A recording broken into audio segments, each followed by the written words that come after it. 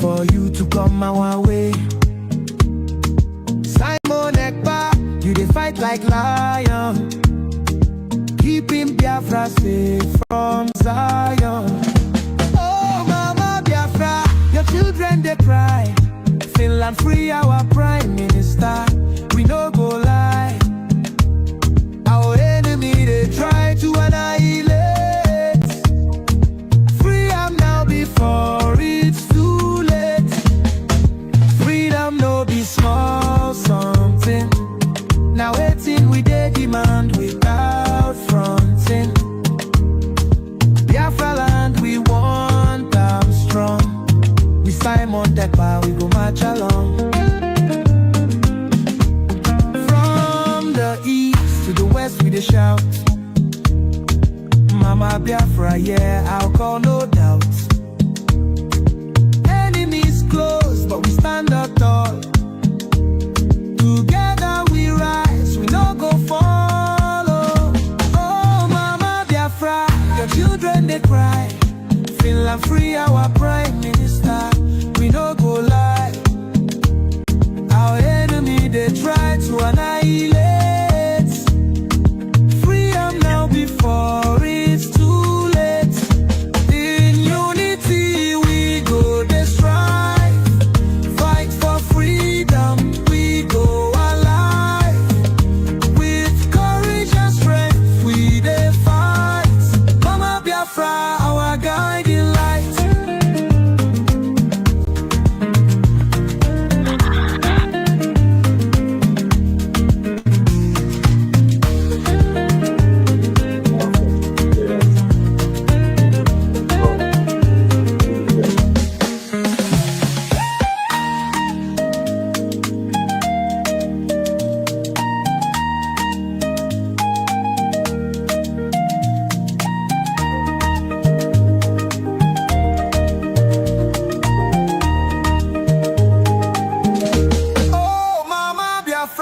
Your children they cry.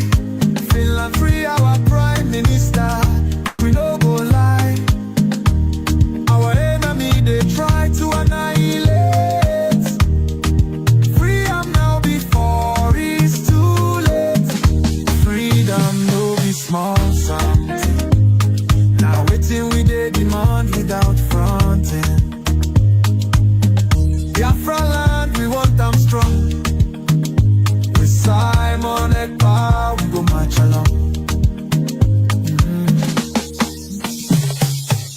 From the east to the west we dey shout, Mama Biafra, yeah, I call no doubt.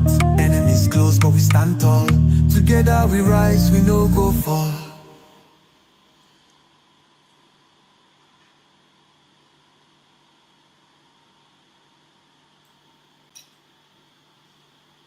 Label people like us as terrorists. They tried, I'm telling you, Finland approached America, but they failed woefully. Woefully, because America is a country that is built on the rights of the citizens. But you signed under the United Nations, under the European Union, to make the world a better place. You signed to report human rights abuses to the European Union Human Rights Commission. Finland, have you done that? As we speak today, all the several emails Biafra sent to you about the killings, about the human rights abuses, it is on the table of the Finland police, criminal police department bureau. You have all those reports. What have you done with them? We are going to see how this game is going to end.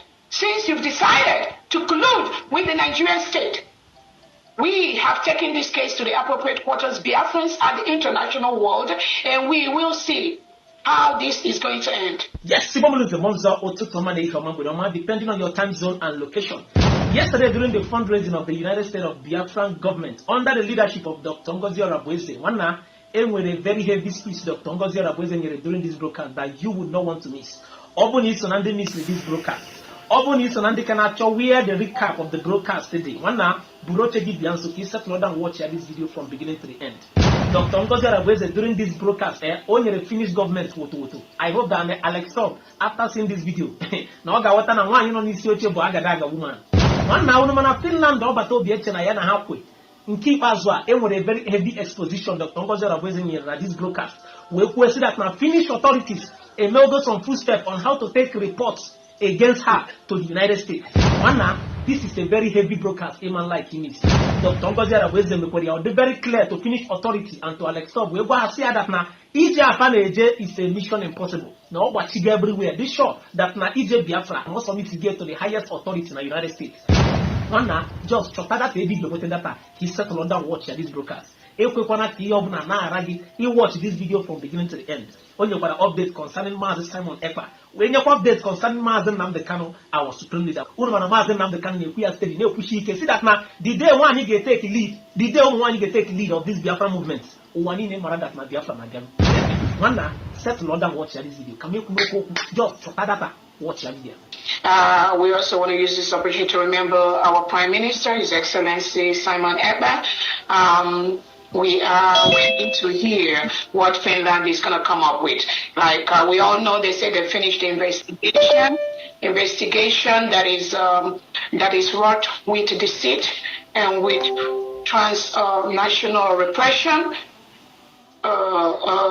investigation that is wrought with lies, investigation that is wrought with injustice. Again, it's just based on the little information they've released. According to them, they will now hand over the investigation to maybe another department, the Justice Department of Finland, that can now come up with any indictment if there is any. But from the information they've released so far, we know that Finland has done a very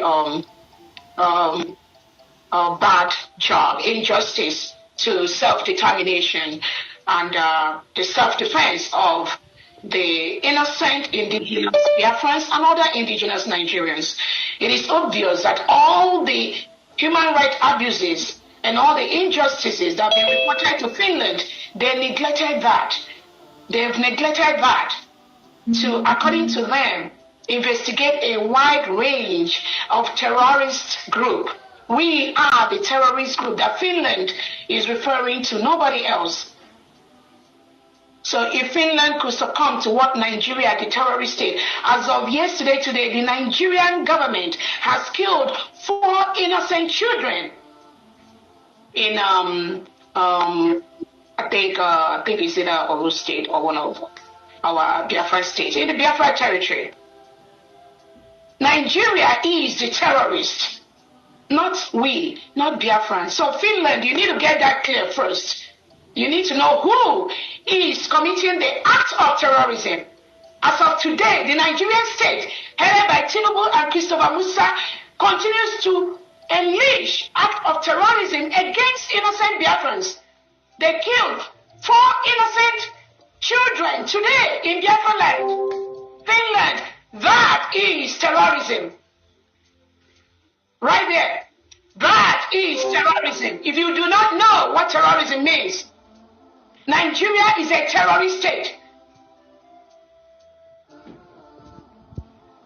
So when Finland neglects the terrorist state of Nigeria and labels innocent Biafrans a terrorist group, who told Finland that indigenous people of Biafra, IPOB, who told Finland that we are terrorists? Who gave that labeling? Because they said it. So is it Nigerian terrorist states, Tinubu, Christopher Musa, Bianca Ojukwu that reported, Tinubu that reported to you, Finland, that we, IPOB, that we are terrorists? Then you believe them, right? You believed the lies perpetrated by the Nigerian state because you want to enjoy economic gain from Nigeria. You want to milk that oil that comes from Biafra land. And based on that, you've joined the terrorist state of Defense Chief Christopher Musa of Nigeria to label Biafrans as terrorists, right? We are waiting for the indictments that you, Finland, is going to come up with. Biafra, we are a sovereign nation, and we are waiting for that. We are waiting to see how this game will end between Finland, Nigeria, and the United States of Biafra. According to the Finland Criminal Police Bureau Department, they went on this nationwide investigation, both in Nigeria and everywhere. I don't even know, everywhere, possibly America. I believe they told the American government that I am a terrorist, and they needed that investigation. But guess what? America told Finland to go to hell. Yes. America told Finland to go to hell. You have no clue what you are talking about. How can you leave the Nigerian terrorist state, President Tinubu, that is the real terrorist, and you are trying to label people like us as terrorists? They tried. I'm telling you, Finland approached America, but they failed woefully. Woefully, because America is a country that is built on the rights of the citizens. They know what being independent means. They know what self-determination means. They will know what self-defense means.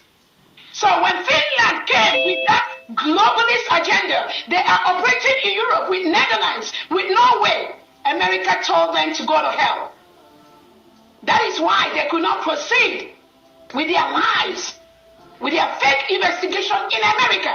But did they try? Yes, they did. Did they inform American FBI? Yes, they did. I know they did.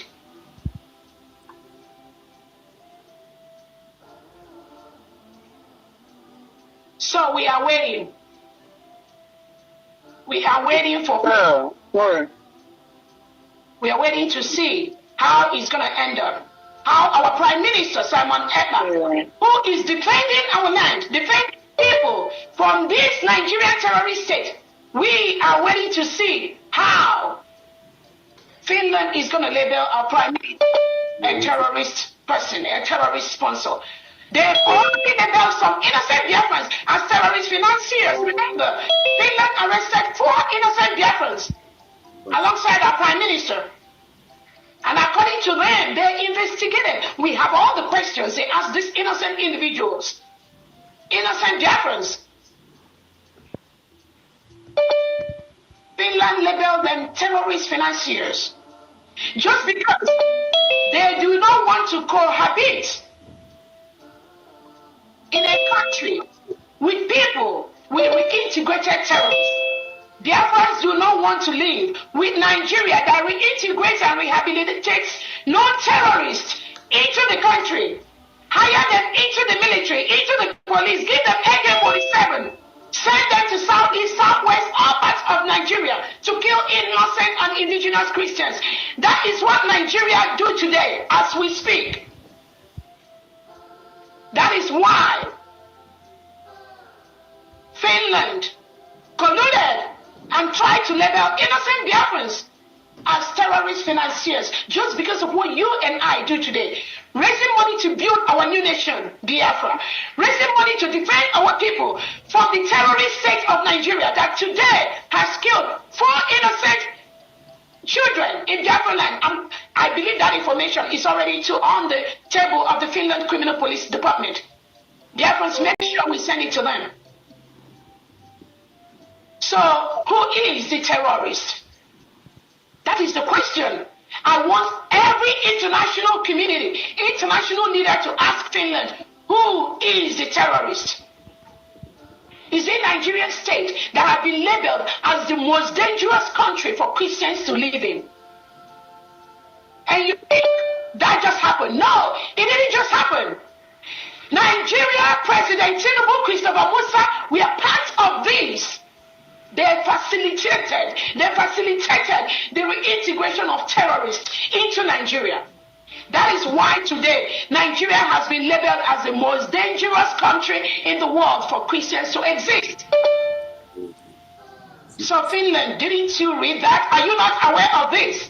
Who is the terrorist? Is this the Nigerian state? You should be ashamed of yourself to even attempt to label us terrorists, and you allow Nigeria and their government that is the terrorist people to go free. Finland, you should label Nigeria a terrorist state because you have the reports, all the human rights abuses. You have it on your table. Alexander Stop. You have those reports on your table. apart from our Prime Minister Simon Ekpa making those formal reports to you of those human rights abuses, those killings, those reintegration of terrorists into the Nigerian state, which is a policy of the Nigerian state. You have it on your table. How do you make the world a better place?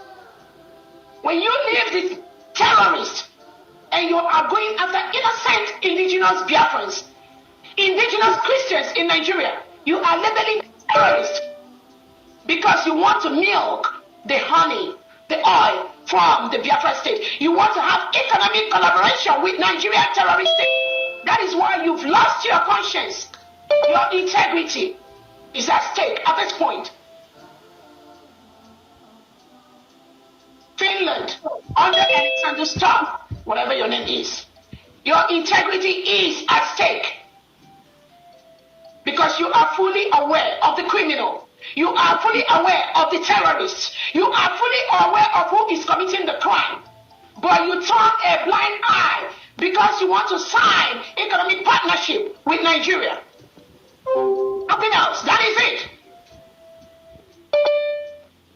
But you signed under the United Nations, under the European Union, to make the world a better place. You signed to report human rights abuses to the European Union Human Rights Commission. Finland, have you done that? As we speak today, all the several emails Biafra sent to you about the killings, about the human rights abuses, it is on the table of the Finland criminal police department bureau. You have all those reports. What have you done with them? We are going to see how this game is going to end. Since you've decided to collude with the Nigerian state, we have taken this case to the appropriate quarters, Biafrans and the international world, and we will see how this is going to end. Confirm. I want to also use this to remember our Onyendu Namdekano, who is going through almost the same thing. The same in the Nigeria DSS done. The same thing. They just ask to let their people go. Let their people be free. Let their people live in a country where they do not have reintegrated terrorists, because such a country can never move forward. Such a country cannot progress. The people in such a country can never attain the highest level, the God-given strength they have. They cannot develop because the terrorists will continue to strike. The terrorists will continue to take over their homes, destroy their farmlands, kill them and harvest their organs. That is all that Nnamdi Kanu have said. And Nigeria plotted and planned with the Kenyan government, kidnapped him in Kenya and brought him to Nigeria. Still yet. So where is the justice? Where is the peace? And you think you will go free after doing all this? And you think the world will be a better place? No. Violence begets violence. Once light appears, darkness will disappear. When you engage in act of terrorism by kidnapping Nnamdi Kanu from Kenya, bundled him to Nigeria without going through the due process of extraditing a British citizen from Kenya to Nigeria, when you don't go through that process, that means you have made the world a bad place, a very dangerous place. That's what Nigeria has promoted. That is what Kenya has promoted, and that's exactly what Finland is promoting at this time. They will regret it. All of them will regret it. And you think if you take away Nnamdi Kanu, and you think if you take away Simon Ekpa, you will stop the independence of the United States of Biafra. You failed, because United States of Biafra is now an independent state. We declared our independence in Finland on November 29, 2024. It is in the world's history. Nobody can stop that. We are a free nation, and we will continue to engage in activities that make us a sovereign state. Confirm. Nobody can stop that. We have the 40 states of the United States of Biafra. We have the Biafran army. We have the Biafran generals. We have the executives of the 40 states, 15 counties in every state, with the wards and the districts. Well structured. These individuals must continue to protect the sovereignty of the United States of Biafra. It is our right to do that. It is their right to do that. One by one. So taking away Nnamdi Kanu and taking away Simon Ekpa and labeling a whole people, the indigenous people of Biafra, labeling them as terrorists, which was done by the criminal Nigerian state. And you think that we stop what we do? No way. No. The earlier you let Nnamdi Kanu go, leave him alone. Leave Simon Ekpa alone. Allow us to build our new nation. Allow us to build one of the best and one of the freest countries in the world, in Africa. United States of Biafra. Allow us to develop at our fullest God-given potential. You must allow us to do that. They must. You have no choice than to allow us to do that. They have no choice. They have no choice. We have the right to do that. We have the right to self-determination. We have the right to choose our leaders, which over 50 million Biafrans have done through a self-referendum conducted, but online and in homeland. We voted, and 99.9% of that voted to exit Nigeria. That is exactly what we have done. That's exactly what we have done. There is nothing you can do about that. I promise you. I promise you that. The earlier you leave us to build our nation, the better. The earlier you leave Nnamdi Kanu alone, the better. The earlier you leave our Prime Minister Simon Ekpa alone, the better. This battle, you will never win it. Currently, Nigeria is occupying a foreign land, and that is a terrorist act on its own. They've killed 4 innocent children today, or just yesterday, with their helicopters. President Tinubu and Christopher Musa instructed them to kill those innocent children in Biafra-led territory. That is a terrorist act. We must defend our people. This person, confirm. We must defend our people. Yes, no. Again, thank you, Biafrans. Yes, no, and on that note, from you can take over from here. Thank you. Thank you. We're just right on track. Thank you. And then happy Mother's Day to you and all the mothers in the house and all the mothers in Biafra land and all the mothers. And he has written a petition to the Nigerian Medical Association. You were talking about your health condition. What exactly is wrong with you, sir? I have congenital heart failure. Congestive heart failure is called. From the medication, you can tell. So they're basically trying to keep me alive. So that when they calculate that I'm about to give up, that my heart is about to pack up, they will now say go. So when I go outside, I will die outside. That's what they're trying to do. The medications they've been giving to you, has it not been working? It's not working. If it's working, why would I have all these lumps underneath my... And he has written a petition to the Nigerian Medical Association where they brought one quack doctor, somebody who is not a doctor, to treat him. To come and try and treat. But up to now, they don't know what they're doing. And they know they don't know what they're doing.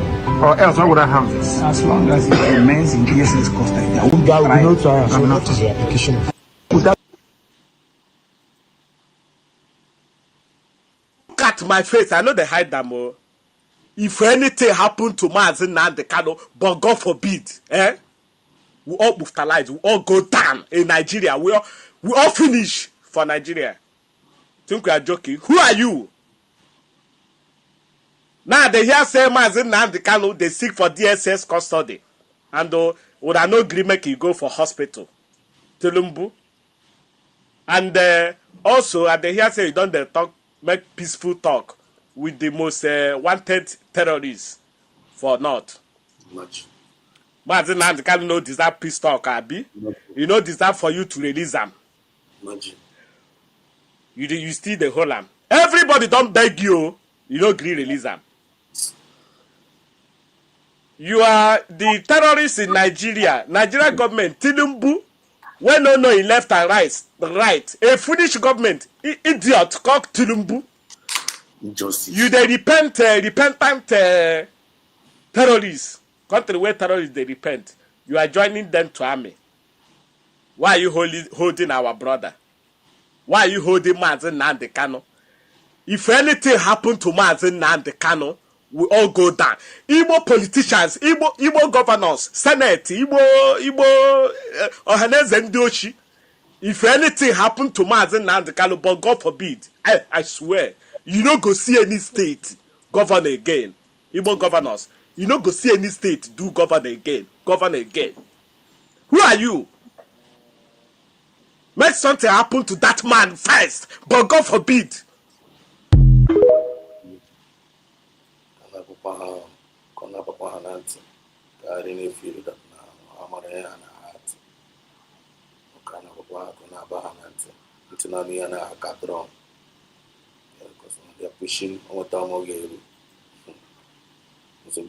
Show like this particular video you guys see on this background. Today's trending show for inside Arise News. Now one of the best show why I don't they watch is why I don't watch Arise News channel because of the way Rufai Hussaini and Dr. Abati, the way they react to one particular update with the trend about the peace deal with a bandit. Make I not talk too much because now the full video be this one. Just listen to the end so you understand everything they go for. Yes, it's all right. Hope you also. They will muchuko kabiama. They will muchuko kabiama. Lovers of freedom all over the world. Jenny Biafrans all over the world. Umife all over the world. I salute you. Salute you. Udobini, Udoazu, and they wish each and every one of us. I nekele Chineke n'obi n'igwe n'imere ka anyị wee dị ndụ n'ala ndị dị ndụ n'ụbọchị nke taa. Ọrụ ọba ike nke aka anyị. Ọrụ ọba ya mmụọ ọrụ ọba ya na ya maka ife. Ọrụ ọba ya na ọrụ ọba ya na ya dịka righteous. All by His grace. So I nekele chicken, I nekele obi n'igwe. Because I want you to down the latch for a back. When you have on a gisha here. When you play Chineke na gisha that glory. But that's that now a fool said in his heart, there is no God. So anyone who me one we refuse to be a fool. There is God. Oh, you clearly work whether you like it or not. The all power belongs to Him. If you feel like you don't want to believe that, we can't again. This is what we believe, and we are so proud that we have a God. So I make alone with you go This is Biafran Exodus TV. Always bring you the message of redemption and liberation to the hearts and the minds of our people, without no badinage and without no higher. And this is the movement of the people, by the people, and for the people. I nekele Chineke na n'elishi Maazị Nnamdi Kanu. I nekele Chineke na n'elishi Maazị Nnamdi Kanu. A wonderful leader Chineke na nyere anyị, o nyere mụ na gị. O Chineke na kpọtara ya. Because ile anya ihe ọbụla gbasara Maazị Nnamdi Kanu is divine. Ordinary.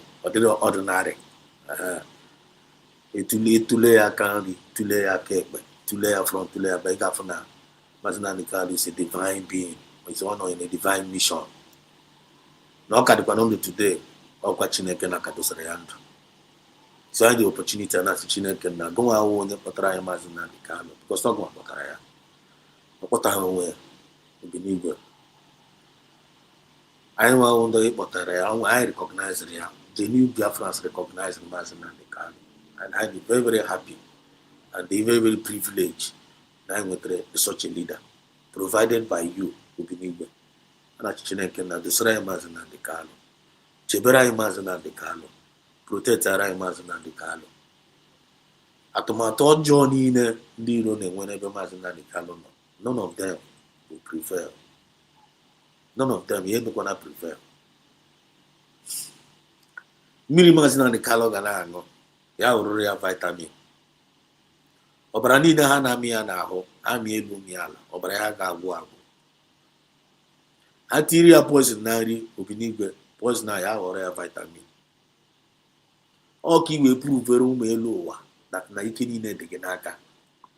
Ọ ka iwe pruvere ụmụ elu ụwa na ihe anyị mekwara the time of Shadrach, Meshach and Abednego n'ọkwa gị nwawo the same God ị ga-emekwa ya ọzọ. Ọ ka iwe pruvere ụmụ elu ụwa na ọgụ nwawo onye napụtara Daniel n'olulu ọdụm.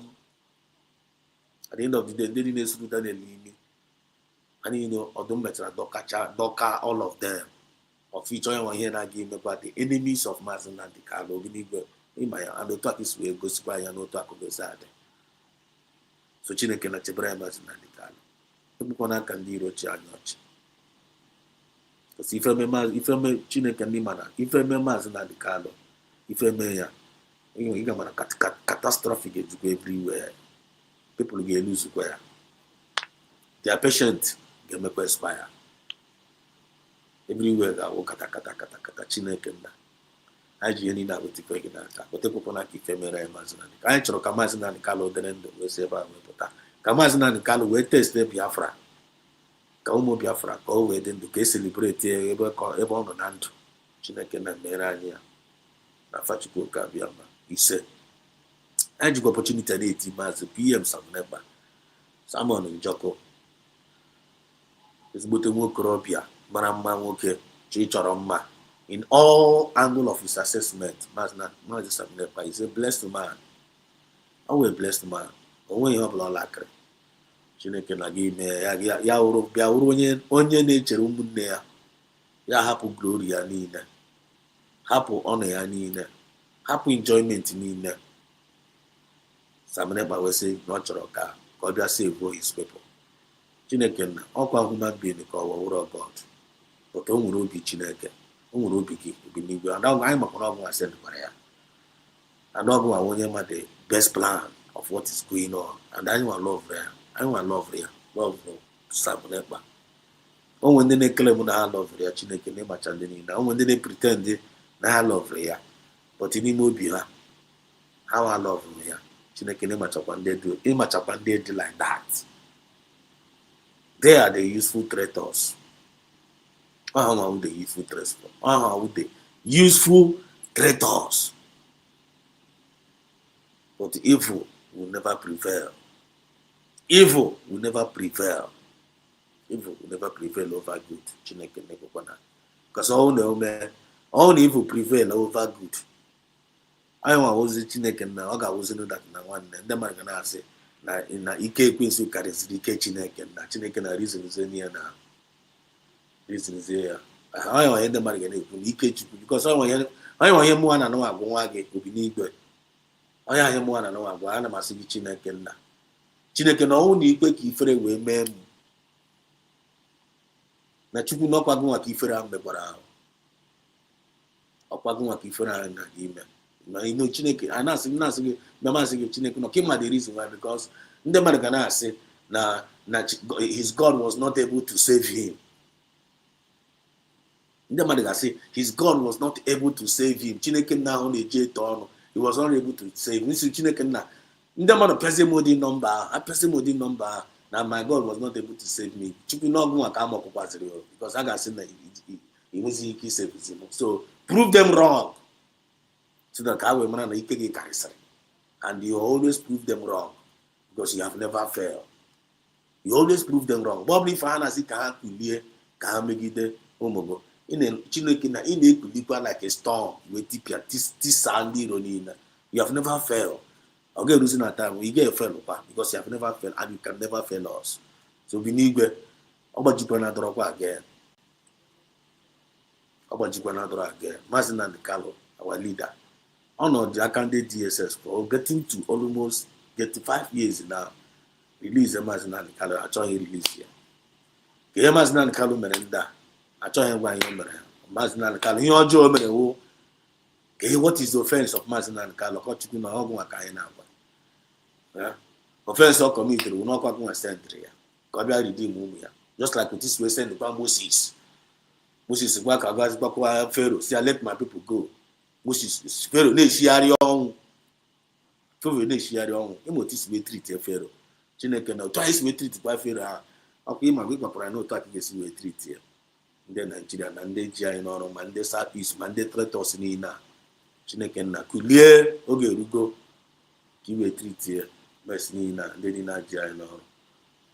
Kọsi na akwa ndebe gị akwa ndebe anyị n'orugo gị na ntị. Chineke na were ọnọdụ afa Chukwu ka bịa ise. Anyị ekele nne gị n'ụbọchị nke taa because as we are moving, we are progressing and we are not relenting. Ọgụ onwe nyere anyị the grace engineer move. In you, we live, we move, and we have our being. Ekele dịrị gị. Goziere anyị Dr. Ngozi Orabueze Obinigwe. Bless Dr. Ngozi Orabueze for us. A wonderful woman indeed. A passionate woman indeed. A lovable mother. Mama Biafra. The one that he used. He waited here the spirit of Biafra now. Ya ka obi gbago na podium where he declare in Biafra. I am one day. Savior I am today. I am one I can ekwu okwu. I am one I can exist as Biafrans. Because of Injimaya women. Ndiro when I rise against her. Left and right, front and back. Still yet, the woman still remains strong. Yeah, remain resolute. Even to the extent, we say we should not relent. That we should not fear. Could you imagine? Chineke na kozera Dr. Ngozi Orabueze. How a wonderful woman indeed. Only a free former warrior. Honor to whom honor is due. Chineke na protect Aranya. Everybody for Naga. Come here, everybody for Niri. Everybody for Naga. Let your angels, let the spirit of our ancestors always lead and protect her for us. Ndị onye ọbụla chere echiche ọjọọ gba onye a na-eche echiche ọjọọ ahụ echiche ọjọọ ahụ laghachipụrụ onye ahụ azụ ozugbo onye ọbụla na-apụla evil let evil site onye ahụ anyị na-aga ya ka ọfọ na-ekpu ya ka ekpere na-akọsọkwara gị ya Adama Chukwu nna ị ga-emezu ya. Protect every our forces USB forces ndị niile nọ dị genuinely. Anya na-abịa ebe ka ọnụ anya na-abịa chanala ebe kogosi anya na-abịa ezi ozi ọma here. And all is true that now ozi ọma na-ezi ọwụrụ mmadụ niile na like ozi ọma ọwụrụ mmadụ niile na like the truth, but this is the truth will always stand the test of time.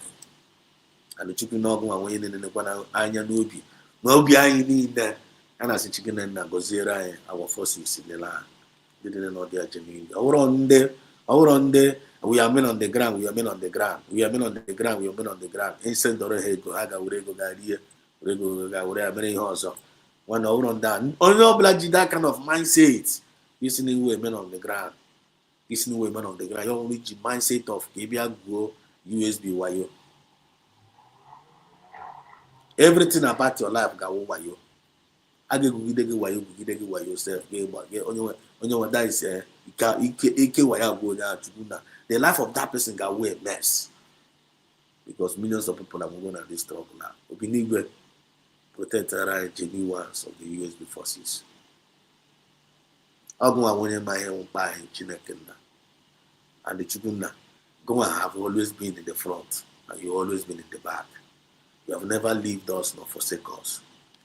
Chineke you need it for them and I'm not yesterday. Then I'll do all this way plan now. Stage job and go to your play out. But also now whoever that endured it to the end shall be saved. Give us the grace to always endure to the end. Any opportunity I will be there. When they be tears, all the USB be tears. As a Chineke and then they query be there. They didn't query be there. They didn't query USB that believes in the truth. Man that now USB are we in the midst of the bribery and the corruption that is going on. They refuse to be bribed. They refuse to be distracted and stand there on the truth. When they query Biafra, they query USB, image all of them. Image all of them. And the honey name on the one. Chukuna Kozicha. They didn't do your child on a media, Kozicha all of them. And they can again the USB government media. They are doing all of them are doing a very, very good job.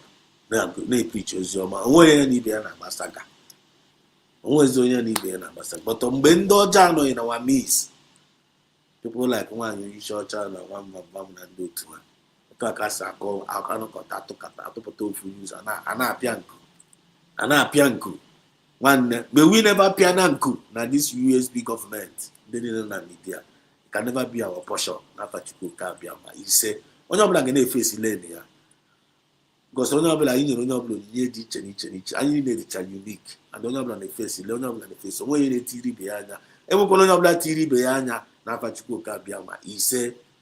Chukwunna gọzie ha niile ebe ọbụla ha si enweta ego wee na-aspọnsọ onwe ha wee na-ekwere USB ebe ọbụla. Chukwunna may they never lack, may they never sick. Ha rakwa n'ọrịa.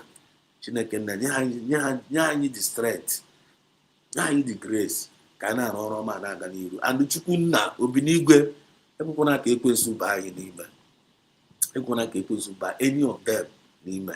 Chineke nna mee Chukwunna mgbe ọbụla efe ekwensu gasị ka ọ bịa takịrị ha, that is okwu, that is takịrị ha echiche ọjọọ n'ebe ha nwa nọ, ka ha wee dapụ n'okwukwe. Chukwunna ekwekwana ka ha dapụ n'okwukwe, because they have labored in the time of critical situation, and they stood guard. Chukwunna ekwekwana ka ha dapụ n'okwukwe. Mee ka ọrụ ọbụla every of their good job they have deposited in this movement, may them receive 100-fold reward. Good. May their generation receive 100-fold. Because if I make it out now, I never join this movement to be anywhere. I never join that movement because of him with it. I never join this movement because of stomach infrastructure. I never join this movement because of position. I never join this position now because of power. I join this position now. Can we take this Biafra? Can we save our future generation? Can we ban slavery? Can we ban email? I want to go on with no behind. I do buy. But in the job, useful traitors among us, in the name of Southeast politicians, in the convert to puppet to the Fulani government. We don't know how to slave, whereas they're supposed to be kings, they're supposed to be prince, they're supposed to be princess. Our way we read their integrity, we read their destiny, we read in the platter of nonsense because of ifengrite. Chinekenna. When I cause one half up or the other, Chinekenna. Sasapucha all of them in our midst. May them be flushed away. Because our own weapon of warfare is different from their own weapon of warfare. Chineke, I want to go job, but I want to our enemies to job. So I want to job because the only person who has the power to kill the body, the soul, and the spirit. Disposing to job. But to these enemies, these traitors, if I know, they are not to go job. But I not to the created job. I not to the full and new job.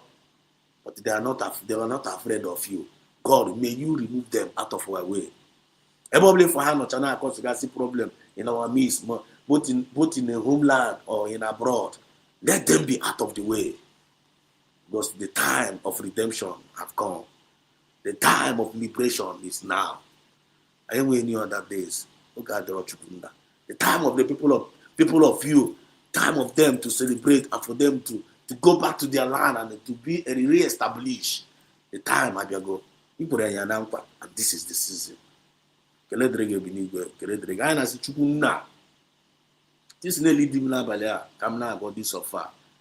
I'm no problem for every for when we came to na name. Oben came to it because I am not doing what I'm doing on my own. Oh, Nyozi Kamuao. Oh, Nyozi. Whether the people appreciate or whether people may appreciate, that's not what we're talking about. We are on a divine mandate. It doesn't matter the name they are calling us now. What really matters, the name they're going to call us in the nearest future. Because good name is better than silver and gold. So you have called us. Many are called, but few are choosing in this movement. They need 100 men.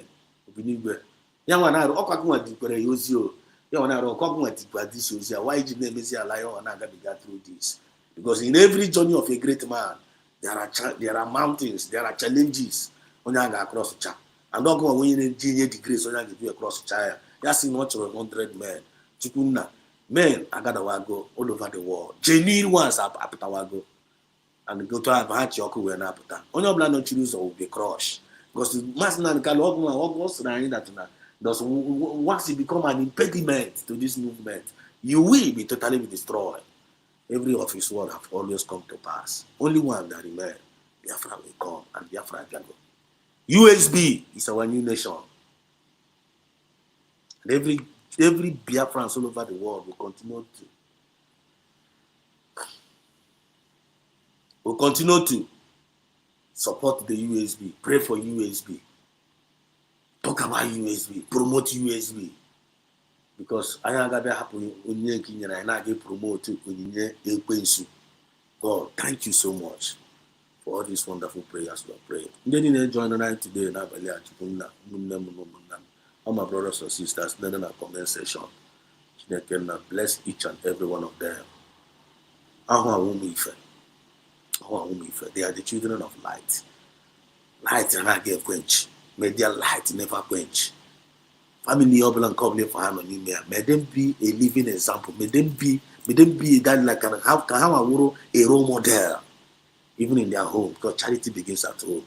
From there, their light will touch all over the world. We, Genobia France, we are the ambassadors of peace, fairness, equity, and justice and progress. We are without that. On our way, Joker.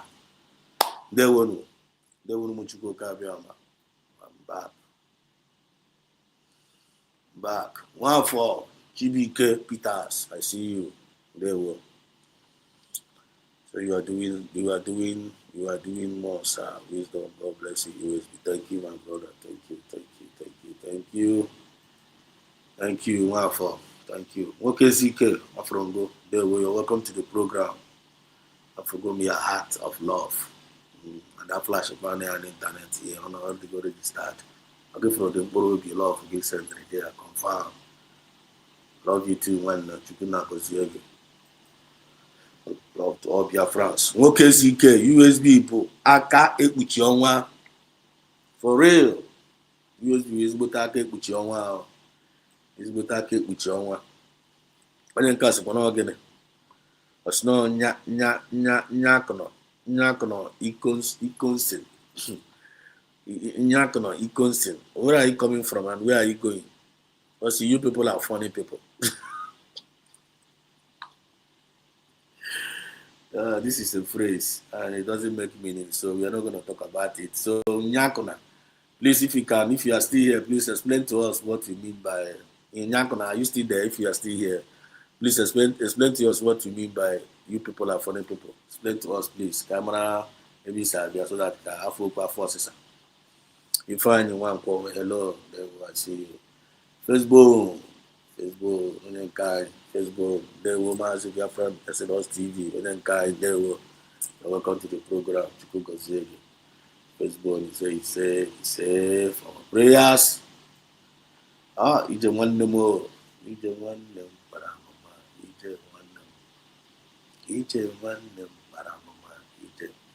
they were one there. They were watching a care. They were watching a care. Our own militant. Jamaica, Piawa say we are Piawa be also. It's a Piawa also. However, I be great. Willie Joe, I see you. Say. Then Cletus, Kelechi, say God bless and be with Mazuna Mikalo, Mazin Simoneba, DPM, USB, cabinet, members of and the members, all the angels and well wishers, confirm. They were beautiful Christ, Afobrange, they were. Welcome to the program. Umuife, Yabaponi also, Kaji Chapran Odrosia. On topic in Abalia, useful traitors. Useful traitors, home and abroad, useful traitors. The home and abroad, useful traitors. Imagine traitors in a movement, how much on one, they are aware.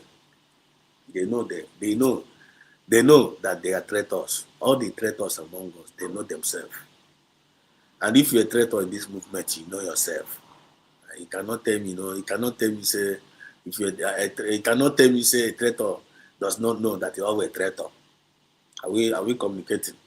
A traitor man always a traitor. So they know themselves. So I'm very easy who's in our just like we always do. Just like we always do. I'm very easy who's their time will get expired. Their time have expired. Every traitor's time in this movement have expired. You know they are well. You know, any more time will get expired. You go which we matter how the whole traitors Akawasiana or Kawasiana. Once they want to say for Anna call Biafrans, Biafrans have known them, and Biafran spirit have also known them. So they are not hidden. They are no more hidden. And harm on themselves. And all those threats and threaten. One day these useful traitors, they are very, very good in threatening. They are very, very good in threatening. Arm speed, one they boost or threaten. And they watch you in a threat again. When power that is just okwa chukuna. Only on a matter no kata ones that you draw for. These traitors are the reason why they don't even know what they are doing to themselves because they don't even know what they are fighting against. And whoever that is sending them, or whoever that is sponsoring them, or whoever that is initiating them, that is what you can have address. And that info as a kind of fight war.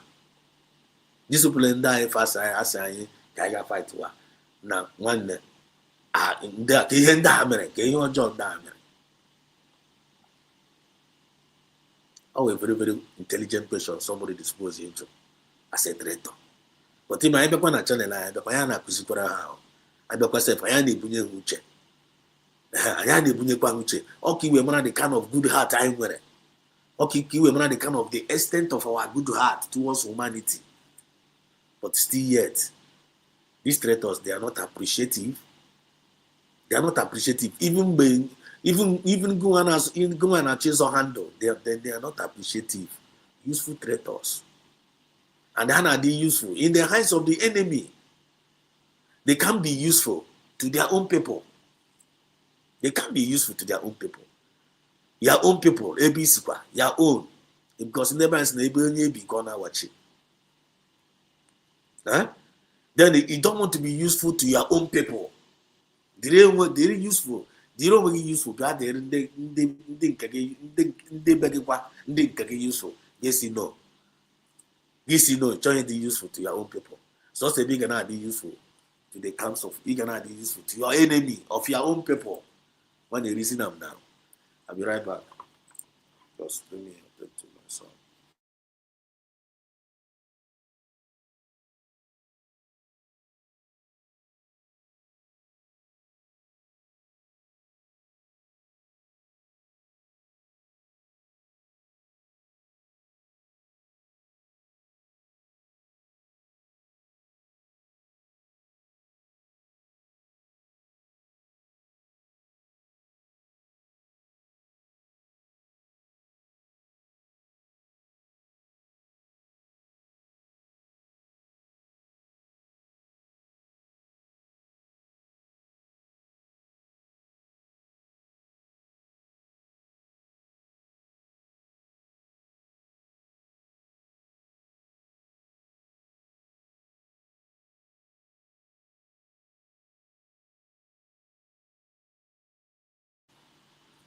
Yeah, sorry, I'm back. Family attention. So they don't want to be useful to their own people. It's already useful to their own people. But they rather choose to be useful to the enemies of their own people. Okay, no matter how evil these people are.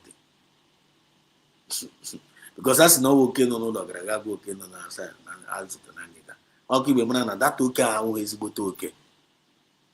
that oke ahụ awụghị ezigbote oke iwe oke and gị bịa nwee privilege ya ọwụ na gị na human being bi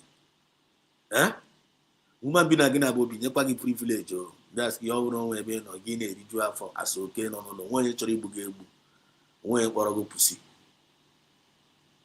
ị megere gị ga-anọkọta gị ga-agwa ozi oke nọ n'iro na ndị ga-anọzi n'ụlọ ka ha bịazi bịa rigbuzie ụlọ nyere gị privilege ka gị nwa na-eme exist isizie ka ị ga-akpụtazi ọnụ ka a bịa rigbuzie. That is what some of us are doing in this Biafra movement. What kind of spirit is that?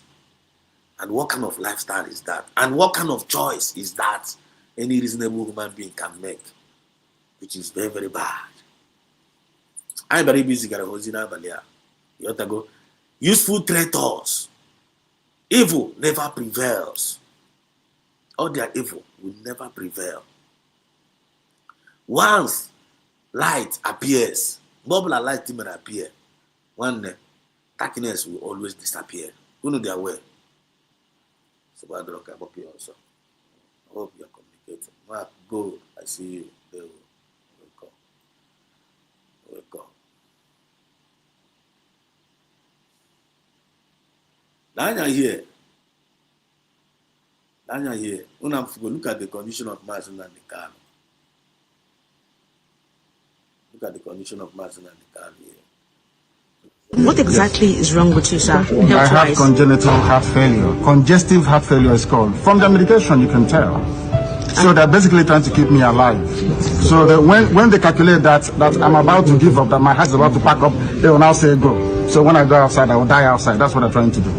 The medications they've been giving to you, has it not been working? It's not working. If it's working, why would I have all these lumps underneath my... And he has written a petition to the Nigerian Medical Association where they brought one quack doctor, somebody who is not a doctor, to treat him. To come and try and treat him. The doctor now, they don't know what they're doing. And they know they don't know what they're doing.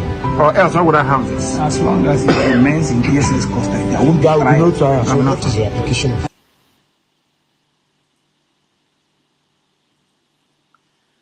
Ilanya Kita now, you got from a mass in Nanikano, humbly, calmly, not even shaking, but he's going through a lot.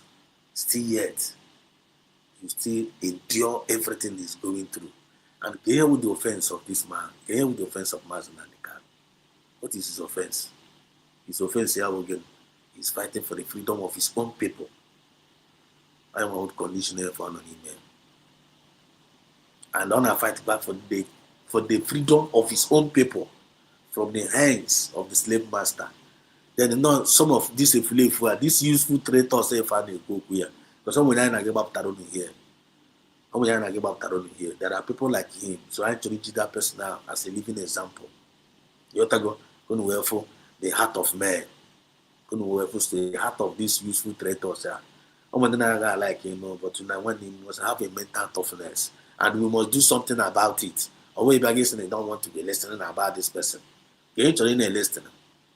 You don't want to listen about a traitor, their evil plan against you, against your leader. And okay, somebody who all the word talking about like kind of. These people are evil. But I saw that I buy China, and I go for Nelisha and declare a war Nelisha enough to how signs and wonders will be happening. Because we are not afraid of the enemy, we are not afraid against those evil useful traitors. Because I am a Kuchirigo, we are resolute, we are unstoppable, we are unbribable, and we are movable, and we are unshakable. So in every mountain that comes along in this movement, we need to all across all of them. But all one obligation you get. Mind what you are fighting for. You don't even know who you are. You don't even know what you stand for. How are you going to fight back? What are you going to give you? Because that's a Canadian minded man cannot understand the things of the spirit. Can you with the offense of Mazen Nanikano? Fighting for the freedom of his own people. And some people among his own people are conspiring against how to end his life, how to end the movement because of Guinea. They are seeking for contracts. Like can they Fulani government? And can they dispose with their slave? We are going to change all the whole narrative because Biafran spirit have risen. Biafran spirit have risen. There's going to be plagues. Plagues na gepota. If not all these useful trade for, watch out for the plagues that is going to be happening to them. Because I ain't wait, Johnny. Because I work for the kind of corona here. I work for the kind of kind of now. So everything that is happening. Me na na after you only for this movement here. If you are not seeing it with the eyes of what happened in Egypt, you don't even know what is going on. That is erigogo. Erigogo be that. Only here if you na this movement, iji ha anya ya mere in Egypt where na after ya, they follow up the story. You get make one mistake. One you got way victim. You got way victim. Some of the victims are here if you may be one of the victims. So all you get you have in bag, you would have monarch based on your name now. Ever can swear now. But then you can have happy to make you to feel happy, to make you to feel like no. Or for you to connect the dots, for you to receive information because information is power. So Mazana Nikala now, you got fear to come and redeem his people. And always human being, all the limited, still yet, but don't will be God. And will not be David.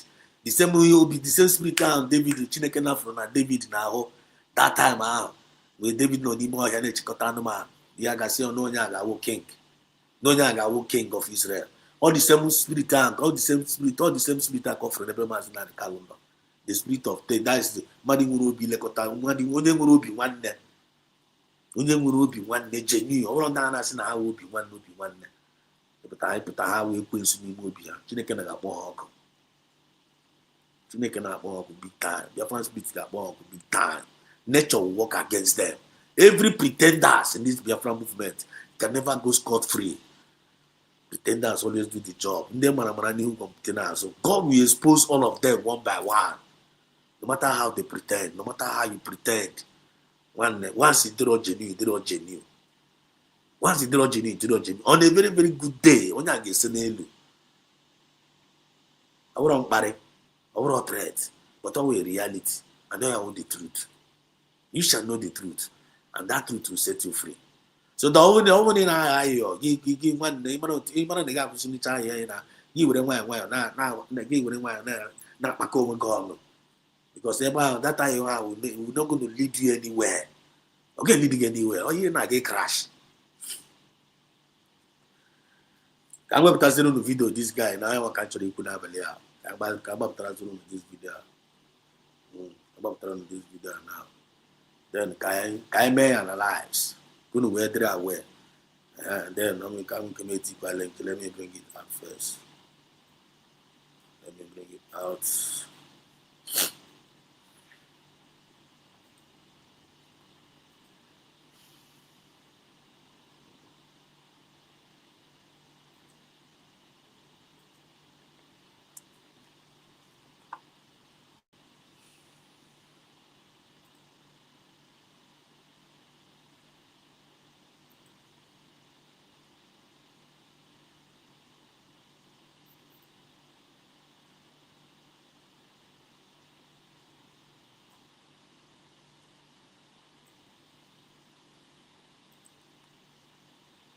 Ulu lie about guitar now.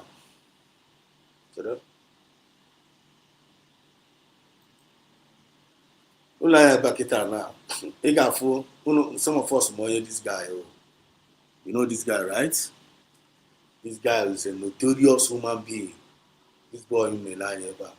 This boy, only a demon. Only a demon sent in our Igbo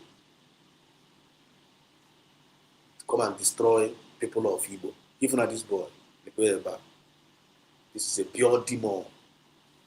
Everybody is going their way. And this boy don't need to be taken for. This boy don't need to, like I say, I leave this guy. No way to live.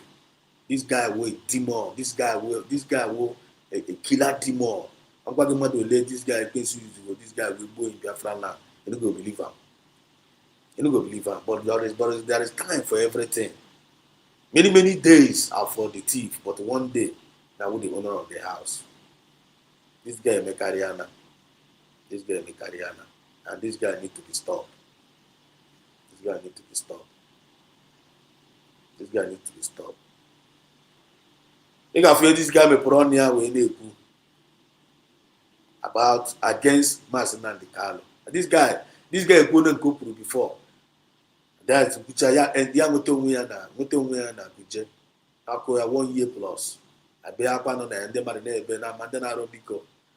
This guy, but this guy have never learned his lesson. Nefulani recharge choir again. Recharge choir again. Say now when the Ogua Karibana, we still bless say we need you back. We need you back for this thing. I got release choir for the choir. You have to talk again. We don't the same nonsense for him. Because he draw this guy now. Can him as the offense of mass and Nanicalo, you know, wish you on. Can this guy kept this guy up to now? This guy have never tell us in your job, Martin Nanicalo.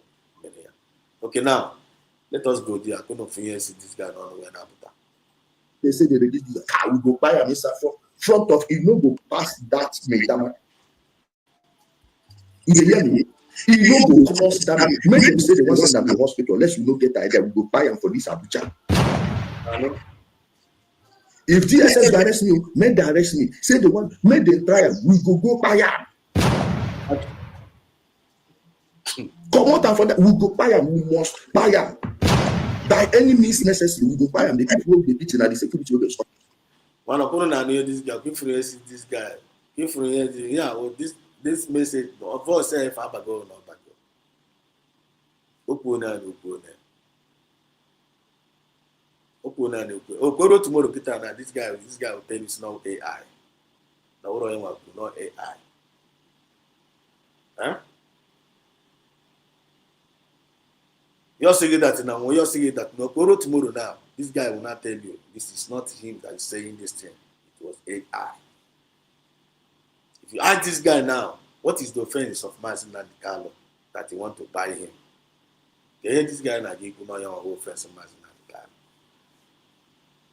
It's up to now. This guy probably for now they're watching Martin Nanicalo watching man at least when I see go in your job, man.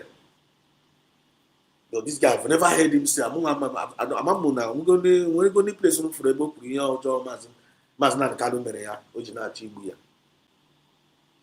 These are the useful traitors, say, this is one of them. This is one of the useful traitors. One of the useful traitors. But on come chapter 1, and they know themselves. There are people like this in this group. There are a lot of people like this, and then with this kind of people now, on that would the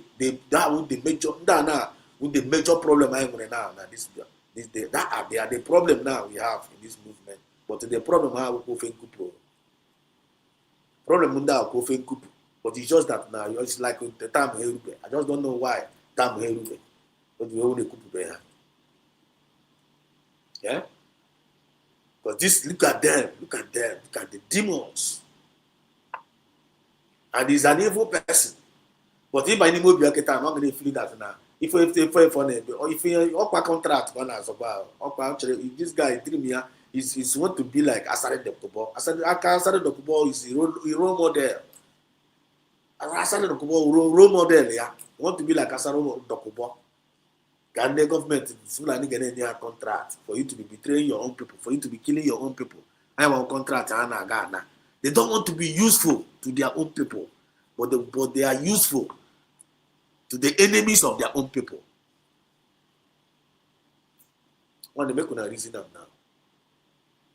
Huh? They don't want to be useful to their own people, but they want to be useful to the enemies of their own people, and still yet. And they are pretending, and still if you ask them, they will say they are protecting Igbo land. And I call you again, I see you, my brother, Coaches. Coaches in there, I see you.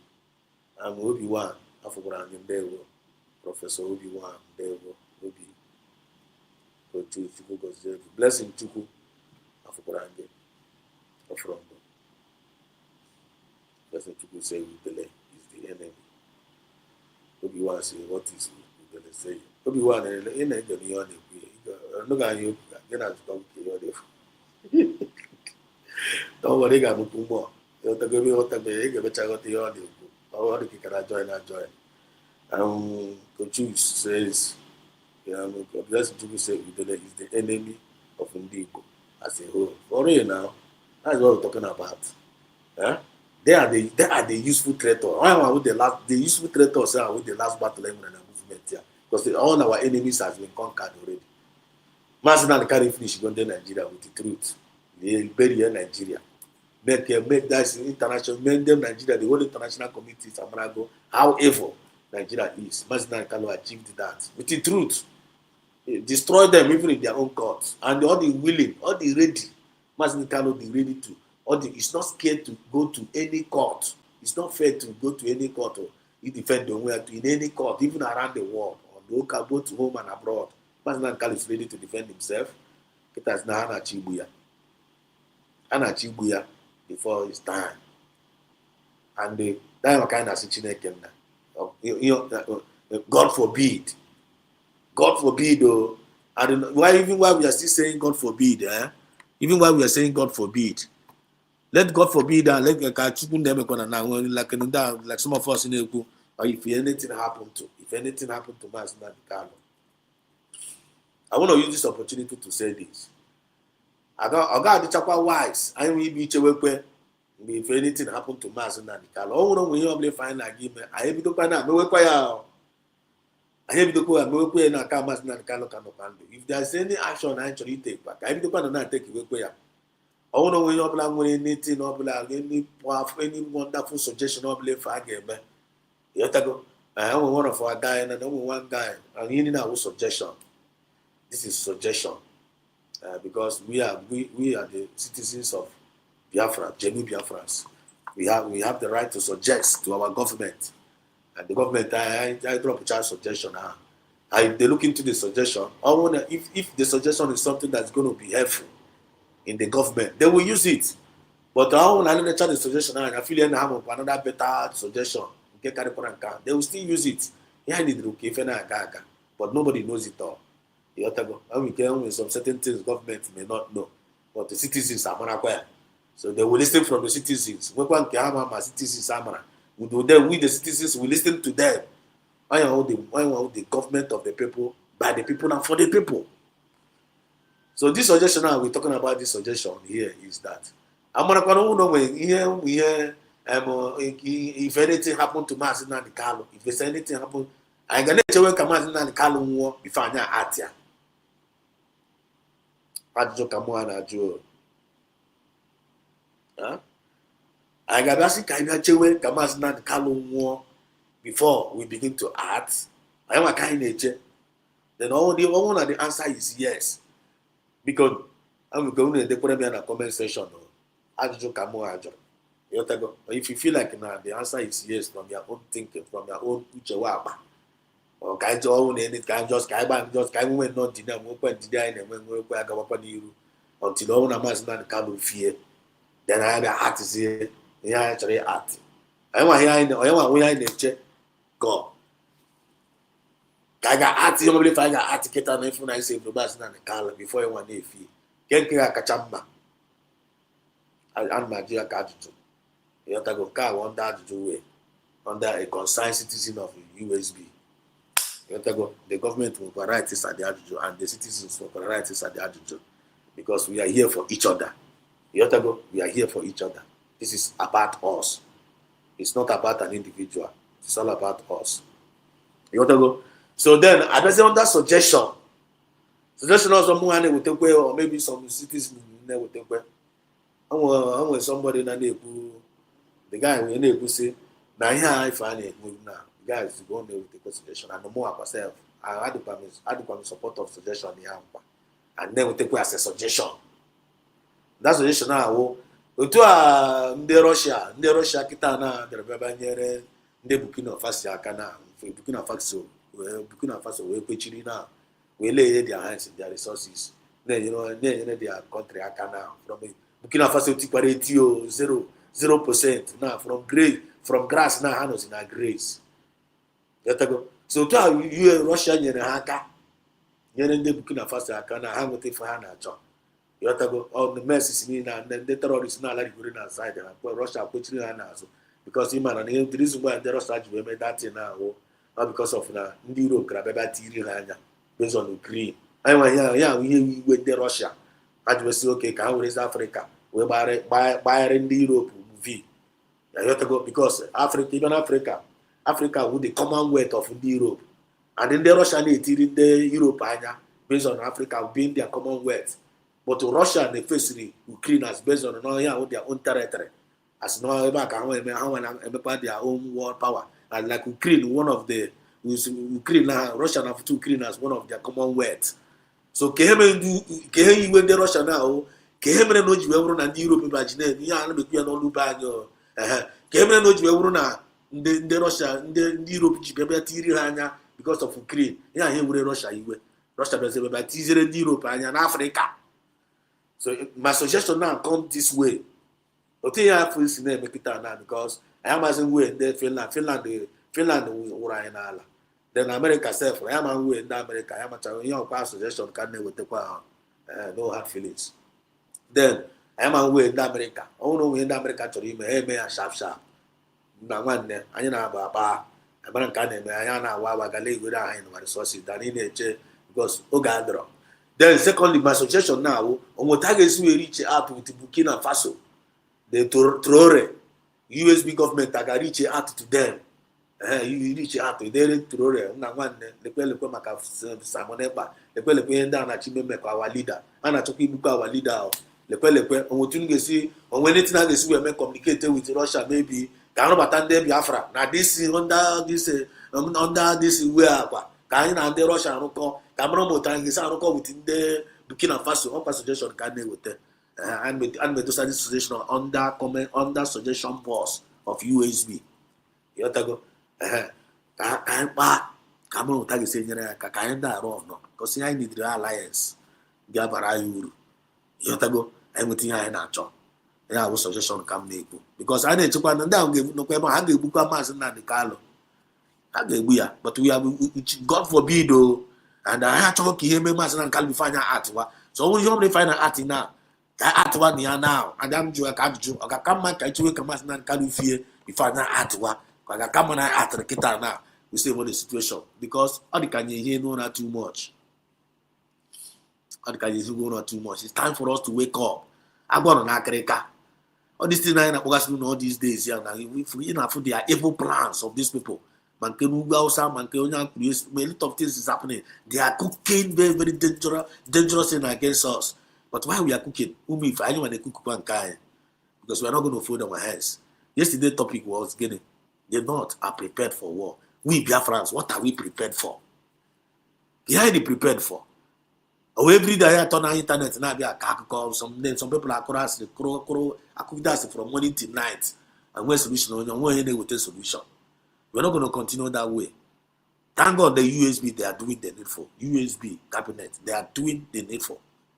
And they will do more.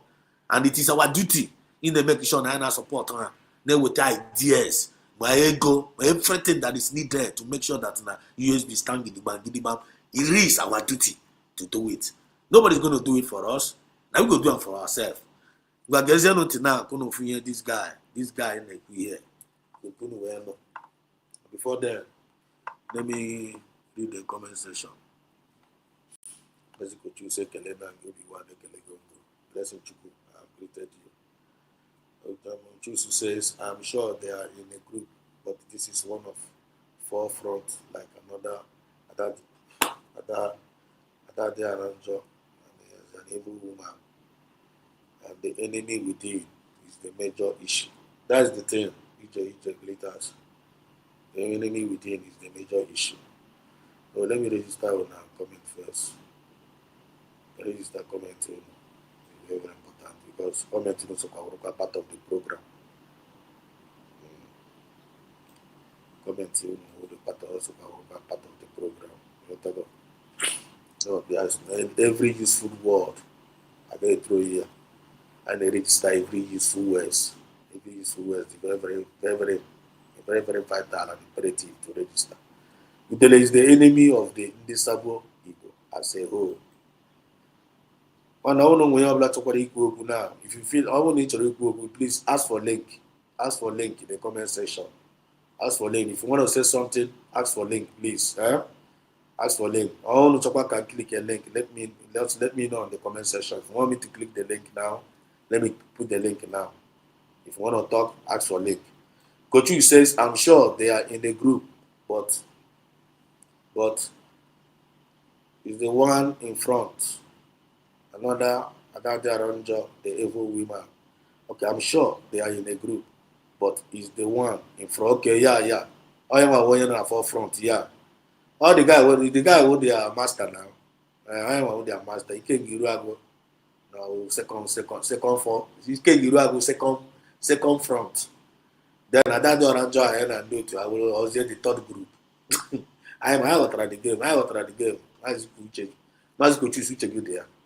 Well. EJ says the enemy within is the major issue. Confirm. How about the last battle? How about the major issue? I need to get on with it. Useful traitors, evil never prevail. And all their evil can never. You also have, if you look the law, also you have to the book. I will buy Mazina Nicalo. I will do this one. But this guy need to be stopped. I am on my issue. You need to be stopped. Enough is enough. Evil never prevail. Evil never prevails. Once light appears, darkness disappears. You understand? Capital. Mazi could choose say capital no. Okay, Mazi could choose this go the ajuju. Like other man, like I bet you wake if me Mazi na Nicalo before I art here. This go the ajuju. When any other person will put any answer to that. So yeah, Mazi could choose say capital no. Blessing Chukwu say we always say everything happens. Why must we wait for something to happen? You see? But now when if anything happened to Mazi and Carlo, now they go now, man. What God do you wish they are? If anything happened to Mazi and Carlo,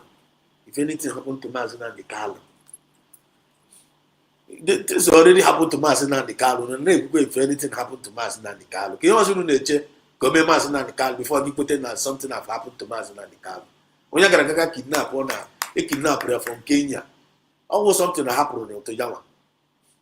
Imakuya kidnapper akoya butongo kawa yobi mecha okwa chineke na bodo kajuwe na odu mati today and master kasi na bobble fa achoro ya to ya mafuro ya na amunye everywhere oko amune agaga go the US they dispose the act have all of them, they bought all of them, and I said double calm down,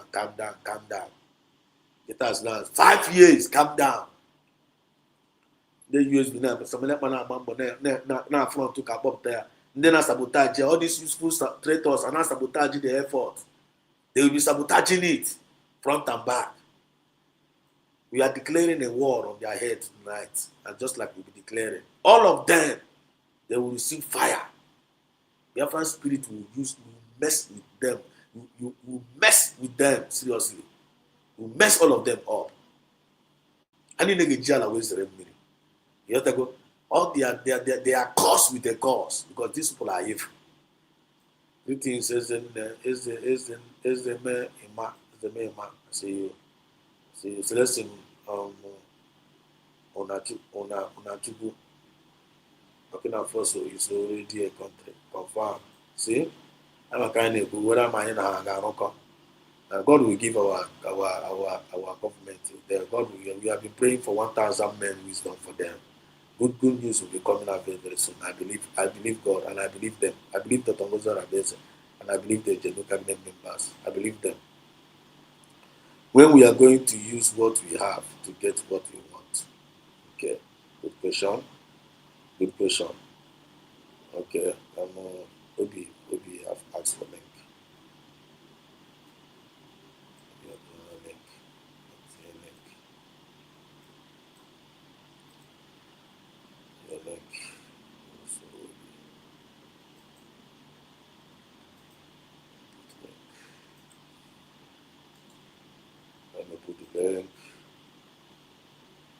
Movement of the people, by the people, and for the people. So, concerned citizen, come and say your mind. You want to go? come and say your mind. Onye ọbụla nwere uchewa akpa but onye bakwa ihe a onye bịa ya biko onye bịa na just ikwuchara ikwu like just ikwu something go like 3 minutes or 4 minutes you have to so that come some other things in chara ikwu ihe just 3 minutes get hang your mind and I'm like mmadụ na-ekwu okwu ka m si onye ọ please round up I no dey like am you have to go but I'm gonna depend but now ima na itiri link ya early so as early topic I'll never finish what I'm saying just say one or two I have a boy also maybe one is in the building Professor Obi. How's Obi? Can you hear me? Yeah, daalụ ndị be anyị ekene m onye ọbụla nwa ihe nji wee batalụ sometimes ọ dịkwa necessary if something happens to Nnamdi Kanu otu ndị be anyị si ekwu ya I'm just saying my own view because ọ na-serve as a sign of warning ka ihe melụ na o mebikwa before na ọ ya emekwa ọzọ ka a na-agụ ya na ntị ndị a as a reminder because obviously if something happened to Nnamdi Kanu ihe ya eme and they know so mana ndị gị na ha na-emekọ ihe wụ ndị na-eteki any slightest chance mee something do ahụ na ha emeghe ya they can go to any length to actually do whether the voice now bounce back. Okay, wait, let me off my mic.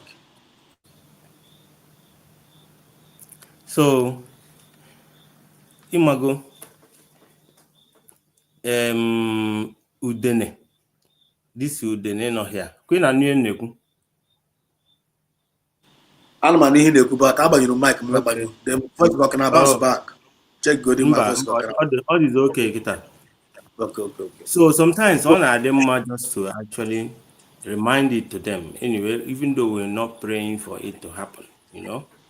So, and these guys, Chronicle of a Sad Man, Udene. Sometimes I don't just understand why Ihoma Amade Maduma.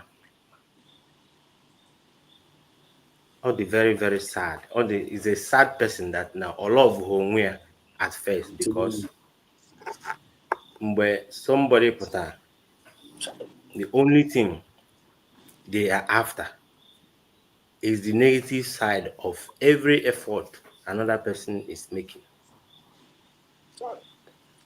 The same thing. Oh, the mother that they are.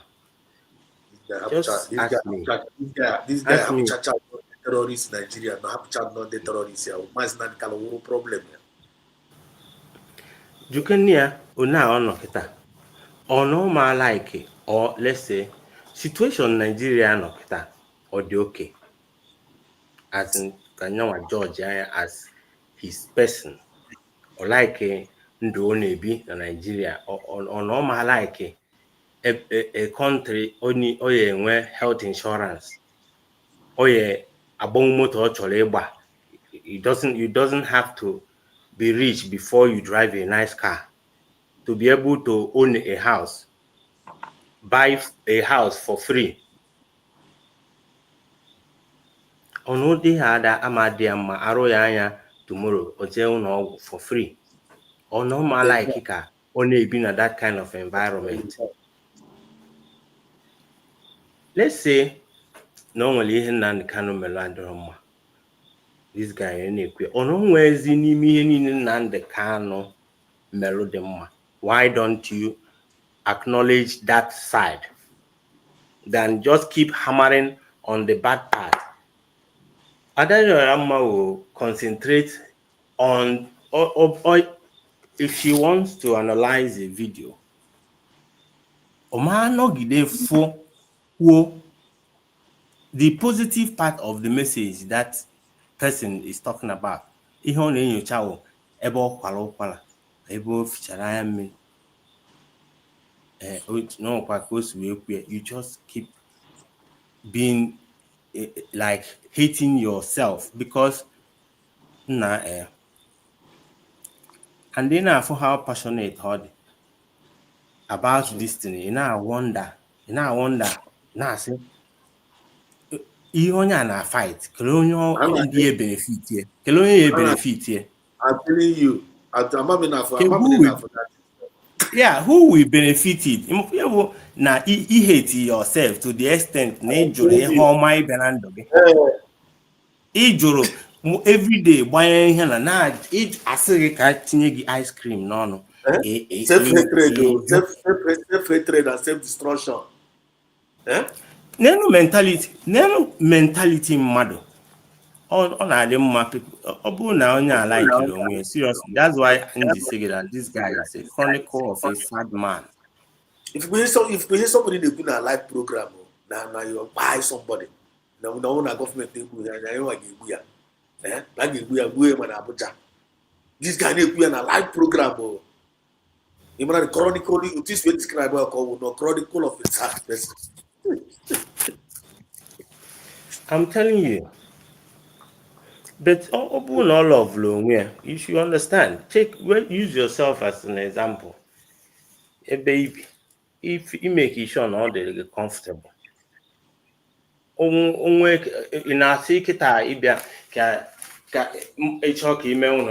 you are just being negative, like no, it's okay, Homer.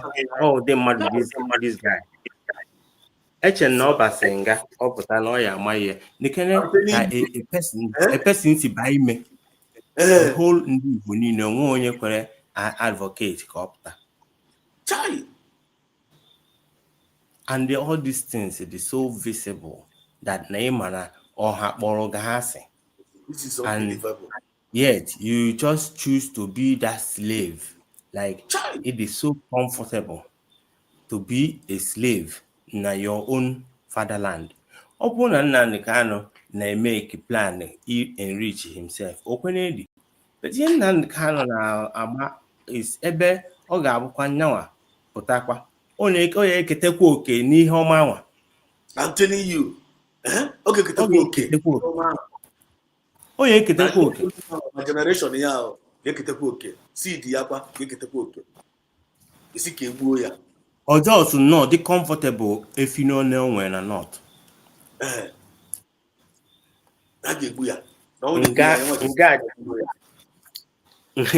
This guy should have taught him a lesson. Even anogide kuzi na cartoon ya eto esi ebuteli na jail. And those people on and around still none of them came for him. Oh, so already about there. Oh, so already. And then Okutakwa. If okay, for no, or just condemn go away. I think. Just you have a lot to say here. Everyone video now. You all know about literally listen pause or you go there. Just guy can do it. All right, no one. It's good made it by a legally. Whether they buy Namikani is not even up for debate. He will buy where they give a Google no care. We are in the zoo. You must remain in the cage. You don't get everything you want in the zoo. Should be now zoo. We are a zoo. So the bonobo must buy there. Sure, now they hear me so. Me na so Hanes and Dara, Hanes and Dosho, Hanes and Dashawo. Whichever way one you will not remove it. He go here and there. But you go tell him. What happens when the prostate enlarges and the urine channel gets tight? If you have an enlarged prostate, All right, depending on your time zone and your location, I say Tata Diran in Chama. Tata about the 19th day of September 2025. An update in Jiwebia for this particular video was played right now. On to go to the preview. I'll still play you guys the video from beginning to the end, where Ijele was actually making a whole lot of statement during a live broadcast to me yesterday. When they put us now, DSS release Mazi Nnamdi Kanu to any hospital for treatment in Abuja, na ha ga-akpa ya. Nah, like he was saying it boldly. Like after the video, I was like, wow, like people can be this bold, like threatening direct on somebody. This is unbelievable. This is unbelievable. Child. Now this guy is not chronicle sadness there. This guy is so mean. This guy is so stupid. After this guy got out of jail, Potapa, Chineke na near second chance. Come here, maybe. This guy Potapa again. This guy, technically, this guy is supposed to be one of those witnesses in Abuja, and I can cover our face. This guy, I believe so. Look at what is coming out. Biafrans, can you see what is coming out from the mouth of this idiot? Ọkwanụ na enwere ndị be anyị ndị Fulani tụpụtara ime during the war. O nwere ike ọkwa na offspring ya. No, but all would not Fulani to wear him now, at least one way or the other. Or probably Igbo, one way or the other. At least or Igbo, I suppose, he will no conscience now. Okay, I was it to this extent, you see. He's a sad man. He's a very, very sad man. And I pity him. It can only lead him to self-destruct because the mother can anogide as na kubuli in a street somewhere. I'm telling you. And nobody will care whether he existed or ever existed. Just like that. So oh hate to go away directly. To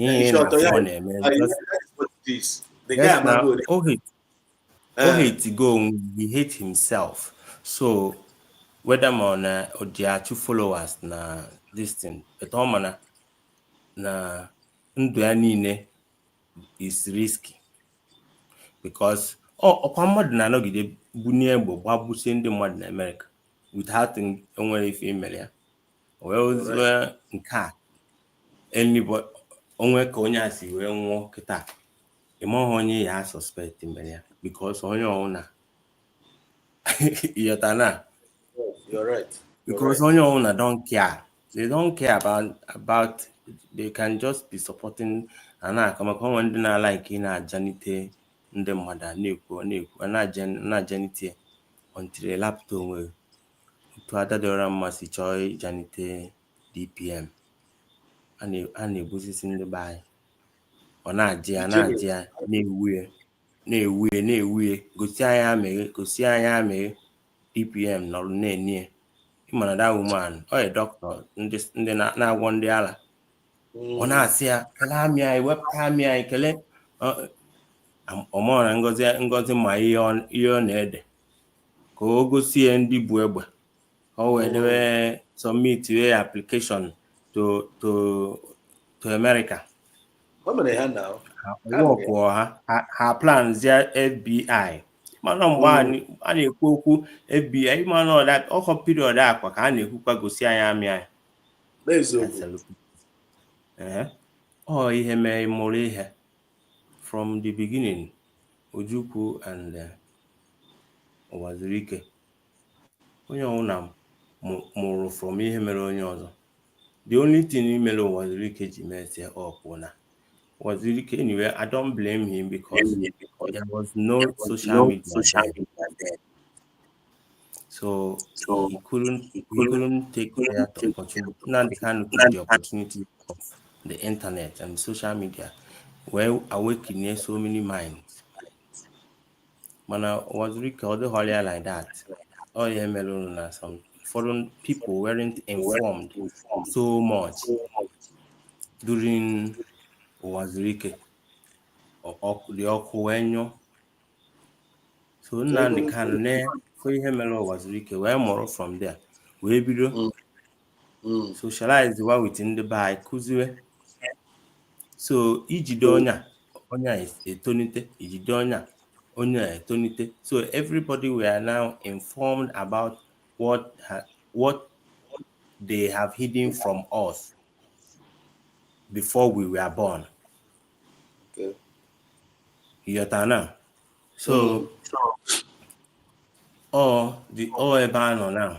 And anyway, keep playing. Can maybe this guy one comment about Trevor now. It's not Pascal. Pascal Okeli. Where are you coming from and where are you going? He said USB is full sabos. USB is full sabos. The likes of Ngozi Orobeze and her criminal cabinet of traitors, they are out to destroy the effort Mazi Nnamdi Kanu and Mazi Sam Nemba have put all these years to free us. Mazi Obiwan, when I answer to this Koko to Batraya, it will not reply. I'm go now. He had just to draw the person, see a motive Nnamdi Kanu. Why did Nnamdi Kanu started the struggle? What was he expecting to gain? Biafra. Okay. What is Ngozi Orabeze? What is the meaning of USB? Is it not Biafra? A different Biafra in it. That the same thing is Nnamdi Kanu na build.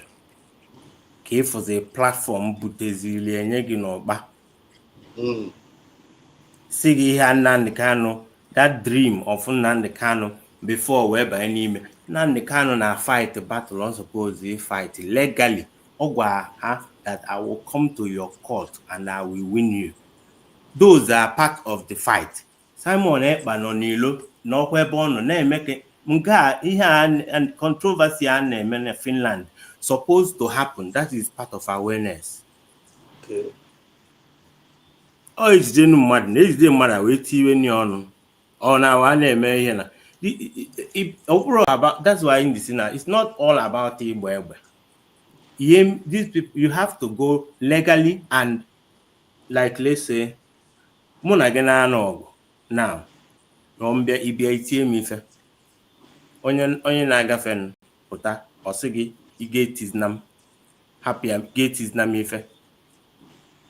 Mana itie m ntikwala gị mụ na gị n'ọgụ. Somebody pụta ihe ọ ya jụ anyị ka ihe na-ese n'ọkwa. So edowego arms ama na ọ dị ya. Edowego arms ama na ọ dị ya. And now can I talk legally as well, you know, man, we will win. Confirm. I'm a brief. This guy. I'm a massive coach. I see you already. Oluchi God. I see you. Just about a minute before I give you guys mic. This Pascal. Is it Pascal? Pascal. Please. I want you to click this link and enter. Don't just be on the comment section. You're not nonsense. Not call your name. I'm not going to insult you. Okay, because what you just said here is an allegation, allege. You're just giving an allegation. So come on, give us proof of what you're saying. If we the difference between you and them in a room for discussion to progress, then I get here to convince you the reason why you are what I'm saying. Yeah, we are matured now. We are I didn't have our the same level. Dialogue, no dialogue, but that's your problem. We only have one goal, one motive. So back why can't you support anything that will bring that thing? Let him come up with a superior argument. I'm not going to insult you, but I want to go here. But if you don't come in, click this link and enter here. And talk like Mazi is talking, and like Coaches is here. One Oluchi one God over here. And you are if you say you are Biafran and you love Mazi Nnamdi Kanu as you claim, and they come here and talk and come and talk to us, come and convince us on what you are saying. Okay? But if you don't, if only click a link here, I'm not demanding for your video, just your voice. Come and talk to us. If you call yourself a man. There was. So I'm Coaches, Coaches. Before then, you're one of the colleagues. God, please, can you grab the mic? But then Coaches will talk. Yeah, okay, good evening from my side here. There will, I just want to address Pascal. Because you see, I have come to realize that the same people who named Hamadike Nnamdi Kanu, the same DOS who said he must die. For how? Why? What did he do to them? Nothing. What he did to them was, why did you align yourself to Simon? Now, after they even forced him not to have interview with Simon, and he did. Why? Because he saw, he looked at these people called IPO, all this the DOS, they never know what Nnamdi Kanu meant, but he needs an independent state of Biafra. What they were thinking was what Hamadike is looking for. We pressure group that we get up, yeah, was there like a political party, just that the way Abga did. They did not understand what Hamadike wanted. That was why he was shedding tears every day. He needs 100 men. When he found somebody who have the same mindset he have, he asked him, after their several meetings, Hamadike, this man, this Pascal Ojoga, now Pascal is speaking for Simon. This is the way, the way the guy Betty as at 2024, Betty Ford and Andoti, all of them are saying all manner of things against Obatobi. There is no name they did not call Obat. The moment Obatobi got problem, hey, change it again. Also, that if you know about Pera here, check your number Pera. Now the Togozo is trying to destroy what Mass Obatobi try to build. You understand now? And the question of how? I got you. Yeah. How?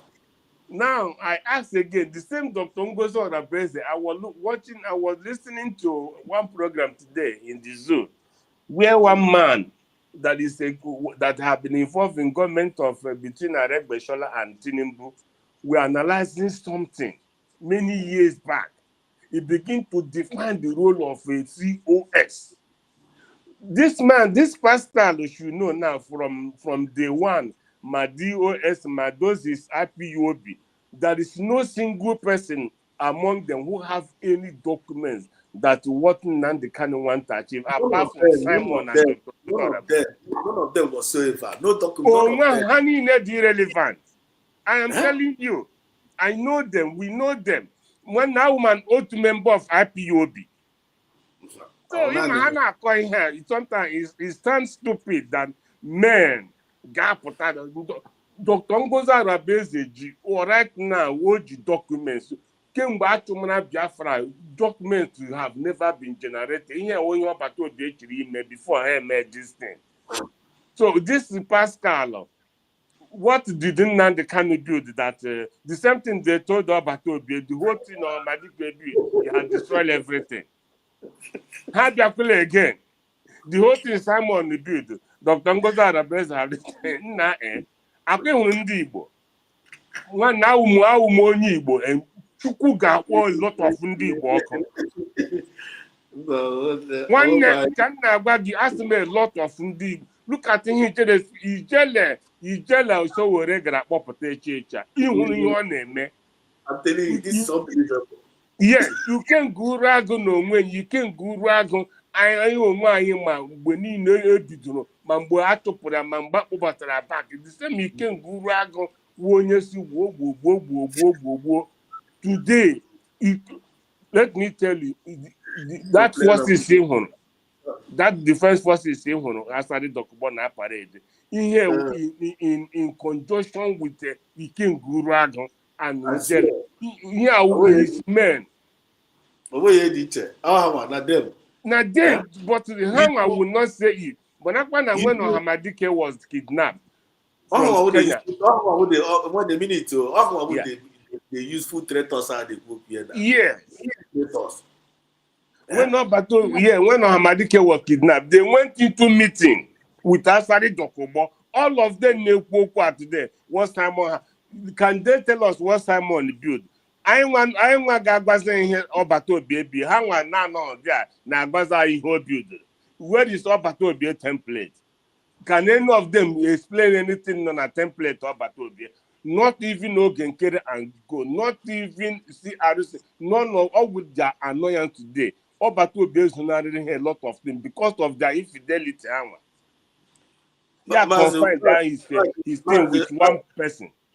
Mazi, sorry to interject. Just 1 minute. Can I ask this? Pascal, I to make you Ajujo because Ajujo Pascal. I thank God. It's been a long time I've seen this people on this page. Okay, when I'm trying to Jebek Hano. I'm not going to ask you to again. It's okay when I'm for Sokoranda. But okay, ebe back if they have find their voice back. I want to ask you, Pascal. Pascal, are you trying to tell us now, we Biafrans, we should leave our well-structured USB government and be following Ogenkere or be following or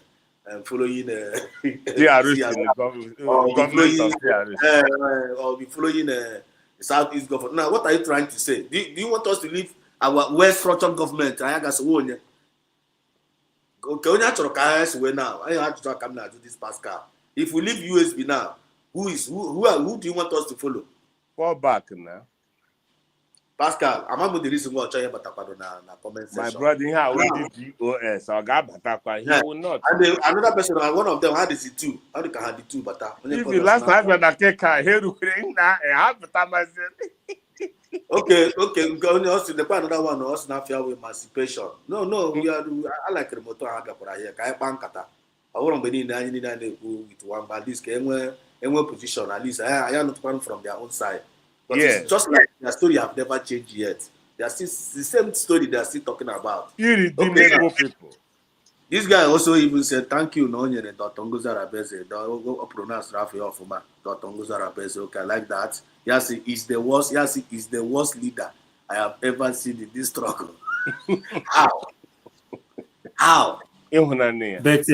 But this is a historical moment anyway because the buyers on the struggle before.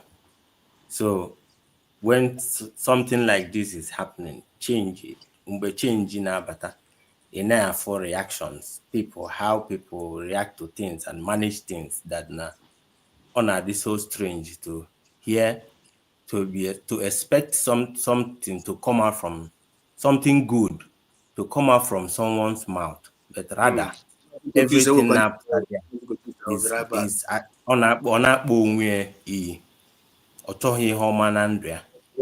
so all these things need to happen, and the next thing then we cross over to the other side. Thank you. Just a minute, thank God that's going to cabinet because we know cabinet here now. To vote. Whatever. These two people are because I had course. That's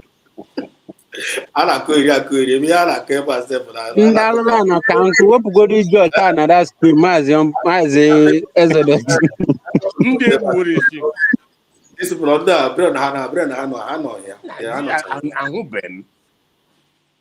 Even when they do here, no your money, you can see what I'm writing. A minute. Okay. Agwangina Pascal ama abata bia lafia. Obo na ine lafia choka ngoli fine. E convince him do LSE. Oma abata. A minute.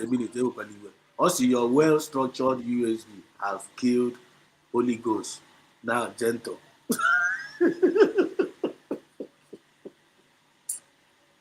Okay, we put that. This put that. Bread on that. Are we going to? I can entertain. I can educate again. Mazi. Happy corner moro. Yeah, I can educate because sometimes I'm normal. I'm the truth, but the thing how be through here. So let us please, can you address Mazikochus? The mic is yours now. Address these people. Yes, and they were Biafrans. They were Mazi Biafra Exodus TV, and they were Mazi Akobi one Diashba.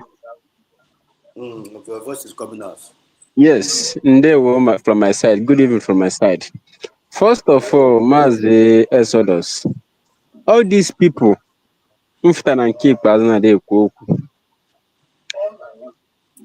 number one, Biafrans kwesịrị ịma that this Nigeria nọ n'ime enwe. Ohodum na Biafran self. Ndị Nigeria kwesịrị ịma ndị Igbo nka na-aparade their self as one Nigeria. Most especially all these evil politicians njuchara everywhere. This evil man call himself mkpọrọ onwe ya Ijele. Ijele bụ aha ya.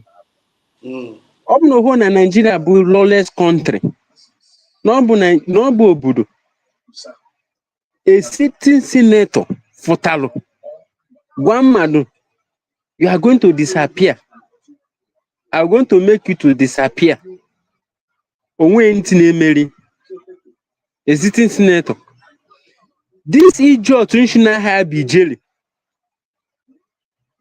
Wụrụ ọnụ o ji eri ji na ede mepee ọnụ. Chino ga-ewofu Maazị Nnamdi Kanu. That the same thing. This Ada Lasuba could not go by hand. Lasuba. Why is she curriculum na France? That the same thing. That woman there, can this person represent you? Because many of them, many of them self catching na can call one Nigeria here. Most especially, some of them can chinku Nigeria now. Some of them are more than they declare United States of Biafra. We know of them are more than they declare United States of Biafra. Because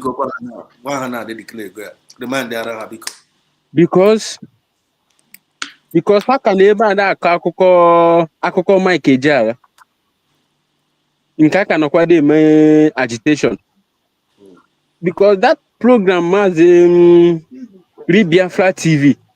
That part we choose go to save. That is the best part so far. Maazị Nnamdi Kanu njiweshi ike hadiri onye soji dey na akwụkwọ. All these evil people njucha here now. Nnechimpu Maazị Nnamdi Kanu is another savior. Ona hani na for all those things do channel written note. This idiot traditional be Ijele now. Ndu very very sure. Na Maazị Nnamdi Kanu enyere space. All that time Melody were turn on against him. Just exactly thing Adadola enjoy when she quickly in the men France now. Makana COS, Dr. Ngozo Arabeza and the cabinet of United States of Biafra. Enyele that space. Enyele that position on a high. That's where you issue over his dead body. Obuno Dr. Ngozo Arabeza bunga no issue as of now. Tieni na make her feel wish. Ijele Adadola United States of Biafra declare way on 29th of November. Obunu na malo kam lo tell you now. Banu Google, go and search for it. Banu Google, just search for it. On Amazon, je Biafra Constitution. All those things bear evidence. Na United States of Biafra they declare way. Obunu na malo kam gwa you now. Kam lo tekwele you now. Because many of you cannot now. That na social media. Unche me na social media that United States of Biafra declare on 29th of November 2024. That the same thing. Finland in Gabigalo. Cultural United States of Biafra and Gabigalo are the same thing. That the same major hanga biga. But one showing white and black and blue and red in their own country. That reason why you made the audacity. we call our prime minister terrorist. Adala Suba na platform ya da agba egwu. This idiot should not be daily. No ebe ọ nọ. That should not ga-ewepụ Maazị Nnamdi Kanu. Ọ bụ na Nigeria, ọ bụ na dis obodo ụmụ anụmanụ, ọ bụ na obodo ụmụ anụmanụ na-abụ obodo na respect law. This man be jelly. Okwechi na outside by now. Otoshu emepe ọnụ na open camera. No ga-ewepụ ndụ mmadụ. O nwere ndị iche Nigeria with all these terrorists nọ na Zamfara na-showcase the ammunition. I'm telling you, no different. We want any different from them. Because the guy have no police or law enforcement. Yes, that the same evil governors enwebu na north. Most especially in case bụ number 2 mbụ nteda ha number 2 Nigeria na self nteda ha one in case bụ vice president Shetima. Yes, Shetima.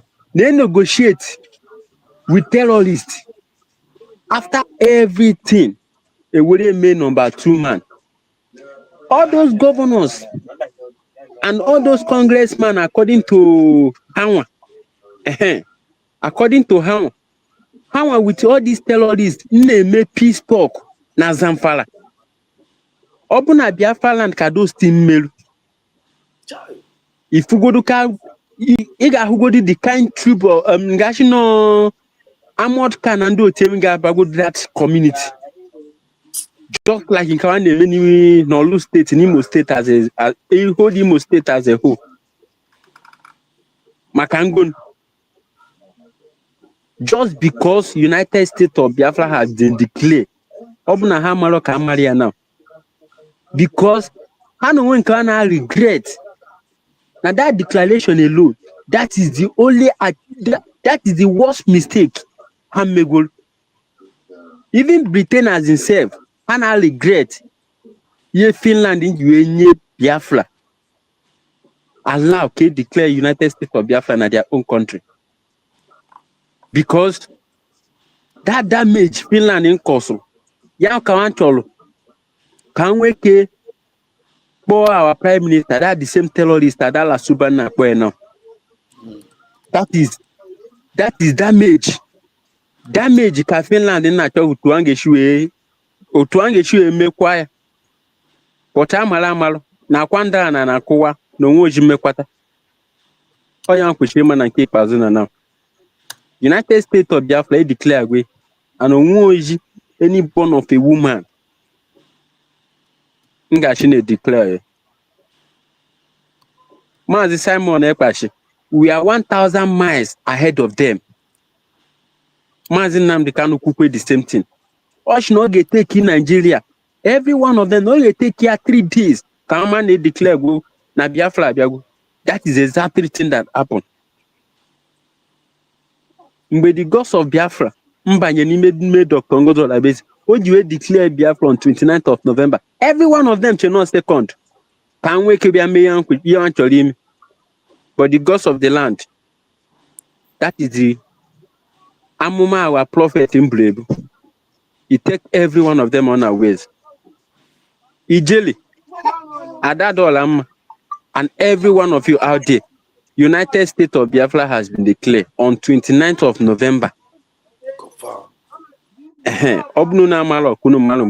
United States of Biafra has been declared, and now we are full country. We are not agitating again.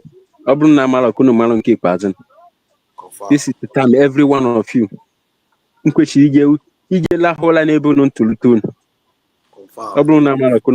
United States of Biafra has declared. Let me stop here. Thank you so much. Thank you so much. That's it. Exodus, Mr. Exodus. Okay. You want to ask something? Yeah. Okay, mana. Ndi DOS amara na Nnamdi Kanu wu hawayo. Because ndi DOS amara na Nnamdi Kanu wu hawayo. Just like you hear my brother here, that na ha got her template. Nnamdi Kanu ji bịa na ha chema political party. Nnamdi Kanu form a committee where power wee nye the people nye ọnọdụ ka ọ gbanyere antitold n'ime virus and ọ ma na ndị DOS ka ya ewekwa Nigeria mentality of governance wee control. So mgbe ejidere people left DOS because power is to the people. And osi otu a na-agbago ụfọdụ ndị na-eche Nnamdi Kanu ọ maka onye kwuru okwu you are destroying what Nnamdi Kanu built. Otu akwa ka ọ dị na to the USB now majority carry ndị fall back. Otu akwa if okay si akwagie ana akwagie because power dey go to the people. Nigerian mentality IG wee to those people na-achọ ka ha na-hold office. I want to become Minister of Information. 30 years, onwe ihe eloftai just in all that place without development. That mentality. All hinges in Nnamdi Kanu, Obu Hawayo. Because ha no na-eche, we are waiting until our formidable leader come out. Ewe bido ebe akwụsị. Ha nwere onwe ha, ọ dị ha ka ọwụ na Nnamdi Kanu nọ n'ilu. By this time, ọkaya na-eme IPOB movement. Ide eto. Okay, this let's just listen to what this guy so that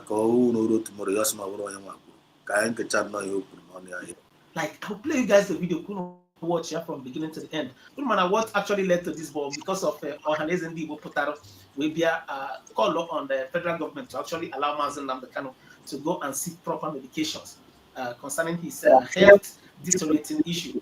He just during this program on me yesterday actually said a lot of things. I want you guys to open up your ear, hear the video, watch. If any open at this video, as usual, I know I will assume the other will be on I see we now fear corners on social media. So watch the video, share your thoughts and opinion in the comment section, and do well to also share the video and also will require for this update. Enjoy the rest of the video, guys. I'll be right back. Now, whether the you people will do it by law or will do it by our own law, as far as an Igbo is concerned, Nnamdi Kanu head neck no fit in shoulder.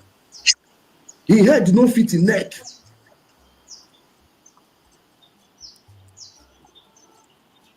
Okay?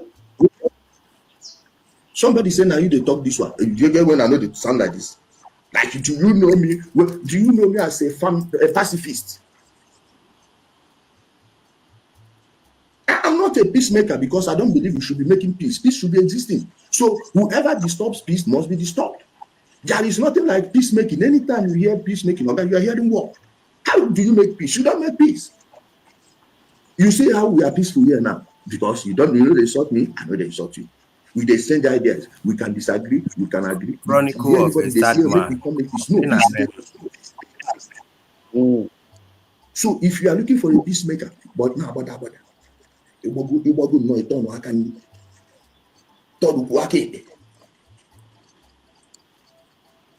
okay. If you often go to the bathroom in the middle I don't of the night, want peace. I want trouble. You go to the bathroom several times in the middle. That guy just guide everybody out to know. If you know that innocent person which people of buy, bring the person here and buy me. And you buy innocent person to get food down. This is the only way peace exists. You buy person,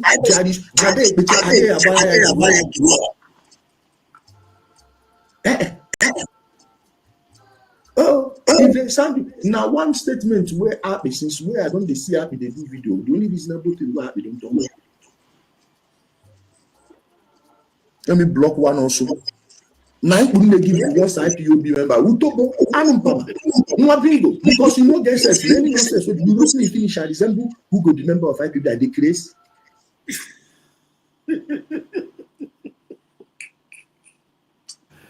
It's in Nonya Igbo. Seriously. This is Kakaripara. Unasi Nonya Igbo. It deny Kuzio onwegi. So much hatred. So much hatred. Very, very, very sad. Very sad man.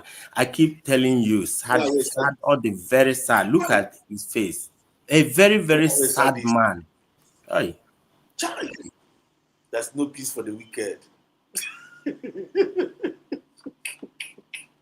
If one not say there will be no peace, there will always be fighting. I thought have a peace.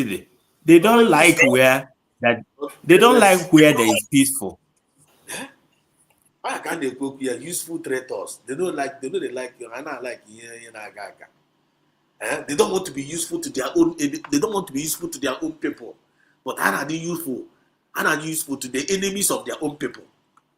Useful traitors. That is who they are. Ijele, Ijele, continue your song. This is your track. Talk about. Also, use that nonsense video they are sharing you where I'm putting on black to know they are lying to you. Go and tell them to show you the full 6 minutes of the video. Okay? Irania, what you do, Irania? This one say you don't want to Nnamdi Kanu out of prison because of the money you are owing him. Okay, if go to Sachakashianya. When you like it, cannot come in Igbo land, the area like now. To you know anything but Igbo land, no matter the car, no go area. Igbo land now. On us Igbo, on the clever on us not the defend that Igbo. This guy, let me talk to this guy. Let me talk to this guy. Today come by this guy. Yeah,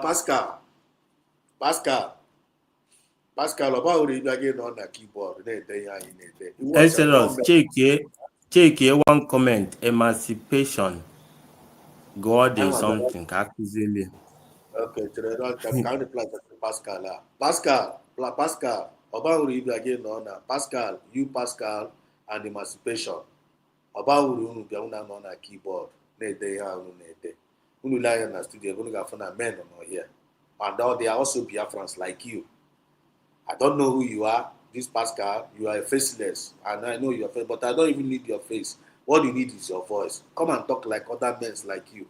I don't know studio about so why are you hiding on that keyboard and writing rubbish? And these men are the one telling me not to remove you guys, and they want to teach you.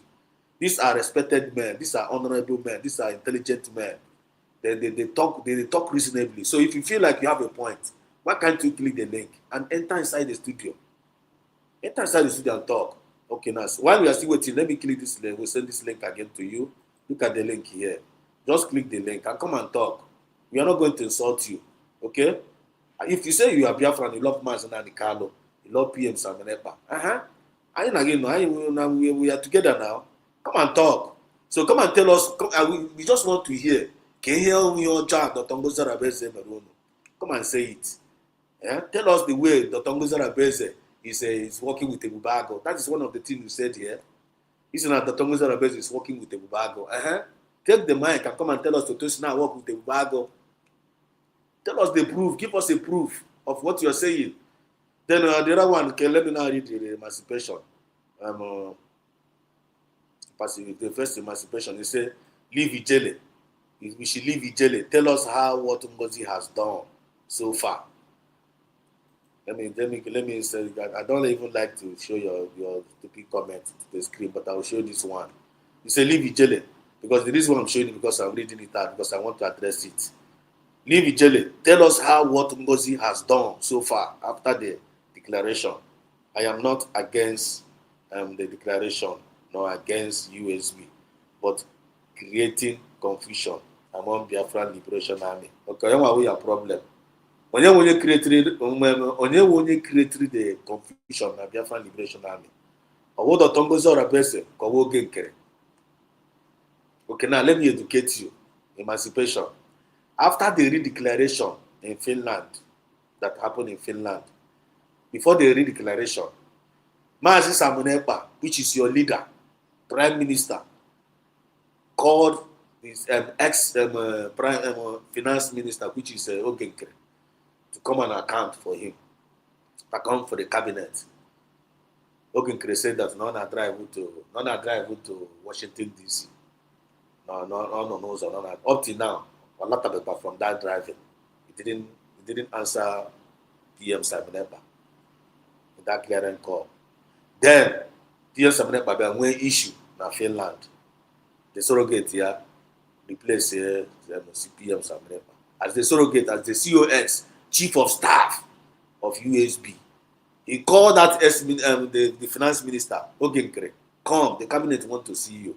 Come and account. Come and just give us the details of the account, of how much dinner account. And here I will open accountability or general or I say about Meromo Biafra account on the open all cabinet. Ogenkere refused to do that. Ogenkere Urego Biafra were lady. Emancipation and Pascal, are you listening? Ya Urego Biafra were lady. Imayo Jega Webe. Ya Urego Biafra ga bribe some of our BDS. Number one, go to bribe some of the BDS of USB. He bribed them, saying that now they should not work with the USB. That the USB is against the Tongoza Rabeze. And he called the men on the ground, saying that now they should off their phone. That the USB, the Tongoza Rabeze, is working with the Nigerian government. That now a criminal, which they know that he lied to them and he deceived them. And for you to believe that kind of a lie from a woman that mount podium, the woman who mount podium in Finland, yeah, mount your podium, can declare Biafra for you and I. Or why any declare Biafra Gapatanaga go with the Bubago. Or why any declare with Biafra Gapataga deceive our men on the ground. But if you are the one, all one will begin their chat now this allegation now, maybe not because of based on information he received Rogo. Game and nigga did forgivable. But all the moment here, him and our second ego, game woman at Tomata, it will a cost person. It will get John Wepo from this platform. So let me bring you out now here. Thank you for gathering morale to enter.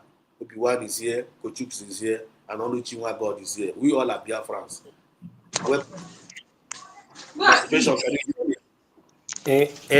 Exodus. Emancipation should understand that. I just call his name. Okay. Hello. Emancipation, can you hear me? Yeah, I can hear you. Okay. Introduce yourself and speak. Yeah, Exodus. Introduce yourself and Good speak, morning. please. Okay. Yes. Okay. I'm calling from Biafra land. Okay, good. You're welcome. Yes. Like, the other time I came on your live, this is like you blocked me. Fine. I know you might still block me tonight, but no problem. Now, what I'm trying to say is that when Ngozi took over, Dr. Ngozi Rabeze took over, I supported him. I supported her, so to say. But when I called this, I think Humble Lion and the other guy, Kia TV, I gave them some information, some things that two man should do. A very big mistake. Mainly into the people that Simon Ekpa has kept on ground. The things that is happening today, when Ekpa was around, some of these things never happened. The kind of killing that is going on both from the military and from the unknown gunmen, I'm not talking about Biafran Liberation Army now. The kind of things that is going on, and they labeled it on these people, it never happened. Because those guys know what they were doing. In as much as I don't support, what is it called, Ada Diorama, I know where her anger was coming from. Because no matter what you are doing over there, these people are very, very essential to this struggle. You turn them against each other, you created counter force, and giving the enemies lead into these people. They don't even know who is who. They don't know who is among them.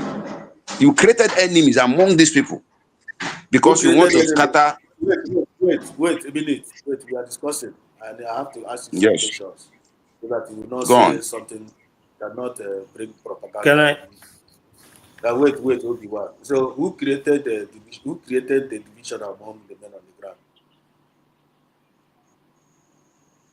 Dr. Ngozi Rabeze did, and I will tell you how. Yeah. The first thing that the first time Gento, yes, he had some beef issues with Holy Ghost, but when how do Gentle came up to make a statement. If I ask you a question, How she created it is when she said she don't know who is Gentle. She don't know who is Gentle. That's what the first statement she made. Okay, you just Yes, she said she don't know who is Gentle. Gentle that has been working with Simon Ekpa, and you took over leadership. You claim not to know who Gentle is. Listen. Atom cannot go here. I am into a kick out last time around. Get a man now, Mankata. You can breathing space. Okay, you can go ahead and kick me out. I didn't beg you to come in here. Talk what you want to say. Just go ahead. Mazi, be careful. This guy, we don't need this kind of thing. I don't need this no, kind of because you don't like logical argument. I need you don't want people to counter what you are saying. You want to follow you somebody. My brother, Mr. Esteros, please, yeah. You made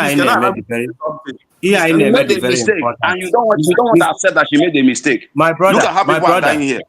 My brother, listen, please, Mr. Esteros, ihe anyị na-eme na dị very, very important. Ikwu amaghị ibe ezie. I understand maybe the guy is abata. I don't want him to be arrogant.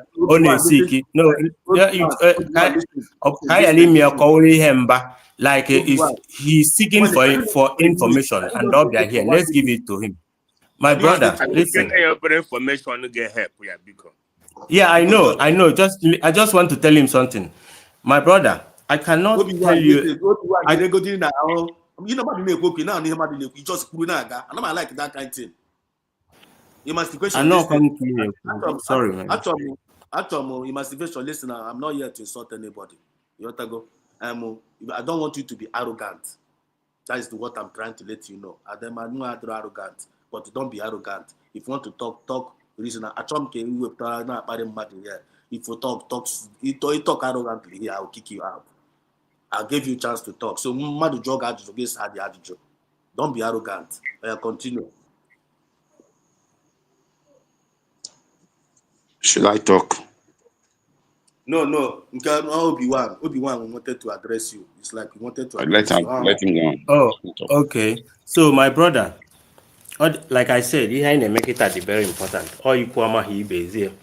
So, the thing on Yabi say, I cannot tell you a single thing Ngozi Orabezimego because I am not in the cabinet. But all I can say to you is that I believe you are a Biafran. I am a Biafran. Why don't you bring this, which you think that is not right? Omanagimwe is my property, is your property. Come there and contribute. Come there and bring your suggestion.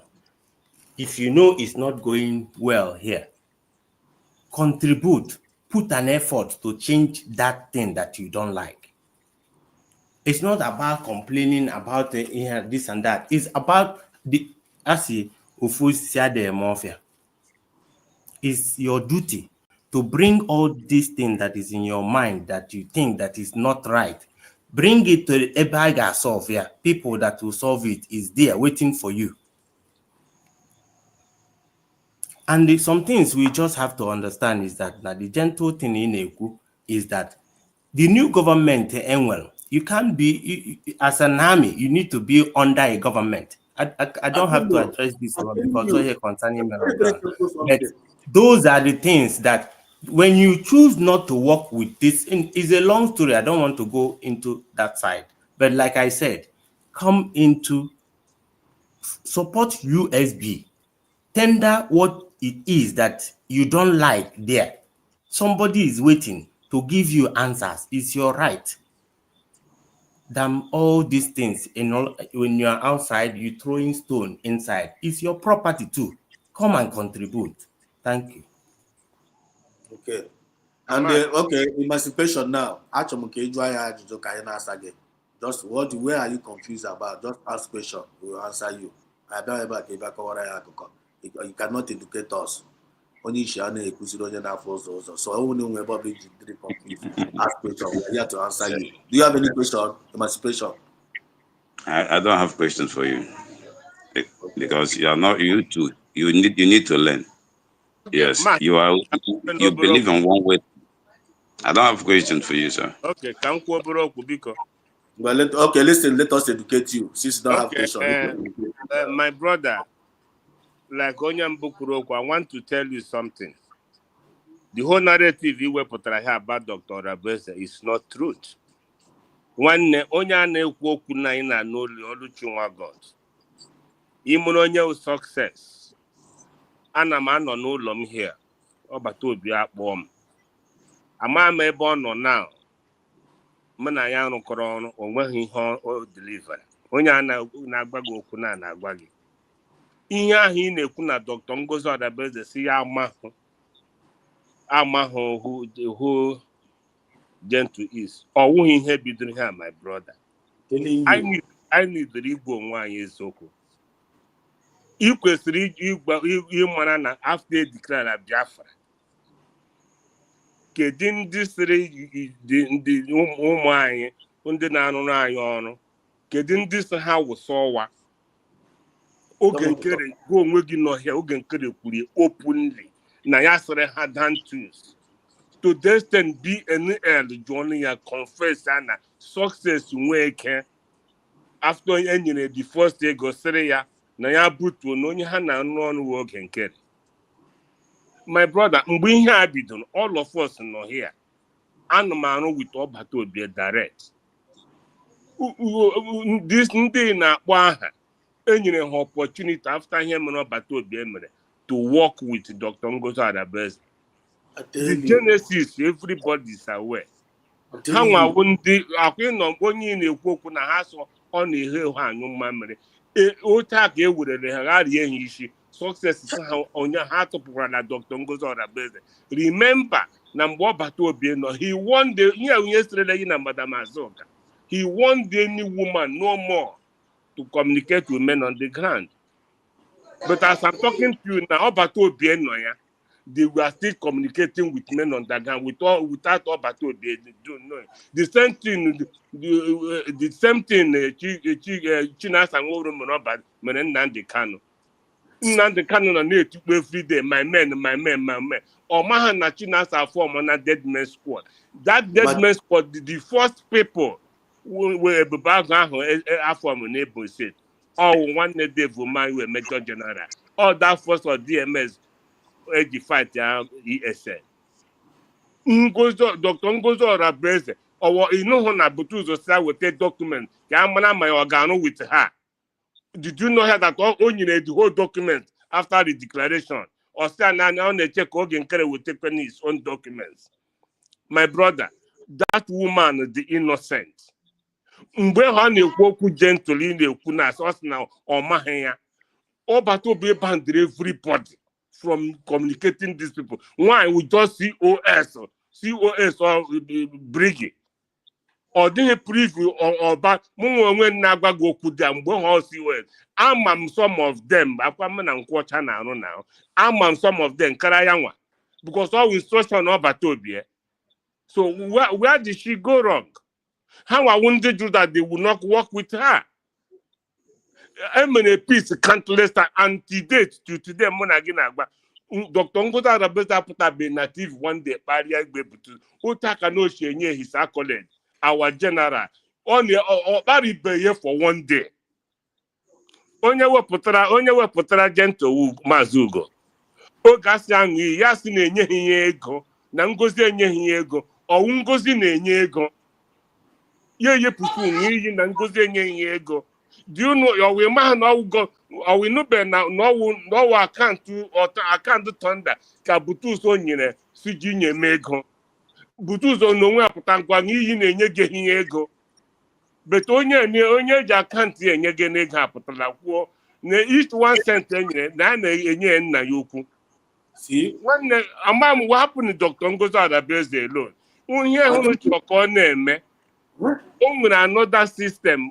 It's not possible.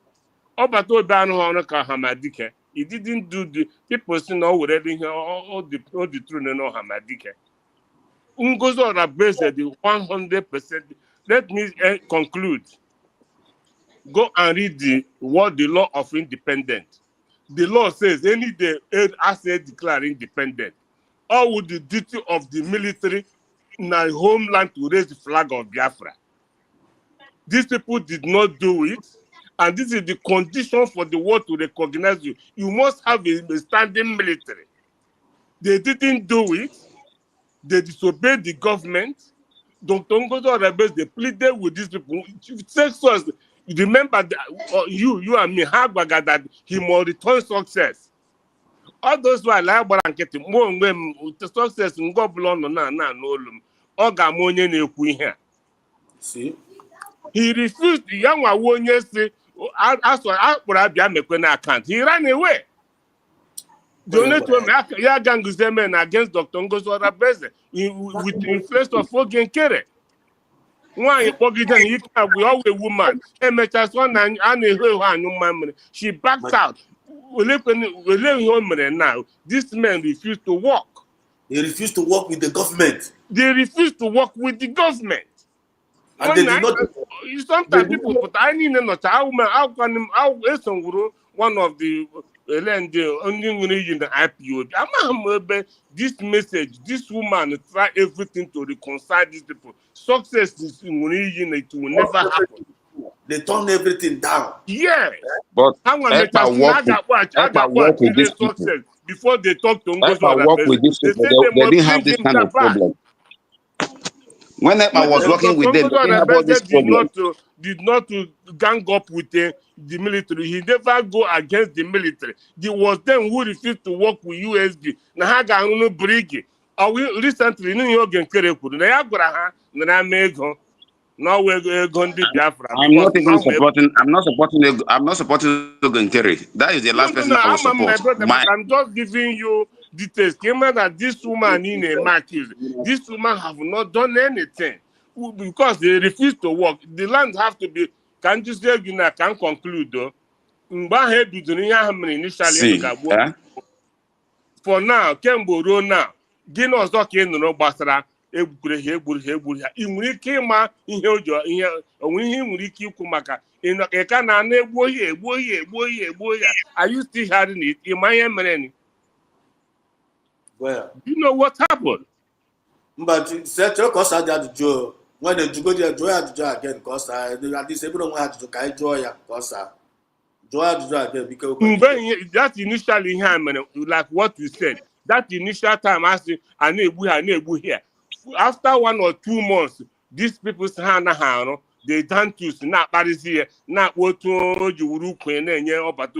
a general 3-star na to them. I want to ask you now, when last game na Fulani be invaded, Bundia, Kedim win on last, my brother.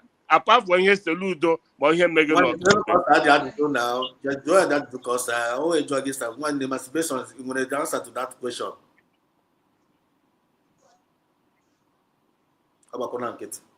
When they continue, now they want them mad. You're Joroco, Gembe, no, they Fulani, bam, after that, you get the Yotago. And then now USB government now they are totally in charge. Then we'll go decentralization of power forces. To sabotage the army, not the army. Huh? You see? You know that Jim Jorogo? Hello? One on Luchi God. Yeah, repeat it, conclude. Okay, can conclude. So here you conclude, my brother, because let us not take our hand. Our here who make no kigwe today the disobedience of these people in the Kwokuna to work. Mbo Hamadi Kenoya also look and no kigwe must not fall. Makomu historical history was no kigwe no lo. But do you know it has fallen? Do you know it has fallen now? But it has fallen. I can tell you that the spirit of people fighting for Biafra in the homeland is already down as I'm talking to you now. My brother, because right now, right now. That's pretty here. There is no moral. Fight. We not fight is now. We don't got to know who to the Fulani. Got Chile, we got Kelu. That give up to Fulani government. Why are you still wasting time? Yeah, the moral is down. Go to anywhere and ask. No. The moral is already down. You're me, man. It's just when I correct and that is the morale had the high. The same people who have refused to work with USB government. Actually, made from about 2 months in here to 3 months. That's not done. Not to. We na say go here. Henceforth, how many times can work in no grow anywhere? And when this Fulani man can maybe you no go again. because those killings were to sabotage the struggle now. Hey man, those killings in Anu were done to sabotage the struggle. That first Can time, we make it happen? what is happening in the next 5 or 6 months now? In no gonna go here. Or to give a dog a bad name in order to hang him. If you I know Romeo, but that's what I'm trying to tell you now. No, bro, how my brother, Biko Gementis support all USB government. I am telling you the truth. As our people, we need to come together. I'm not against USB. I'm not against USB. I'm against the leadership structure or pattern of Dr. No. My brother, Biko. Okay, you can't say you can't have a nation without army. Okay, no. That one will put such a thing. You might name with 40 each of the 40 states of the United States of Biafra. Which of the 40 states of Biafra, my brother, or when any state name went up to 1,000, in the land he got in here. You're Kebano. Now Biafra land. The problem I name where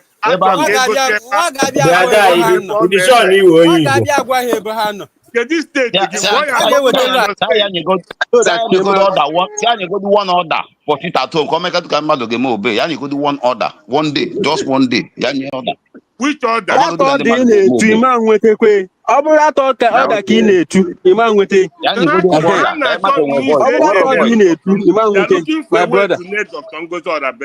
One government, it will not work again. But government will abroad. It has no effect in the homeland. That is the problem. And they tell you no be true. No be true.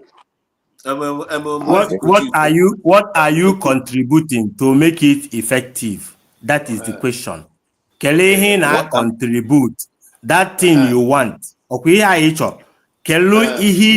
what are you impacting to suit that which you desire? Draw yourself that question. Instead of trying to condemn it, except Mona Uchega drawn at this struggle, except Mona Mare Hacho. If you say that this is not working, then bring a solution. Or get involved and say your mind. Or a simple thing to do. You just concentrate on the bad part of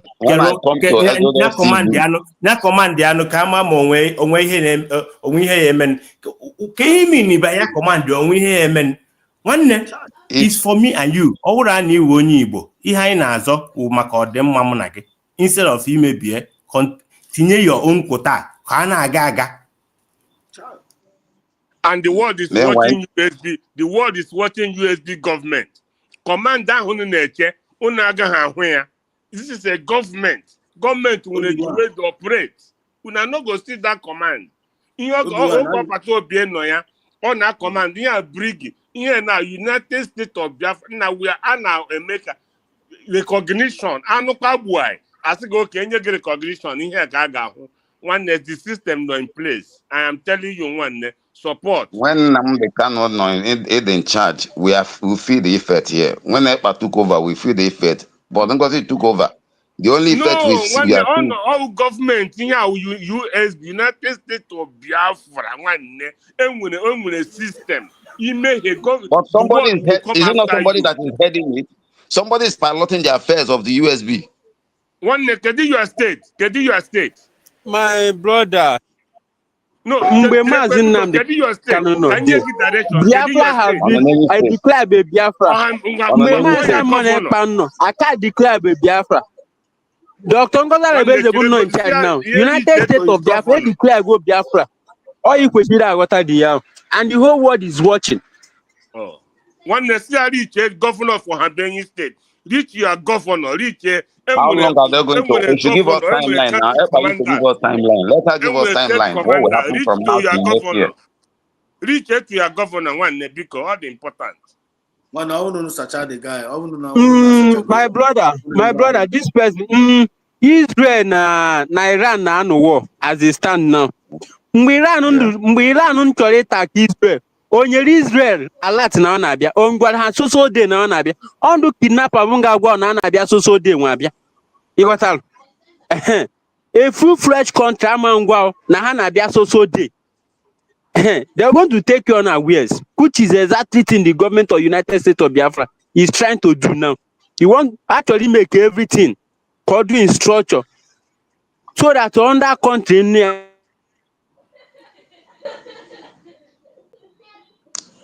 one emancipation. Yes, this is a country. Oh, bro, order the same thing. Now, too much of agitation, they may be. Okay, emancipation. Thank you so much, Maziko Choose. Thank you so much, Nwa Oluchi God. Thank you so much, Obi-Wan, for the contribution and the answers given to emancipation. Emancipation, we own the intention of the Mazina Nikalo and this Biafra movement are a thought of good, peace, and to bring us to an expected end.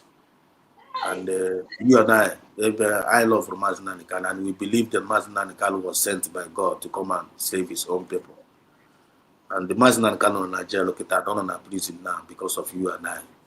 And the reason which they are because of Guinea, our freedom mind. Then they think that taking away Mazina Nikalo stop the freedom. Emancipation. After I take out Mazina Nikalo, the movement opposite. Okay, good. Because a capable hand took over. The Nigerian government, I want to have Mazina Nikalo. The thing that was their greatest. Mazina Nikalo was their greatest fear. They spent billions of dollars to do that, and the movement Akusro. Here comes Samenepa we put out from nowhere, take you over. He revived the situation. And another new dimension where better. A new dimension which will be because this people the movement. If you notice emancipation, you can feel the US was bought over by Nigerian government. And China Sanworu Gaganye order since the ESN because Mazina Nikalo was the one that created that ESN. For them to defend our land, defend our forest, and defend our women, even in the farm. And the ESM was doing that job, and our people were contributing massively. Everything now got because the leader was around. But the leader was around. The cabinet, the DOS with the cabinet, the director of the state, they sold out. Then the China Sanworu command that ESM to stop working. But the enemies but troops in. And our people. Our people somebody stepped in. So Kobia walk out with some of the ESN people. Some of them they are not go further now true. Now Samenepa was the rightful person now be at they started pulling Samenepa. China Sanworu started killing those that believed in Samenepa. They started emancipation. So yeah, we don't because I'm not autopilot, no autopilot. Now they are not following the DOS. It is the DOS structure. Now why are you not follow Samenepa? Now Samenepa came to come and destroy what Mazina Nikalo built. That was their format at that time. But I knew how we felt. Genubia France, they were following the light. How many Samenepa on the right track? And have a Bamara that landed DOS at Apugono. They didn't want to continue following DOS. They followed Samenepa because the Samenepa was the light. And all know when you can maintain the legacy of his master woman in Nikalo. And they now because Samenepa now turn things around, shaking Nigeria. Samenepa easy Nigeria by on times of defense. In times of self-defense, now we're a crime. You go, yeah, be the defend we form more Biafran Liberation Army because in the ESN he has no more ESN. He now formed Biafran Liberation Army. And our people are before that now on now buy with the based on the killing and name and buy. People loved the Woto and now to go. Everything was going well. And Biafran Liberation Army was working perfectly okay. Do you know the reason why? Because they are handing in our toast was that nobody is allowed to communicate with men on the ground. It's Takwara. Nobody is allowed to communicate. When Commander Holy Ghost, gentle, put against the government. They know they were not doing it. All of them, they were focused. They were focused doing the job. Now, Because I was giving them what they need. Yes, good. I agree with you on that. Then Samanekpa now was taken out. But Samanekpa take it out. One no man got no chinudia now. Samanekpa, I can see now Samanekpa pro. And now the Finland took him out. Yotago temporary out for take it out. But the surrogate now take over. And then with the surrogate, COS, Chief of Staff. When Samanekpa was around, then with the Chief of Staff, Samanekpa was around. That was the Chief of Staff of USB. Always the Chief of Staff. We supported her early stage, yes.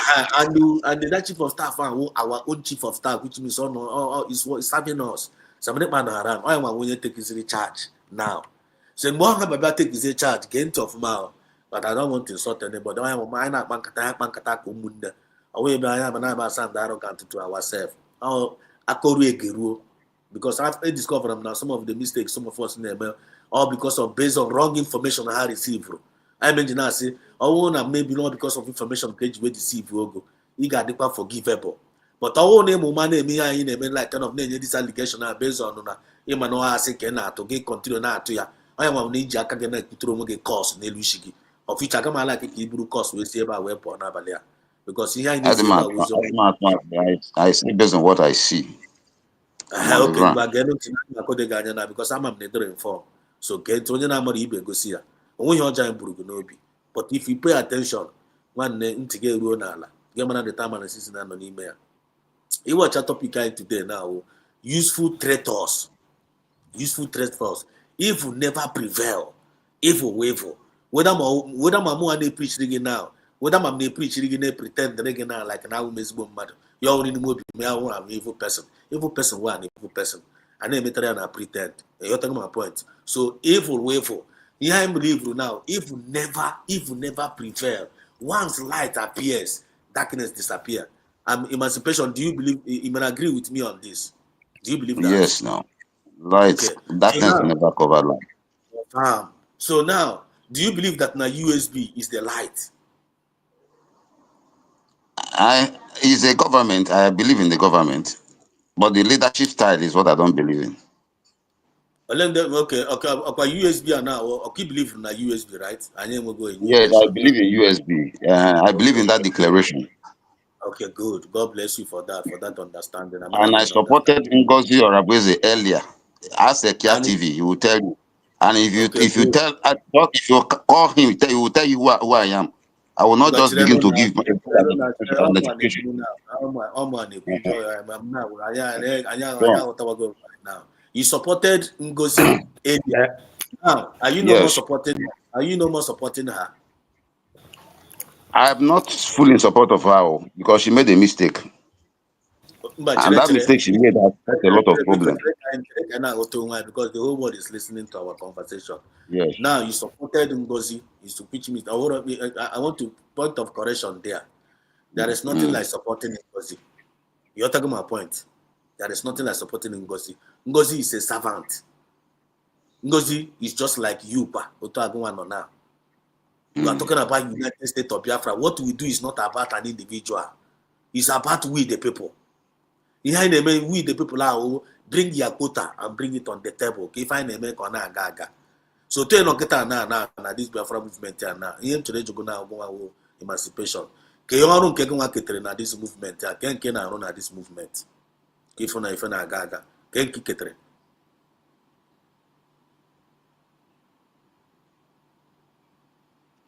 Are you there? Emancipation, can you hear me? Your mic is on, but I'm not hearing you. When I know Lumdia, Okolum. Yeah, man, no. Emancipation, are you still there? Oh, the network, yeah. Okay. But anyway, can you go in? Yeah. Ocean Master Abatago no more. Yeah, because can you correct something there? You guys can just get something. I think na ihe a na-aga na pattern. Nnamdi Kanu, onye ekere ọrụ eke, anybody bịa, o mee onye suppose ime, ahapụ.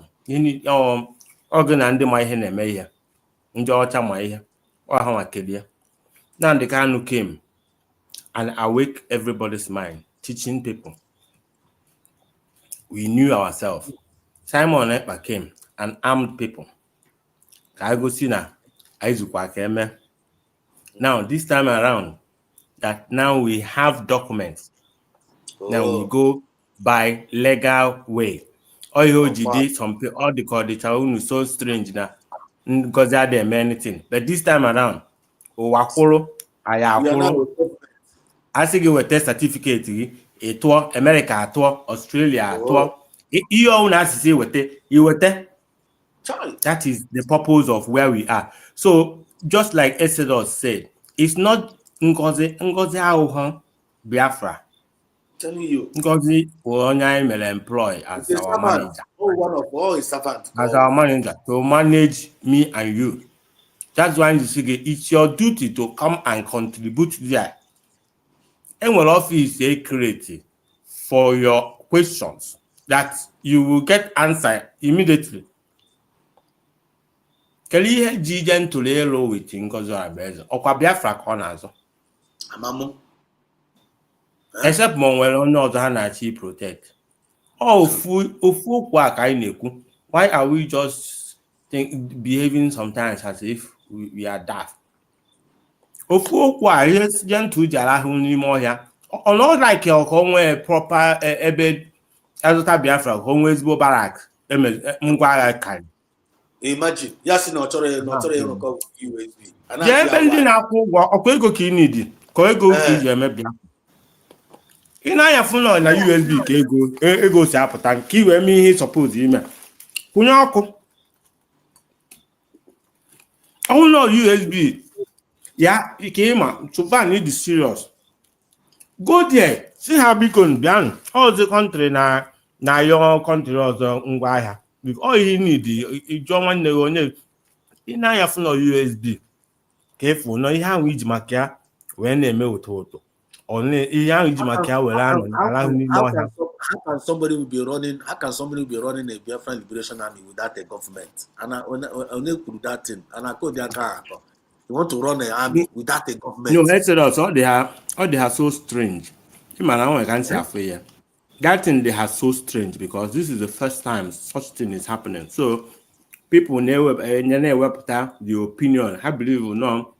Now you are not now because on example man I forget na Emily line the area. Yota. So this time around, now what things they need to introduce to make us get it this time. I made a mistake. So I think why everybody will kill. Thank you. Your point, in on point. Mazi Osho, you're welcome. Mazi Osho. Ndewo. Mazi Exodus. I greet you. I salute you, my brother. And I greet our brothers in the studio, those on the comment sections. My special greetings to all of you. And greetings to your friends around the globe, according to your time zone. They say,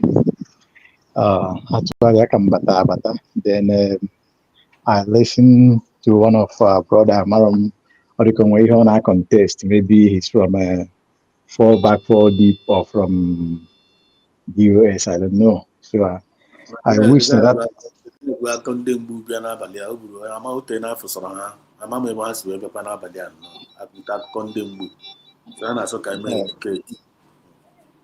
Yeah, can he have a problem? Yeah, can he have his major problem? There are not saying that like to the Tangos that are based the leadership of the cabinet. The Otago supported the government in a way. But now, and the Tangos are based caused the enmity between not even caused the enmity between the Biafra Liberation Army among themselves. And then the Tangos are based in Anoko Go with see the the message the guy sent me. okay. I got like to walk back there. When it's Just rain, just flash earlier for Kanyawa go where what happened. okay. One they are in a comment section now. Man, can go up Yeah, there. the message he prompt to the discussion. The message the guy sent. Okay. Okay, okay. Check. Ocean, we are from here now. We just treat this one. What the Biafran said us, as Yes. he denied that the Tongozara base is not working with the terrorists in Bubago. Then, my question, then to you, Biafra Estedos, who is Caterpillar, the leader of Bubago, Tongozara base?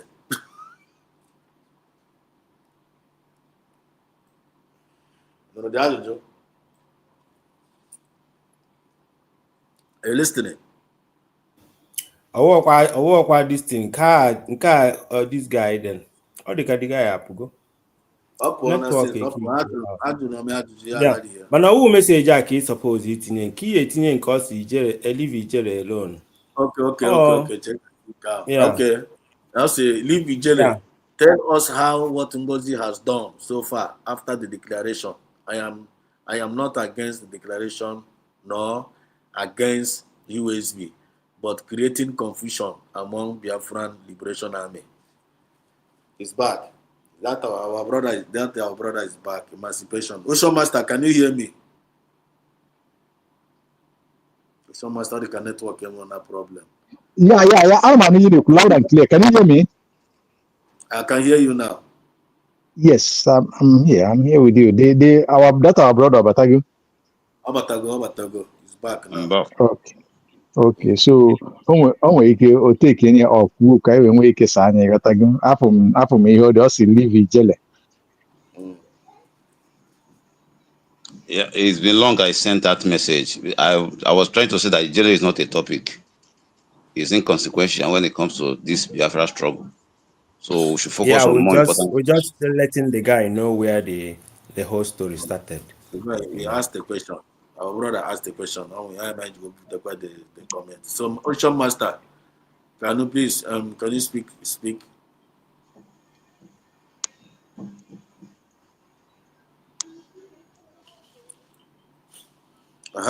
Okay. While I'm still waiting for Ocean Master to speak, emancipation.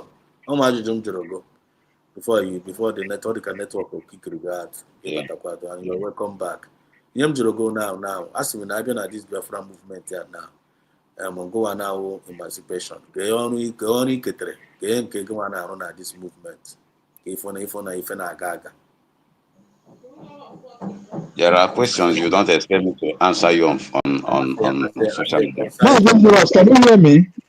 As a concerned citizen of Biafra. Can you hear me?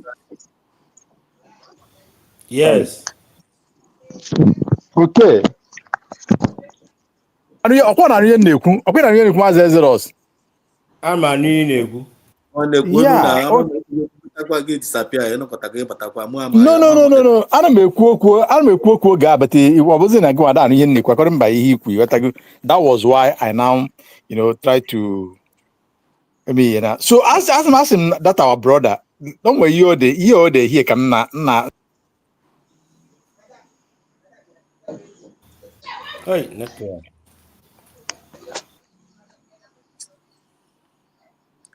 When the masturbation because I'm ajụjụ jụrụ go because Nsị gị na ọ bụrụ everything ka ị ga-eme m ka m pụta gwa gị here. Eche gwa ịma the person I can send you my number. You reach out to me privately.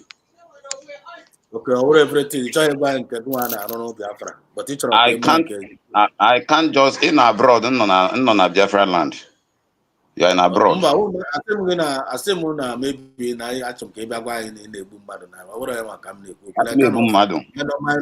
minor ozi anyị fa na as a concerned citizen ọ bụrụ o nwere a lot of things a na-arụ na na-agbasa ozi ọma If coming live on your program is part of it. Coming live on your program is part of it. Now, some more, sir. I'm not mean what is going on with your mouth today. Emancipation, yeah, and I'm happy in the so we are together. You are concerned. Okay, we're concerned citizen of USB. That's what it shows that we are concerned. Each of cartels in Agaga. Which of cartels in Agaga? Yes. Each of cartels in Agaga. I need to educate one question. Now, are you in support of USB because of the Tongoza Rabeze? Are you against USB now because of the Tongoza Rabeze? According to your own thinking. I'm not against USB. I'm not against USB. I will not even watch any of the program. Anything that is going on that we bring Biafra is what I'm in support of. Okay, now, like for example, now, advice each other like minute. How much you now? The kind of advice each other. The kind of advice you like in COS now, DPM. As in goes up, each other cartels, each other come make cartels now gaga according to your tissue choya. What is your advice to her as a concerned citizen? In summary, my advice to her, which sometimes ago somebody have asked me this question in Kwakwonyahu, but Amam Goruyaka, is that no me that if Epa comes out and he will not be proud of her leadership so far, she should desist from it. Of which manner, some of the things Omego, if Epa come out, Epa will not be happy with her. Okay. Mazi Exodus. Mazi Exodus, can I come in, please? When I come in, we are coming. Okay. Okay. No. But so I try to rectify. Okay, my brother. Okay, my brother. Onwe ihe na-ekwu anyị na-anụ ya ghọtago. Isi na-enwe ebe na the system or the method of the leadership that na like area, right? Yes, especially in the homeland. Okay, wonderful. That's a very good one. That's a very good one. And I really appreciate you because you can come out to at least air your opinion. That means you're a man enough to do that.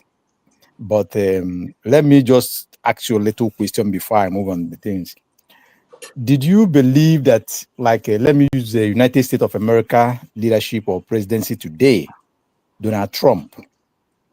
For example, Donald Trump and Elon Musk was very good before the election, and after the election, kind of the fallout, and some others.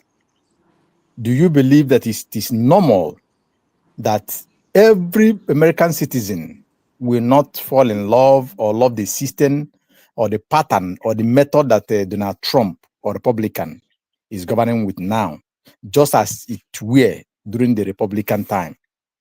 Yeah, it's possible. Okay. So if it is possible, meaning that you have already defeated your argument, because you see, government cannot do everything to your own satisfactory, neither to my own satisfactory or to whoever.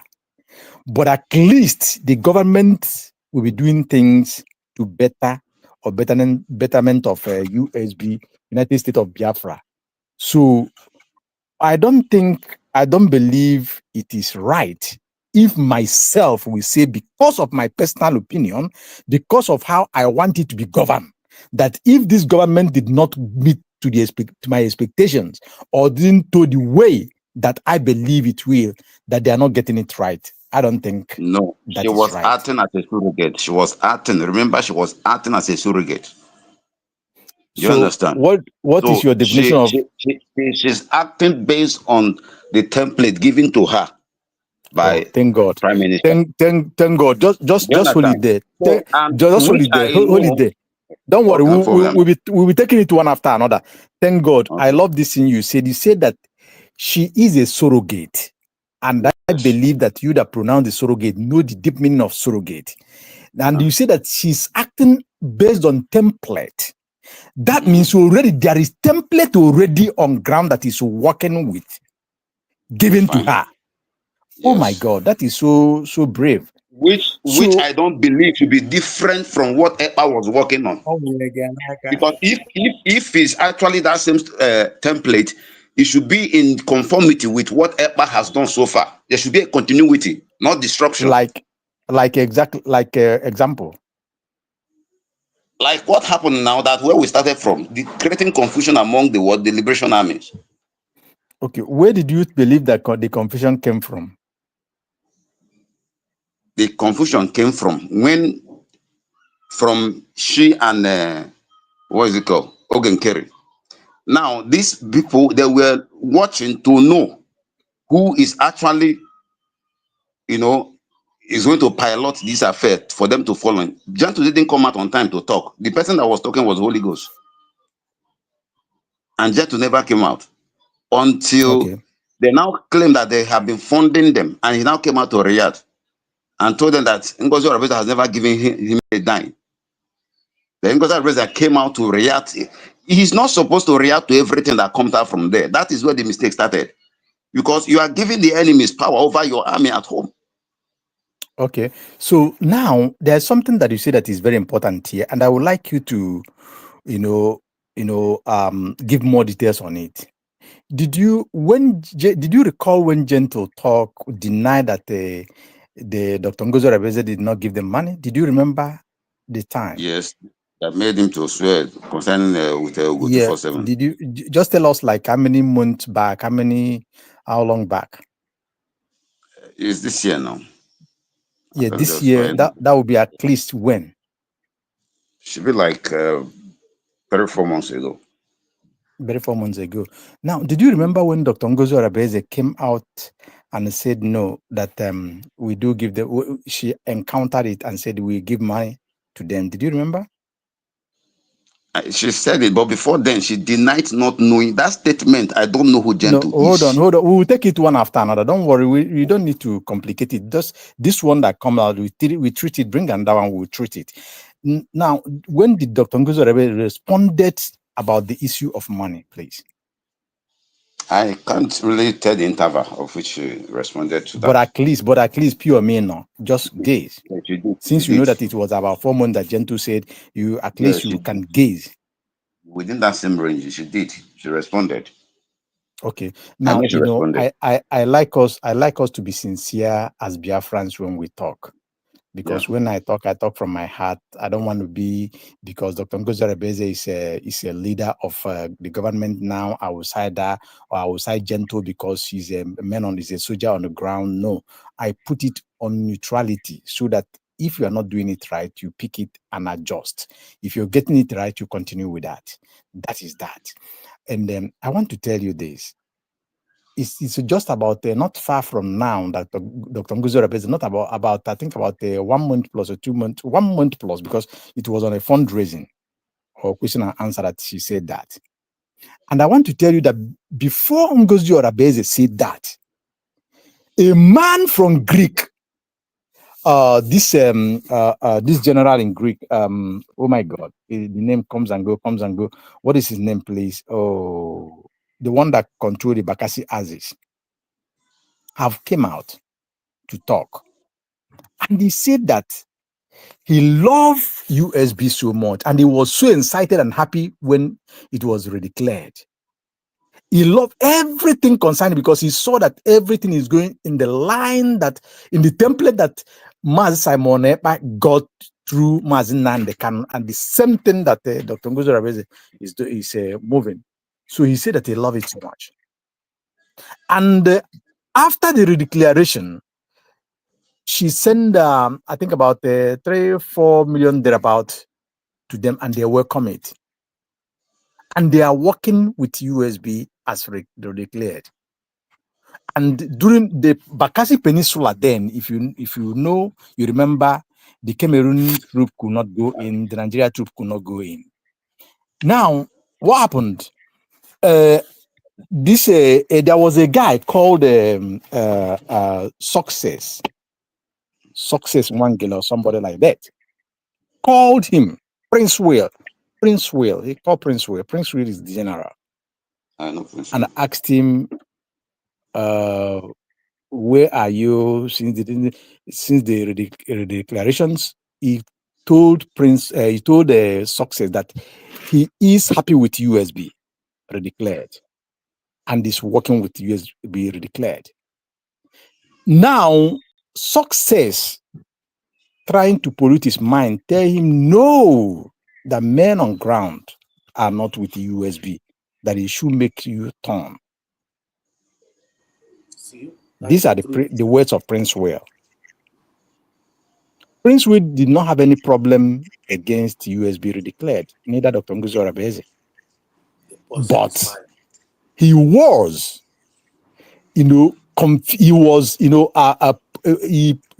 Success polluted his mind, confused him, convinced him on the wrong side. You see this? I don't have problem with you, but because of maybe allegiances from those who know you or those who know or who is my friend, this comes to play. Now, bring it down to gentle. If you said that there is a template that Obatu will be drop or give to the surrogate, which is Dr. Ngozi Orabeze. Myself, I may not be a fan of Dr. Ngozi Orabeze. I may not like her. Just like every other person, you may not like her. But because of the people that assign her, because of she have been anointed as the surrogate, which interpreted to be deputize me, be in charge or until I return. I don't have choice, if I am genuine from what I'm doing, than to support. Now, gentle, because of Success, even Igwe Butuzo, the triple general, all of them, most of them, if you listen to what is coming out recently, it will tell you that some of them did not even know why they are not supporting this USB government. Some of them are not aware. Some of them was told or was commanded that you must sit down with me. Do not until they begin to see something is not correct. Now, look, if Gentle, being a general that he is, supposed to be neutral, just like Igwe Butuzo, just like every other commander or general, supposed to be neutral. If you so much love USB, which is I'm a Biafran, you a Biafran, we are fighting for one cause. We have resolved to move in one direction. No matter what you perceive be my error or the way I'm not doing it, you should still believe in those who assign me and the job that I'm doing and follow it. Now, listen. As you said, Gentle says what you said about 4 or 5 months ago. But of recently, which is about a month plus, Dr. Ngozi Orabeze have to respond. Because sometimes when you allow lies to continue for some time, that lies can be perceived as truth. So nobody in the right senses will come out to blame Dr. Ngozi Orabeze. She has to debunk. Assuming that we are not here, like if you don't listen to Maz's Exodus, Biafra Exodus, if you don't listen to Kai Report, if you don't listen to Humble Lion, if you don't listen to Ada Simon Ekpa, then we go to 247. If you don't listen to Biafra is my home, if you don't listen to many of the channels that preaches, my brother, don't you believe that a lot of people would have been in confusion that will have gotten us to a more komoto than we are today? Because you can see many people propagating a lot of lies.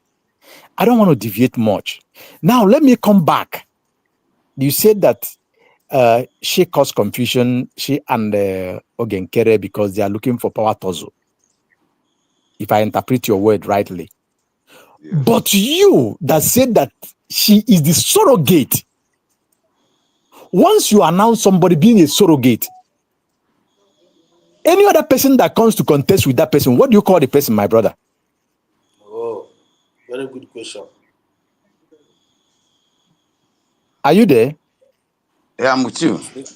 Yes. If you are a surrogate now, if assuming now that you are in Finland, for example, now you are called to be a governor of a state, and it is assigned to you already, and all of a sudden, somebody who is maybe PRO, or who is at the gate or gatekeeper, or maybe a finance minister or secretary of finance like that, who, begins to say no, challenging the authority that was given to you. What do you call it? It can be called a rebel or a traitor.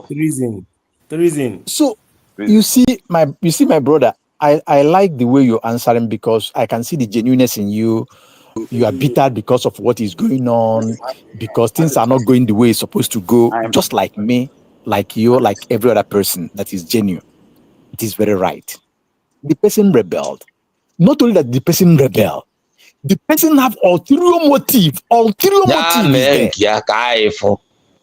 Hold on, my brother. No, hold on, just hold on, please. The person have an ulterior motive. That person that comes to encounter or wants to challenge you might not even believe in what you believing on, might not even genuinely working on what you are working on. Today, we had the message from Mas Simon Ekpa that Mas Simon Ekpa told them to withdraw from the court case in Washington, D.C. against Biafra, USB Biafra declared, and Dr. Ngozi Orebeze. And we was told that they refuse. Even if we know how the court case will be, it's dead on arrival. I will sit down here and tell you that categorically without being a lawyer. That will tell you the kind of people that you are dealing with. And sometimes you listen to these people, because I believe, my brother, you are smart. I believe you can articulate. That is why you come out with this reason. Just listen from your heart of heart. Be neutral the way I am. Because when I want to listen to Ogenkere, I zero my mind. Just like before flight take off. When he be on the running way, when he get to about 120 miles per hour, he zeroes everything in it, then he can take off. The same way I zero my mind to listen to each and every one of them. Then after I listen finish, I go back to digest it myself, not about how another person digests it, on my own, because I have my own thinking faculties. I have my own ways of reasoning and digesting things. That is the same way I will advise you to do, so that when you come on a public like this, you, at least when you talk, Biafrans will be reasoning with you as well. So I tell you this for free. You have said it with your own mouth. Ogenkere have heard already. Ogenkere brought the confusion that caused us this pain. Ogenkere have brought this backwardness that, if not for this USB declared, my brother, for now, by this time that I'm sitting with you, nobody will be talking anything about Biafra. Everything about Biafra would have done and dusted as the enemies project it. But to God be the glory, they never see Dr. Ngozi Orebeze coming. They never see USB redeclared coming. They never knew that Biafrans can be resolute like this. Some people stood on their ground and said no. All those efforts that have been put together for years, that many people have died over since 1967 beyond, and today, they will never be in vain. My brother, watch out. Let me tell you this. I would like to ask you a question before you hang up. Okay, ask me a question, please. If Ekpa should come out tomorrow Yes. will he be happy and clap for Dr. Ngozi Orabueze that the commanders he left under her are all dead before he comes out? Would he be happy for her? Okay. As a human being, nobody wish any Biafra death. But this guy was doing well. Hold on. You asked me a question. Just listen. Okay. You, me, whoever it may be, as a Biafran, no Biafra want every other, no genuine Biafra. Let me just use the word. No genuine Biafra will wish or want any other Biafran death because we are the same people. Confirm. Now, coming to Epa, Simon Epa himself have scrutinized all of them that are in cabinet. I am not in cabinet. You are not in cabinet. We follow things from outside. We know things from social media, from the news they give us, but at the same time, we can articulate through our mind and sense of reasoning. Exactly. Now, Mazi Simon Epa, look among all the cabinet members he have, look among them, remember, they are professors, they are doctors, they are PhD holders, they are BS holders, they are military, they are veterans, US veterans. All of them are there, if you remember, and they are still there today. And Mazi Simon Epa, single one person out among all of them all, which is Dr. Ngozi Orabueze. Firstly, he made her chief of staff. And you know what chief of staff means in every government, right? No. After that, making her chief of staff, when this incident call up to question, Mazi Simon Epa sent this message, said, because maybe he might have known or he believed that because of the caliber of people that he left behind, let me make it clear so that this fight will not be in. This in-house fight will not be in. He said, this is my surrogate. That Dr. Ngozi Orabueze is my surrogate, that she should be in charge until my return. Right? Exactly. Now, if Mazi Simon Epa in his wisdom will do that, we appoint her. Do you think that Mazi Simon Epa don't know her capacity, don't know what she can do before among all the millions of people he single-handedly appoint her as surrogate? What do you think? Change is constant. That's what I think. No, we are talking about him. He have not come. What I said, remember the question you asked and what I asked you. You know, I want us to be very honest to ourselves.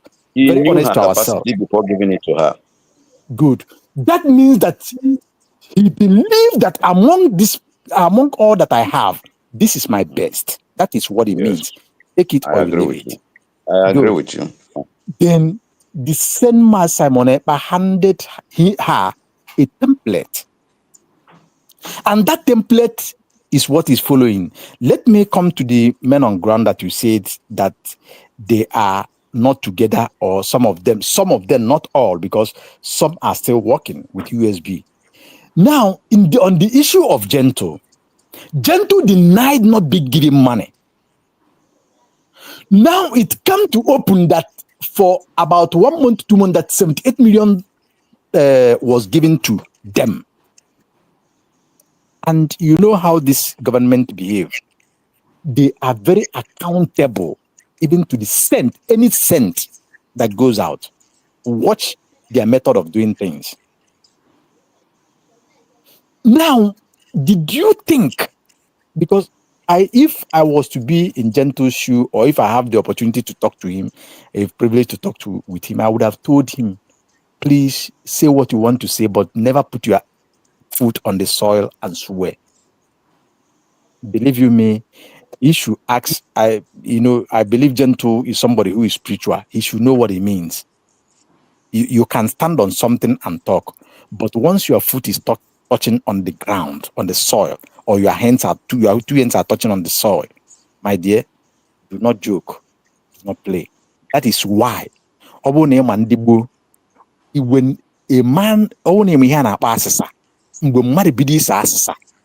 if ya jo ni mfa na if ya ju tinye chitokwu ya na aboga kwasane ya. I just give you an example. Remember he mentioned a name. Which name? Go ahead. That Ngozi he didn't say he has not received money. He said Ngozi has never given him. We are saying the same thing. She said Ngozi have never given him money. Listen, now, as me and you are now, you can send me, because of, like, you are in Hunlam now, you can send me to collect something on your behalf. Now I am acting on your behalf. So far as I am acting on your behalf, whatever I receive on your behalf, you have received it. Okay, just like you delegate somebody. Good. Just one moment. Eh? Go ahead. Now, Go let's ahead. assume Gento said Ngozi has never given him a dime. Now, Ngozi came out. That is where my problem is. Dr. Ngozi, let me just put that to respect. Dr. Ngozi Orabizi came out and said, after Gento made that statement, that he don't know. It's a kind of attesting to that which Gento had said. That I don't know who Gento is. You understand? That statement, just hold on. Don't worry. We are talking. That statement came before. That statement came before, not after the issue of giving money. That statement came before. And how does it came? Dr. Ngozi Orebeze was chief of staff. She made it categorical as a very honest person that she don't have contact with these commanders. And I want to let you know this. There is a command from high authority. Do not have any communication with men on ground. Yes. That is an order.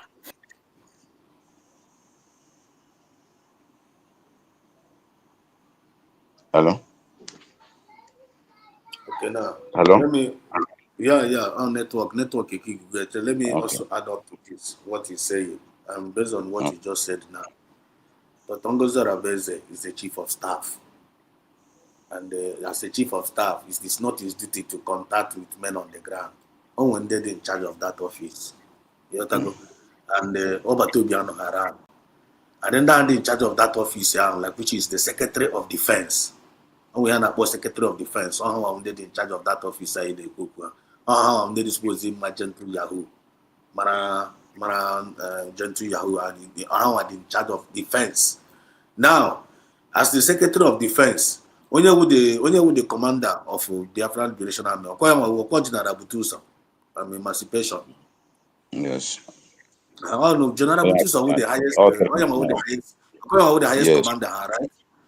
Yes. Yes. So General Butusa won the USB government in your ego. Okay, no, but the other day, Dr. Ngozi Orebeze later revealed they gave almost 71 million or 91 million in Butusa.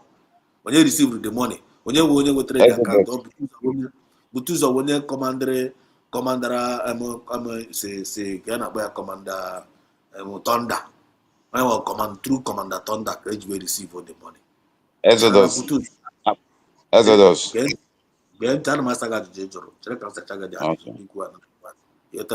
You see that now. Why did the Ngozi Orebeze say he does not know Commander Gento? Why will come now?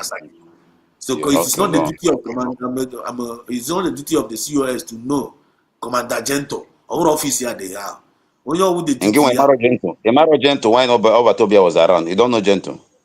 When all the can understand again that they are very, very shallow. Emaro Gento, when Obatobia was around, tell me anything.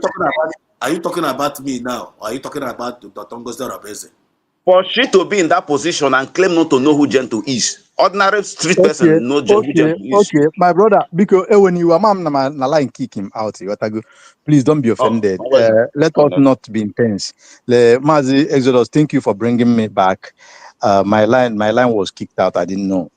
My brother, I was trying to build something before I come to this point that you are now with Mazi Exodus and co. Now, I'm listening. because ichete ebe m kwụsị wee ihe a wee kọta kedu ebe ị nụdebe okwu m ewe n'iwe About can't just pick up that one now. But okay, about the reply there before the statement. Yeah. Now Ngozi Orebeze reply before the statement. Yes, The statement Yes, that response, that I don't know these commanders, was before, not after. Now, I said it here, that because of the situation, because of the order, the outstanding order, do not communicate with any men on ground. Dr. Nguzo Rabeze made it clear that all these commanders, I don't know them. I don't know them, meaning that I don't have communication with them one in one. I may be hearing names like as I am. I just see Commander Gento the day he was with Commander Zuma Rock. The day they meet, everybody was happy. We saw them, parading. I don't even know the name until the name begins to surface on internet. If you remember, then.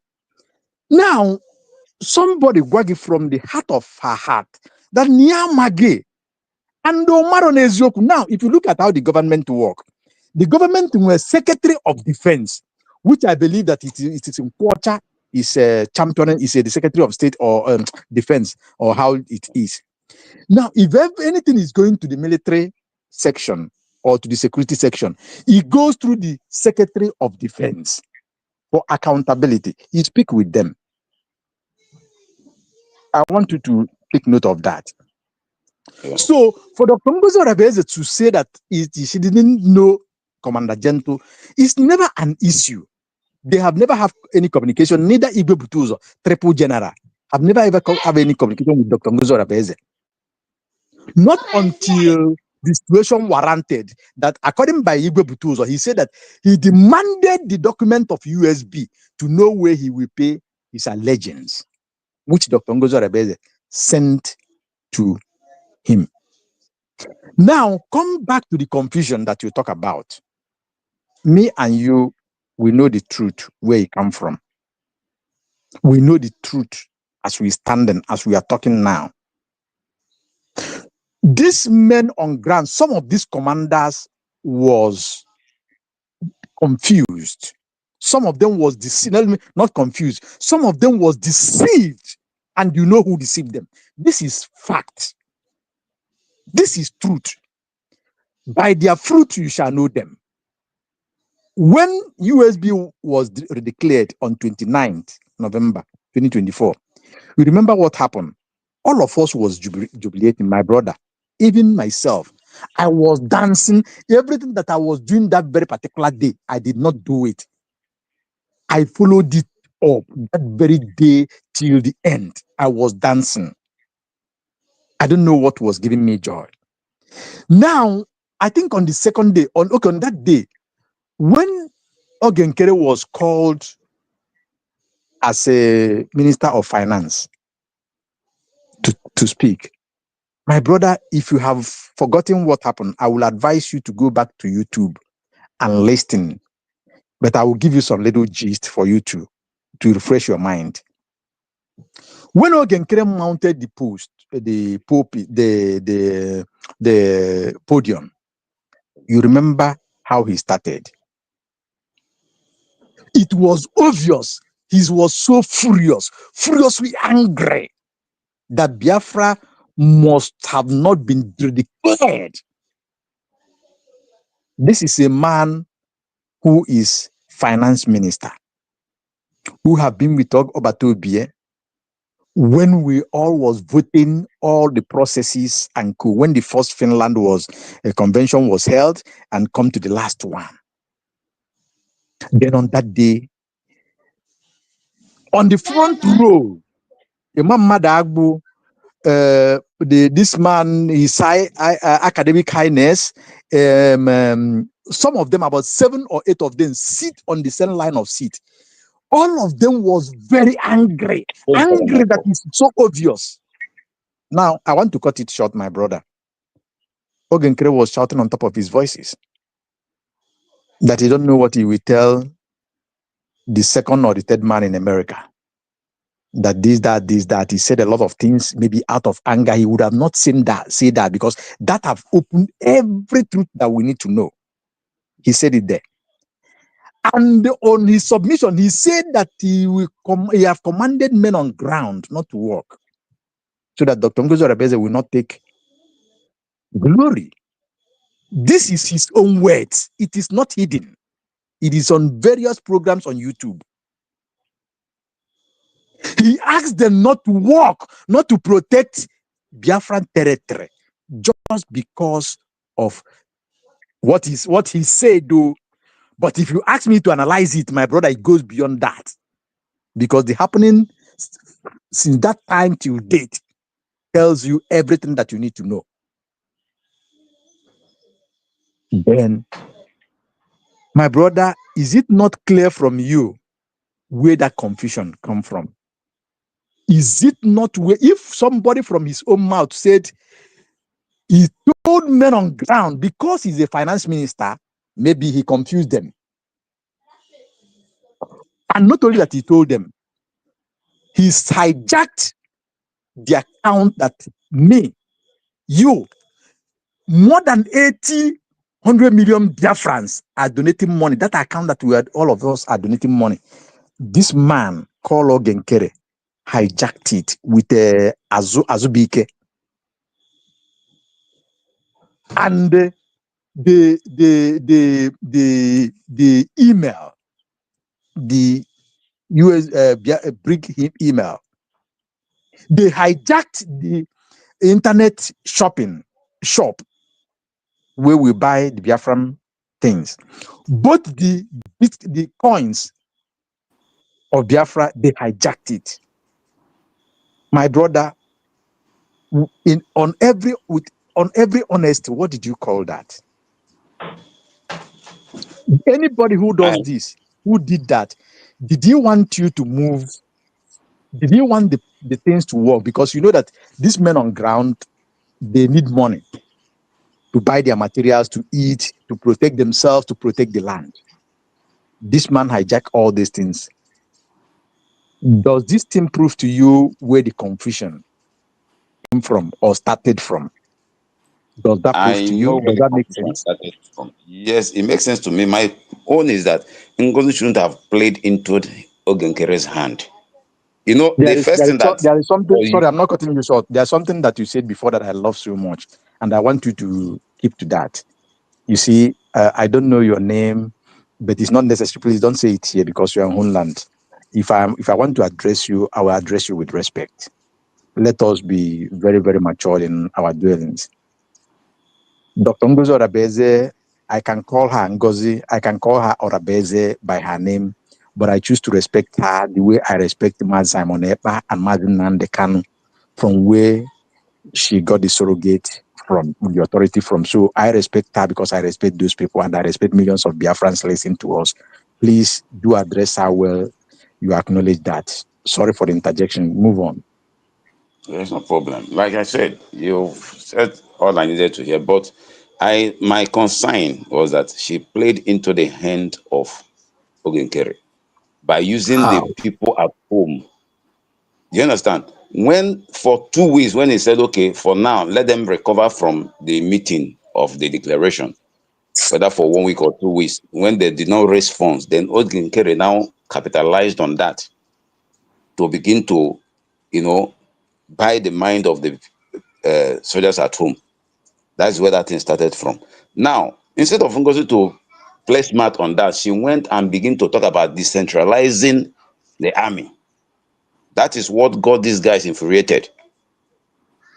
Do you understand? Okay. That is where, yes. I understand the point where you're going, but first of all, let me pick the first one so that I will not forget. You said that Dr. Ngozi stopped the fundraising, right? Yes, which for me is understandable. I don't have anything on that. Okay, That is no, where don't worry. Ogenkere. Don't help me. I just want to achieve something from what you say. I Yes. allow you, so you allow me. Yes, Now, he did played you into know? the hands of Ogenkere. That is where Did you Ogenkere know? now took No, over from there. I want to differ from she played into Dr.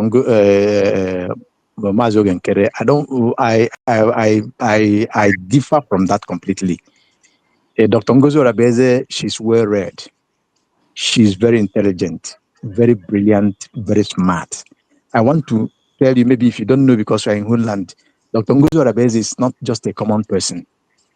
She is very known in Nigerian politics. She is very known in United States of America, very known. I'm telling you this, and highly connected. So she, and besides, she doesn't know it all. Oh, nobody knows it all. I agree with you 100%. And I want to tell you this: she's a psychologist. She studied. That is why she's not just a doctor. Not just when you talk about doctor, there are different type of doctors. So go by the category of doctor she is. It will tell you who he is. Now, having said that, my brother, did you know the distance from Finland to US? Do you know how many hours it takes by flight? I don't know. Good. Now, I want to tell you, if you go from Finland to US, it will take you in not less than 13 hours flight, constant moving. Not less than 13 hours constant moving. Then when you have stopover, it gives you more hours. Now, Biafra was redeclared. People are still in the jubilation mood. Some are still in Finland.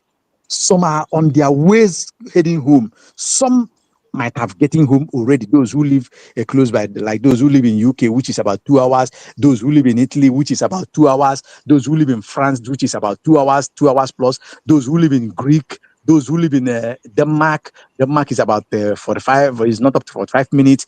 Sweden, like that. And those who live within the European zone, like Germany, it's all to 2 hours. Those ones might have getting home. Those who live in a Balkan city in Eastern Europe, we have about 3 hours to 4 hours. Then those who are from Australia or US go have distance. Those who come from Japan, all of them have distance flights, and all of them are part of this fundraising. Some of them have 1 or 2 roles to play on that, apart from their donations. Now, Dr. Ngozo Rabeze said, okay, Dr. Ngozo Rabeze did not just say that. This thing started from Ogenkere and Vam Vam Vam.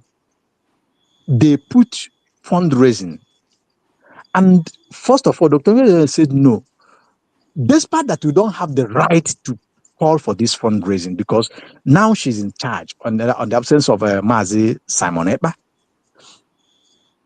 Apart from that, we are still on our ways. We are still in Finland. We have to get home settled so that those who will record things, those who will sit down, those who went for this redeclaration, we have 1 or 2 days or 1 week, just 1 week to rest. The next Saturday, just one Saturday, the upper one will continue. Because they have this plan before. What do? Boom. They shoot it, they overshoot it. Oh, that Dr. Ngozo Rabeze, if you remember the slogan then, that Dr. Ngozo Rabeze said that men on ground should not be formed. That way it is in their programs, on Twitter and on YouTube. They say that the Bam Bam Bam was everywhere, gallivanting. Sonia Barawa was lying from pit of the hell, lying like even Lai Mohammed could not. That if you go and watch the old video, sometimes you ask yourself, what is this? Then they say all these things.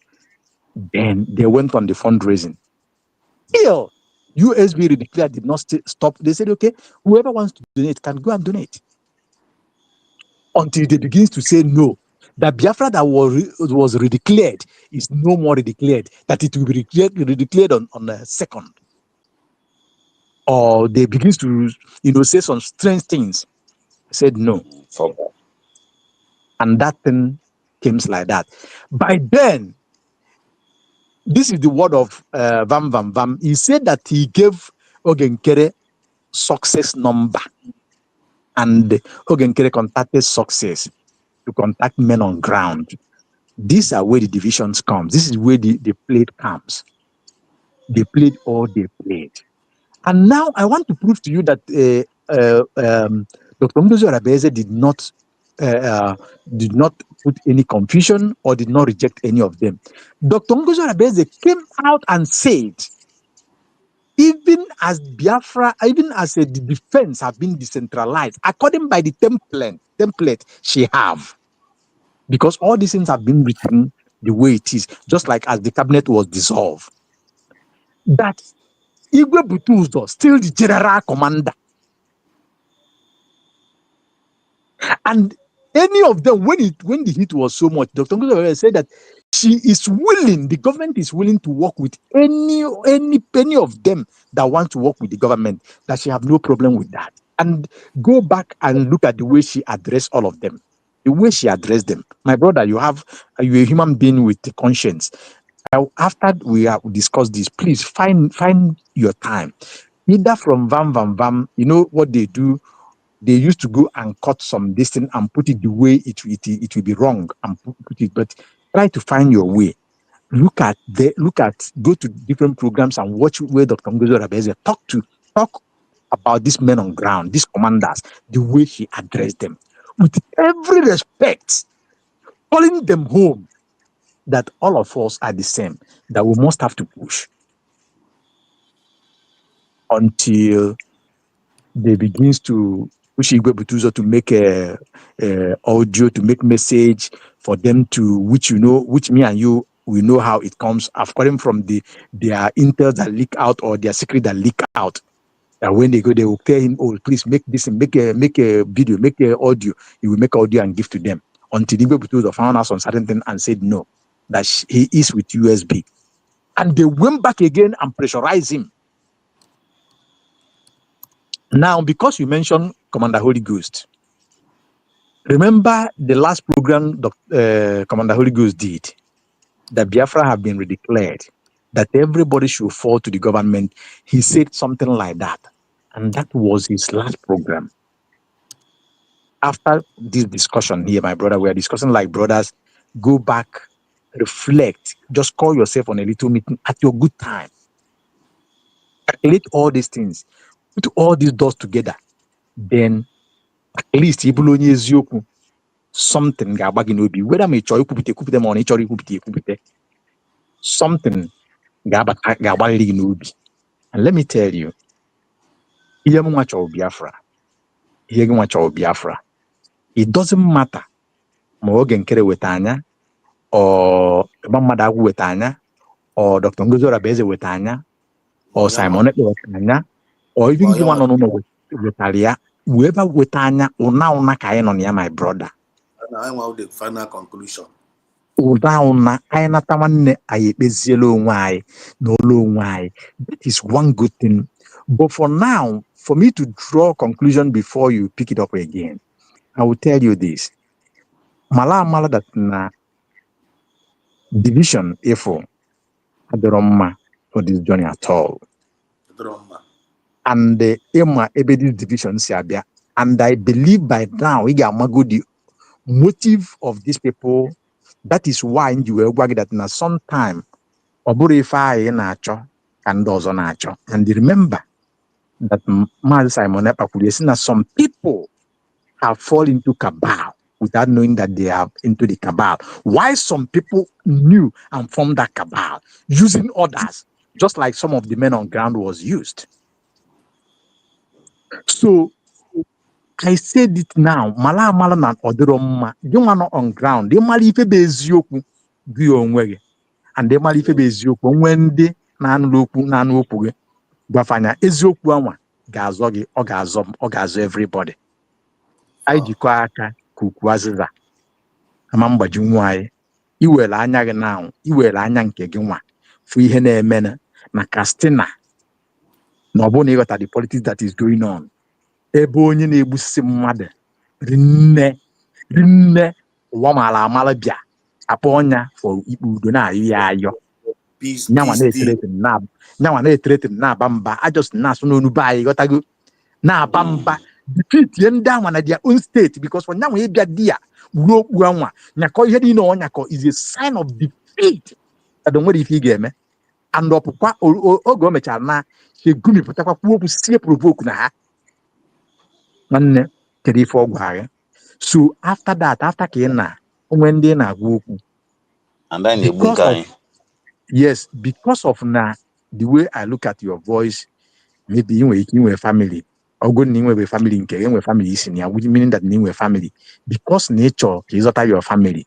zọta my family, zọta anybody. Onwe ndị na-anụ okwu gwa ha eziokwu.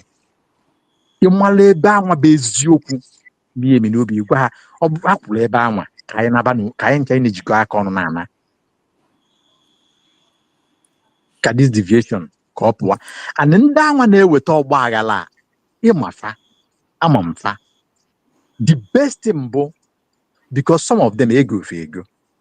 Believe you me, some go and watch before Master Simon Ekpe when so so many things that plays out even in some governors or in open on net with yemen we go as in but an account in the Finland did you question about to be on certain things.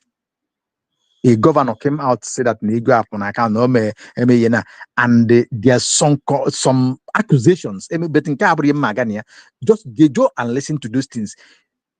Then connect that now somebody under when tata under 24 hours. You say that nature will replace here. Not that nature will replace, you push to replace him. And before then, you say that he's coming out. No man the chazi insane. No man no chazi insane. No man chazi uche puta. And look at the works, the way it goes, because Master Simon Ekpa case na 1st of September. Oblo that these people believe na Master Simon Ekpa puta. Some certain things would have been subpedaled. But you see how they are firing from all cylinders, meaning that they know what me and you did not know. And before that, the last program, Master Simon Ekpa, Sonia Barawa asked one critical question that people mind did not go until things happened. People begins to digest it. He asked Master Simon Ekpa, now, Dr. Ngozi Orabeze Mogi take charge. Go and check the last program Simon Ekpa maybe before when so. Go and check it, my brother. So he connect to all those things, connect here with ENMA today. Nkeme last night in DC, my brother. Alomel, go to Twitter. Go to that program and watch it. At least of good have good na slow ibodia. Nkena droganya iwelo dictionary or Google we check Kenya. Ibulonye eziokwu, my brother. Check ihe anwameleba. Kemagodi how. Is it to continue to divide them in order to distract and conquer them and make everything Biafra die down? Ko in a nyaka with that kind of program in China, then go and watch the program of this USB and Dr. Ngozi Orabeze. And it will see me. I really appreciate you and your courage. Go on. Mazi Exodus, I will yield the guy with the no epic. Thank you very much. And thank you so much. Thank you so much. You have done more. But before any other thing, I can go to this one. Camera maga add more light to him. Listen to this first. Listen to this. Ọ ha jụrụ ke one thing Ngozi Orabeze mepụtagoro ha ga-afụ ya, because Bible say no the impossible for a carnal man to understand the things of spirit. Biafra is a spirit. Ọ bụrụ ihe a na-eme gbara ihe a na-eji akpa obi eme ọ ihe eji. Biafra is a spirit, and before you can follow the spirit of Biafra, you must be in the spirit to know what Ngozi Orabeze is doing. Let me tell you, number one, Ngozi Orabeze declared Biafra on 29th of November. Can you do it? The answer is no. Ngozi Orabeze is gathering what Ogenkere have destroyed. Try to rebuild again. Can you do it? The answer is no. Ngozi Orabeze is trying again to bring the Biafran that you people have confused with fall back, that Oranjo destroying, with all your criminal gang, destroying and destroying with our movement. Ngozi Oraveze is trying to rebuild it, you know. And let me tell you, Simon said, I is different, Nnamdi Kanu is different. Ojukwu is different, Nnamdi Kanu is different. Simon is different, Ngozi Oraveze will be different. If you people, Ogenkere and his gangster, did not put sand to our movement, we could have been the Biafran land by now. So when you want to point a accusing finger, you will point a accusing finger on the Ogenkere and his gangsters of fallback. So Ngozi Oraveze is like when the bulldozer have dig the ground to finish, then grader will come and begin to grade it, smoothen it. So don't expect Ngozi Oraveze to begin to do woto promise. Woto promise. Ogeji wayo we grade everything or the pure and good. The international community will recognize our government like the best. Mboge ako Nigeria hit. Mboge ako Nigeria hit. That time all set chan everything. Ako Nigeria, man ako Nigeria. Ako the zoo government, a man ako the zoo government. Obo apotade tu mpao. Lekwe nka natara ha. Lekwe nka natara no bosi nketa. E werezie Biafran struggle as a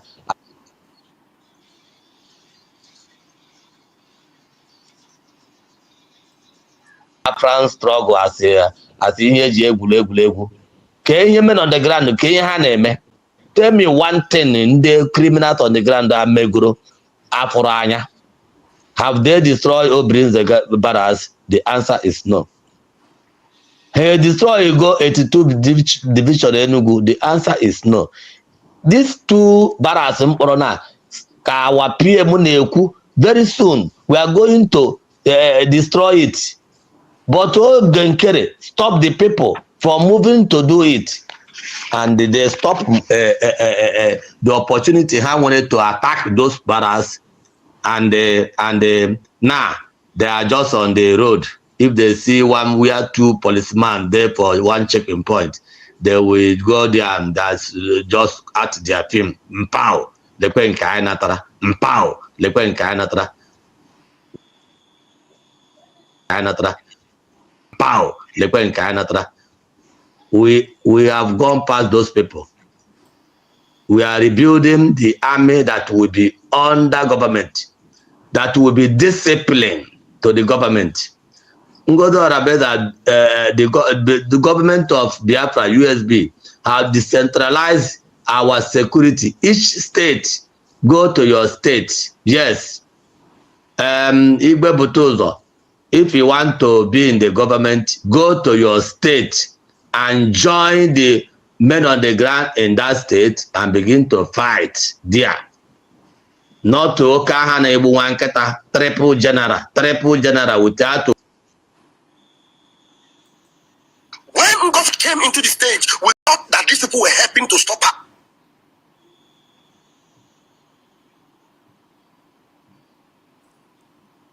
Ngozi was a distraction to their bigger plan.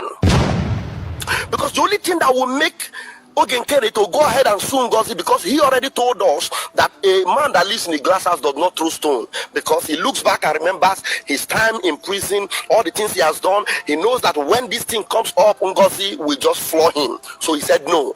But Moran Global told him, don't worry, go ahead. Elias Jerasolis allegedly has made him to have that mind and boldness to go ahead, sue Ngozi. He sues Ngozi. And this man that is so timid, Isaiah Nog is a very timid, anytime he talks on social media, anytime he comes to speak, he will always call me. How did I do? Did I do well? Hope I spoke very well. I hope he did very well. Because he's not even confident of himself. I am telling you, if I lie, may God not allow me to see Biafra. How can this person who is not educated, who has some records that are not pleasant, Be the front man. And this moral global are pushing and making sure he goes ahead and do this. And with all these things that we know about him, Elias the Greek rat does not see anything wrong with it. He's even boldly coming out on space to defend this bloody criminal called Isaiah Nyok. Hey, mana okota akariano na kibazo. Just shut up, know that they get with that kiss. One emancipation. I hope you are cleared. I'm clear though. I'm not. See, what I'm trying to say is that whatever that is happening between Isaiah Anyog, like he said, with Ogenkere and Dr. Ngozi Orabreze, it's not my concern. My concern is like this man that called the triple general, that maybe he lives in abroad. He can't come here and do what they are doing or what they have done. You understand? You dare not come public and insult your foot soldiers. Because if you go to your rifle, you cannot even harm the ordinary pistol. That man that made that statement before Vam. No, the one that said that Igwe Butuzo was answering a name, Okahane, we should go to his village and join the division there. Okay. Yeah, you don't talk down on your because when you talk down on them, Nigerian government will look down on them. Yeah, okay.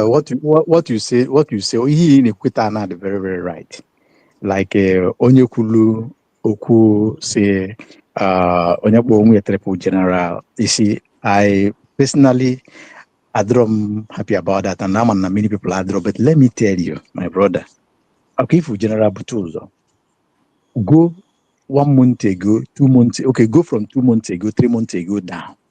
Jiguru for how Biafrans, no matter the camp he belong, everybody is showering love on him. Nobody plays with his name. Not until he made, they push him so much to make audio message. And that audio message came, my brother. You that is talking. Achom kije geba woku kucha kuma ka Simon Ekpa no ne bulo onwe ebje Simon Ekpa no jiego when they go this, you know. Let me tell you, Dr. Ngozi Orabreze did not reply you. He did not respond. But Biafrans in their millions all over the world go to every platform and watch. They comment, those who write, those who talk on this thing like we are talking now. Go and watch. That will tell you exactly how the people view that is submission. That was these people just set up to that because now the Bible said that now is an aswanya. Amagana na aswanya. So katanya umano na aswanya. We agree kan kata nisi we guyo. Okay, me ana agree kan kata. Kata kanka we guyo we nisi. That was what happened. And I think after that, Igwe Butuzo learned some lesson. Because Igwe Butuzo abro somebody now Karibu on social media, and abro somebody, in fact, Biafrans love him so much. When you hear his name, so after good, the love, that is the love that everybody have for him. Even upon Nagan. We do when that push it in that thing brutally a very bad destiny on that. So and again, I come before he also the quantity of because I want to apart from Kai who here, they go back in time. Get some of the programs. Mankebe Dr. Ngozi Orabreze about them. She have never insulted anyone, even when the gentle insulted Dr. Ngozi Orabreze. Dr. Ngozi Orabreze did not insult back. Go and check it. This internet are feature. Go from my own end, or got from other ends. Go and check it. So, on Adema, Epatanoku, Obro Makano more and today, baby, Yenjideku about this government because now the government in Emetia. Mosiobuna, Pamwa, where ra imenetia. My brother, the person I am, you will see me the way I talk, just the way I'm talking today. Just like mgbe Maazị Nnamdi Kanu nwere issue e kidnap ya. I joined Simon Ekpa because after me I just watch, I took my day 1, 2, 3 days watch here again. I moved to Simon Ekpa. I never change. Till date it happens. I watch what was going on. I moved to Dr. Ngozi Orebeze. I never change because ana m agwa onwe m eziokwu, and mgbe onwe m eziokwu m ga-agwa nwe eziokwu. Thank you. Last thing when I want to say, please, can quote the last entry you could. Because a lot of things are spoiled. And the reason why these guys were poisoned, because they were invited for some peace talk. Because earlier we get a lot of things on them that they are the one killing and kidnapping people, which is not so. Some are doing some things, putting it on them.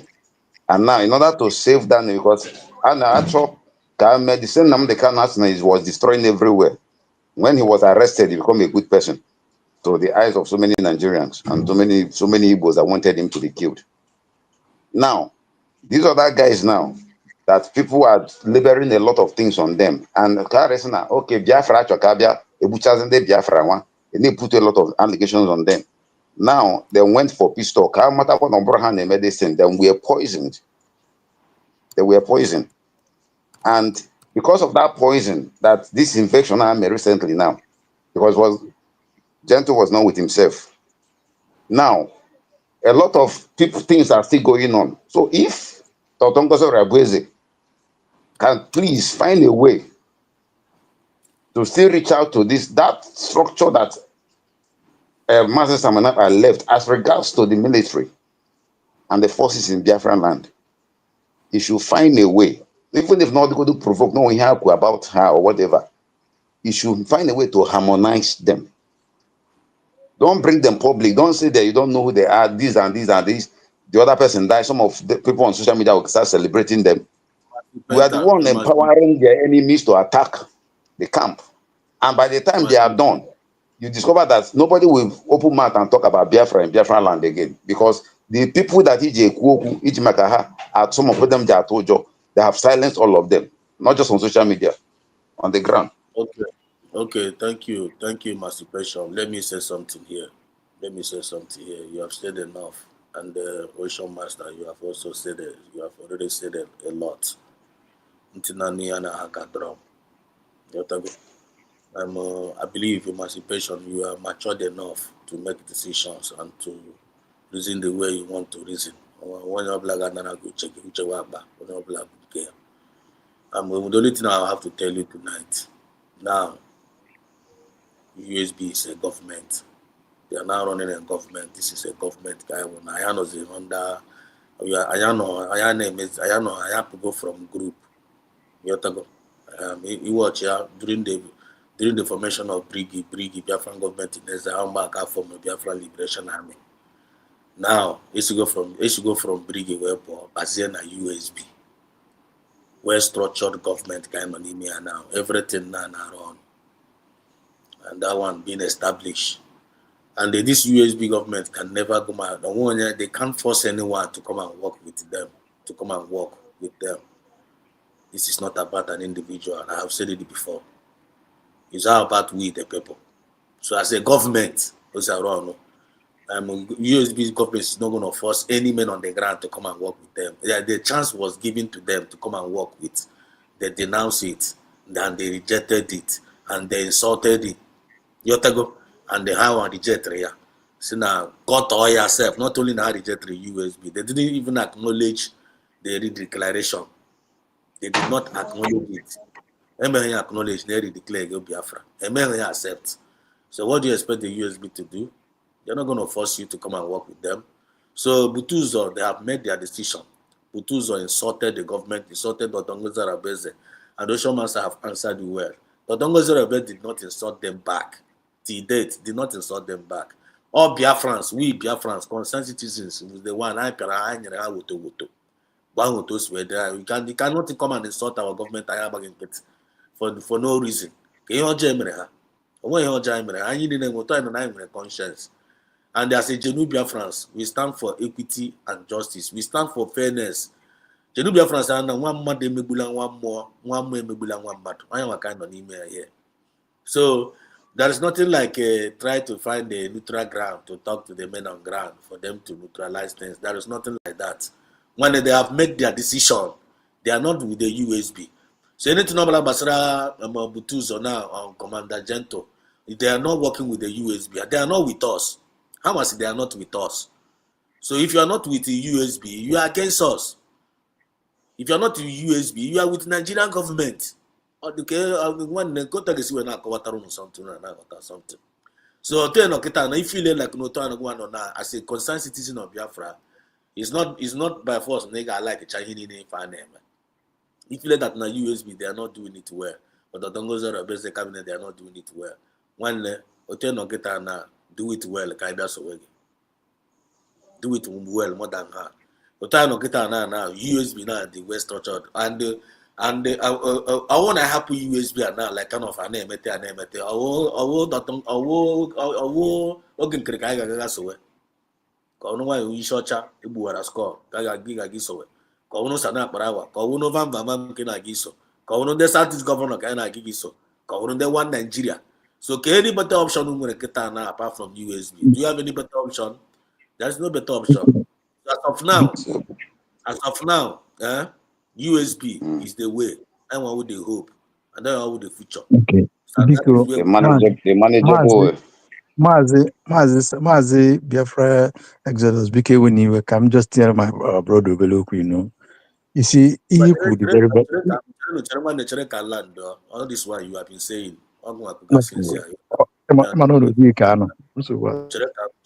just can land because open a Biabia.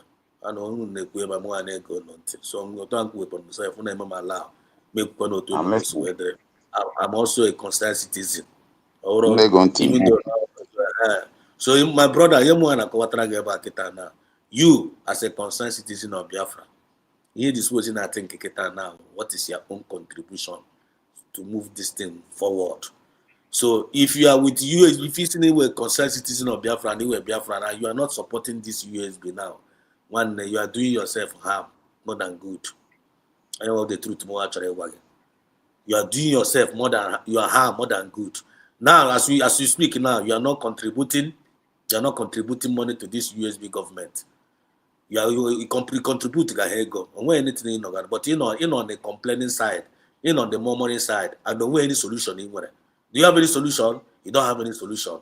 So go on the category of murmuring and complaining. Talking about George, legislator and you already giving verdict now. No, you don't give such verdict.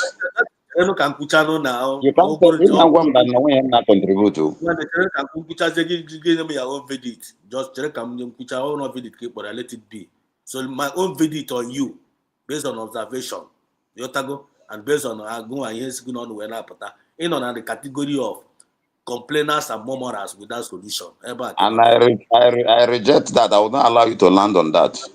Do you have any solution? Or any solution? I will not allow, and even if I have, you are not worthy of getting it from me. Hold on. Yes, since you have chosen to talk that way. Hold on, please, hold on.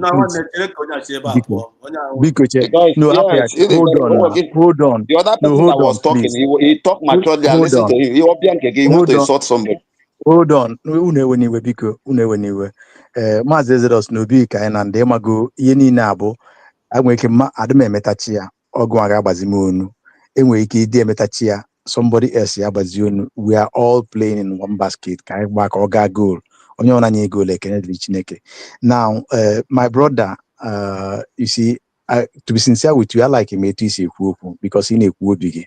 He got a go. Mazi Exodus Gwagi, Iona Gwagi, in order, but it's something Chokam Adia or can work with me now.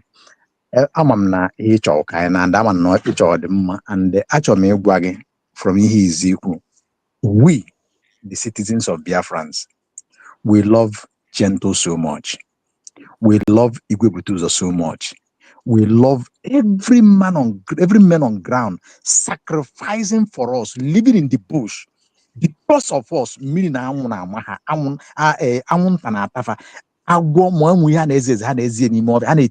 because of us. Some of them some of them made it. One or two person mgbe anyị na-eme protest, ofu onye mgbe ọ na-ada ọ sị biko si nwetakwara ya Biafra. Is a young boy. Now, achọrọ m ịgwa gị na channel of Humble Lion, if you listen to this voice, I think the first accusation or second one about gentle, that this, that, and go and listen, go and all of us, we spoke, we prayed from our heart, not just to talk. If you listen to that, you will know. When I'm talking from my heart, you will know. So go and check it. It's from either from Humble Lion or this channel line on Yakatana or Mazezodos or Nankekai report. But I'm most likely now Humble Lion listen. For gentle, for all the commanders, which is better, to show you how we love them. And we said it. Onwe gonye go nwa today. N'ime anyị ka anyị nwere ebe. Because -1 out of 1,000 is never 1,000 again. It have gone to 100. Then I want to tell you this, my brother. Okwu ikwu ebe a amaka, and the Biafrans are listening to you, listening to me. I will advise you on this because you really make point to be sincere with you, and you really make your concern known, and we can see that no metoge. Obu no ga possible.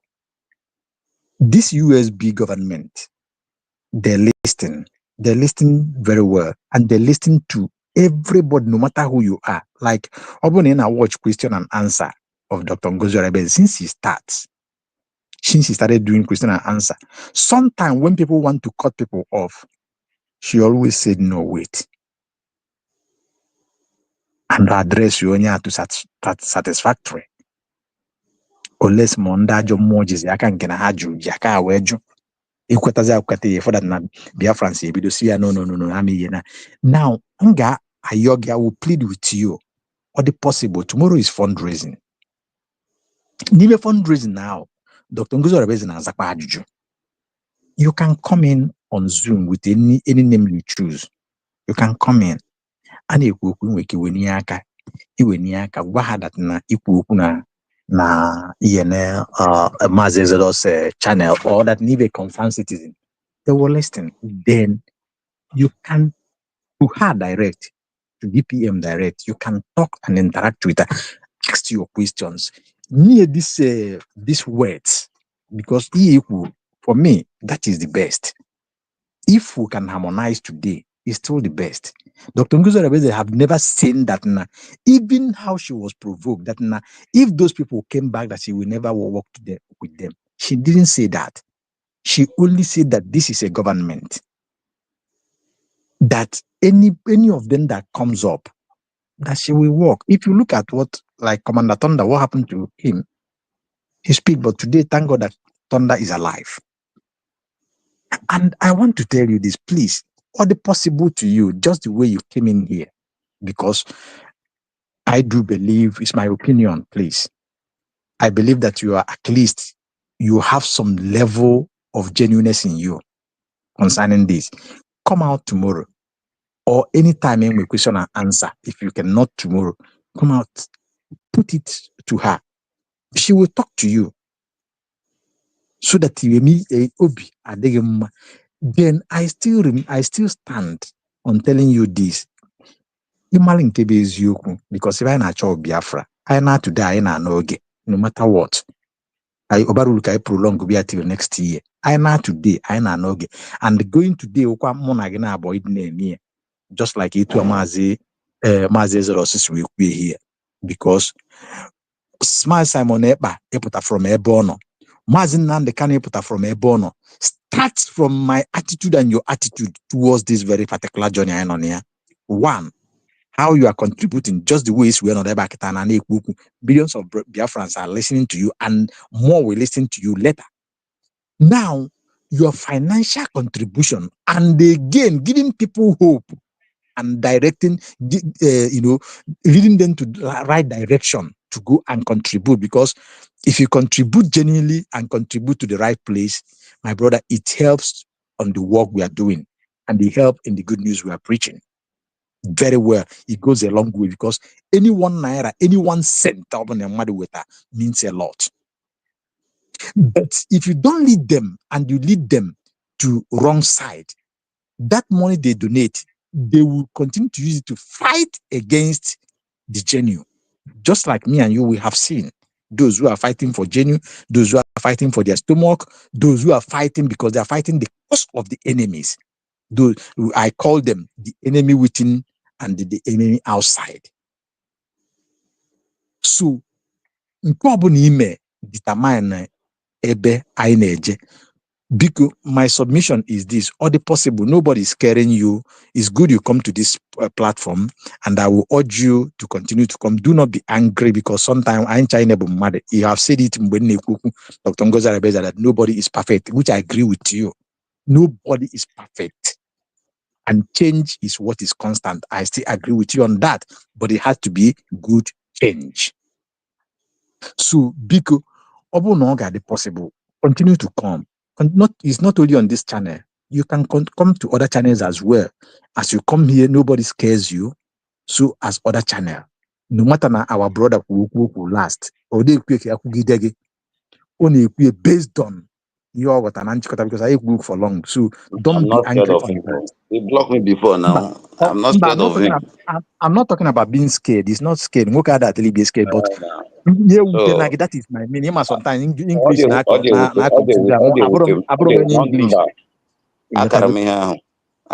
one. So because come, Biafrans will listen to you. Thank you very much.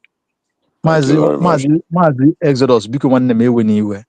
It is Exodus, you know how the journey is. You're a man, my brother. I really appreciate you. But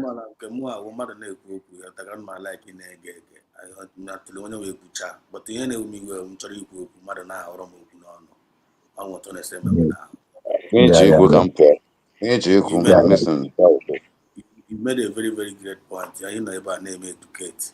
Love that time ago. Like you watch now, I will a program about today. I'm very pankata, and then Katana is going on smoothly, and our brother Bata.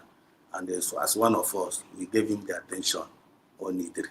That shows that nine the responsible. And I will on the one side.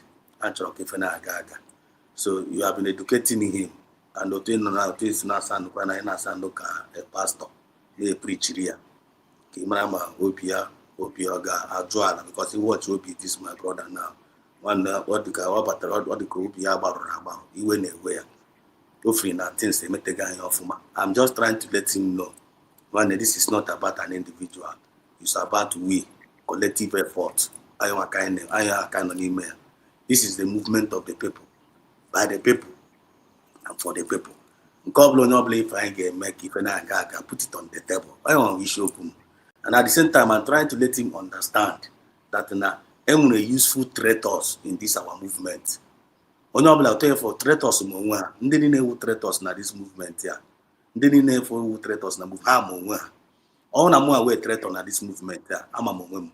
All na yawa emancipation we traitor. So evil. And the Aina Chikowatra Ndeba no Nabaliao. Any evil, none of this movement, whether spiritual or physical evil, they will never prevail. Emancipation, that one. God should expose them and disgrace them and disgrace them. He said, I kind of so whether my word or Tongo's or Rebels was the evil or feeling no evil. Chineke na game ko expose on a very good day. Okwezoku. Then you want no more.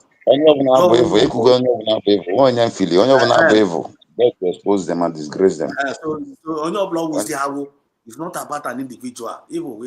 On your blog will throw me as an evil in this movement here. You got to go. Biafran spirit will expose that person one day. And I'm not talking about that now. Once light even appear, darkness will always disappear. I was kind of email. So this is light will appear. And every darkness in this our movement will disappear. Whether I'm a human being or whether I'm a all of them will disappear. Because there is a word that came also, stand still and see the salvation of God. That the Egyptians you see today, you see them no more. So every Egyptian sitting on this our movement, we will see them no more. And they get disappear. And all of them are heading, all the enemies of this our movement, they are heading towards the Red Sea. So I in a bomb of Ketana, can I save some souls in that save because when that Kojurishi, when that person on their mind against the innocent one. And only they won't name that thing now. All the useful enemies, the useful traitors among us, they create all this rubbish among us. So all of them, Biafran spirit will deal with them mercilessly. So emancipation,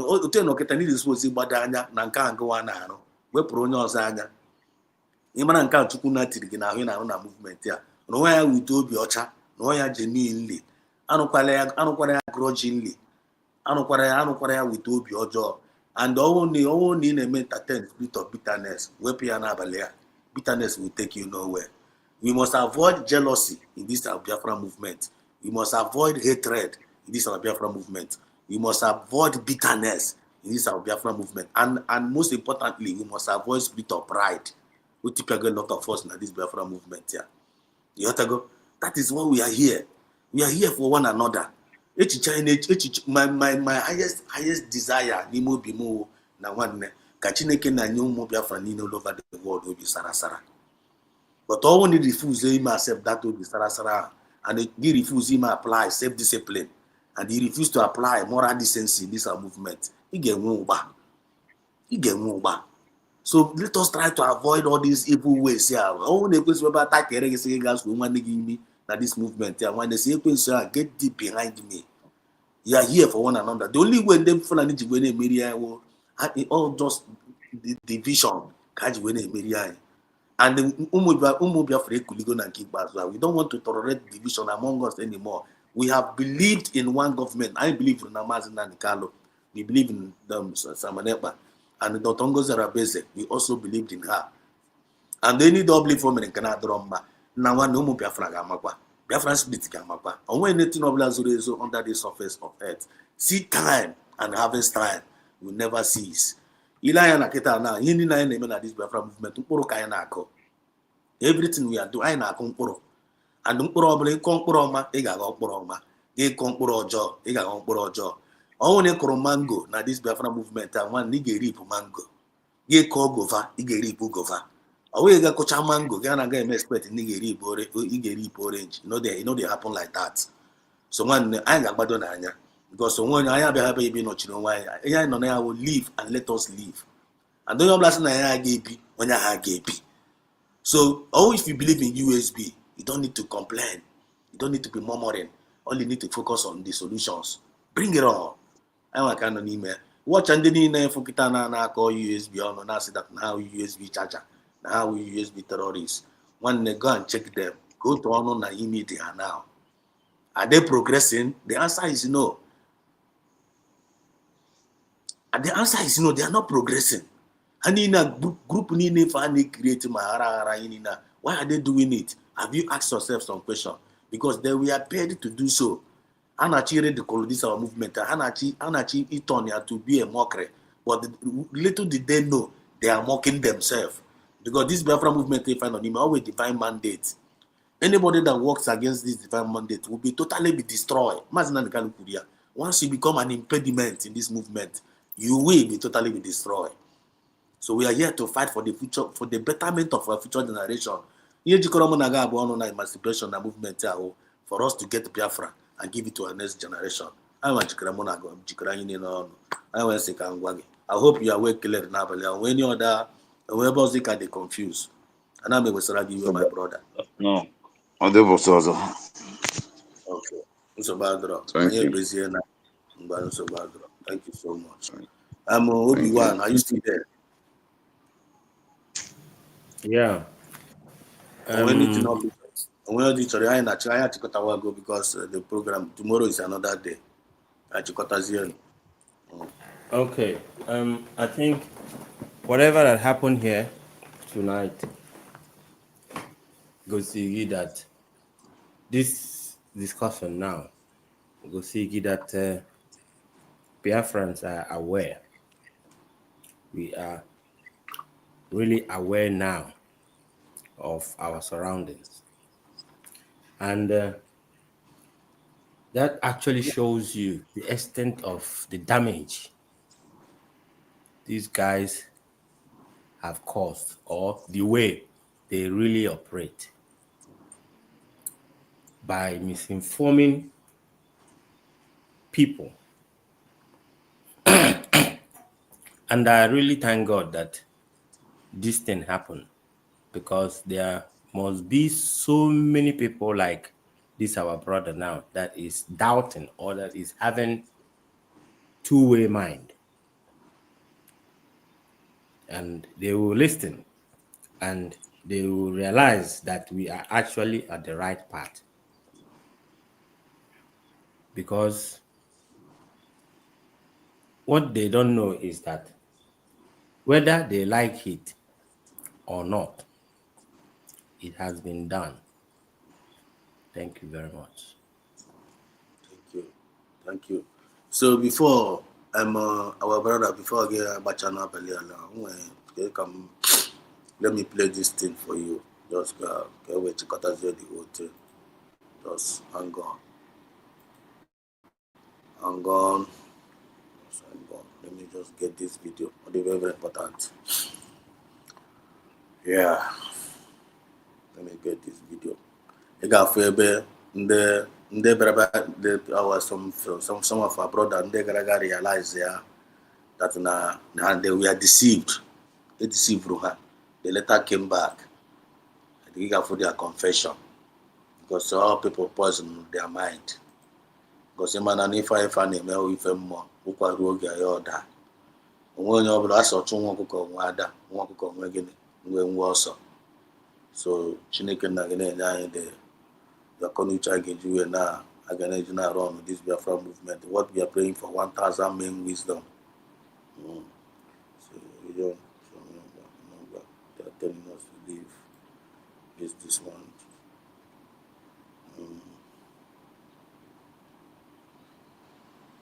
Okay, listen to this now. Let me share the screen.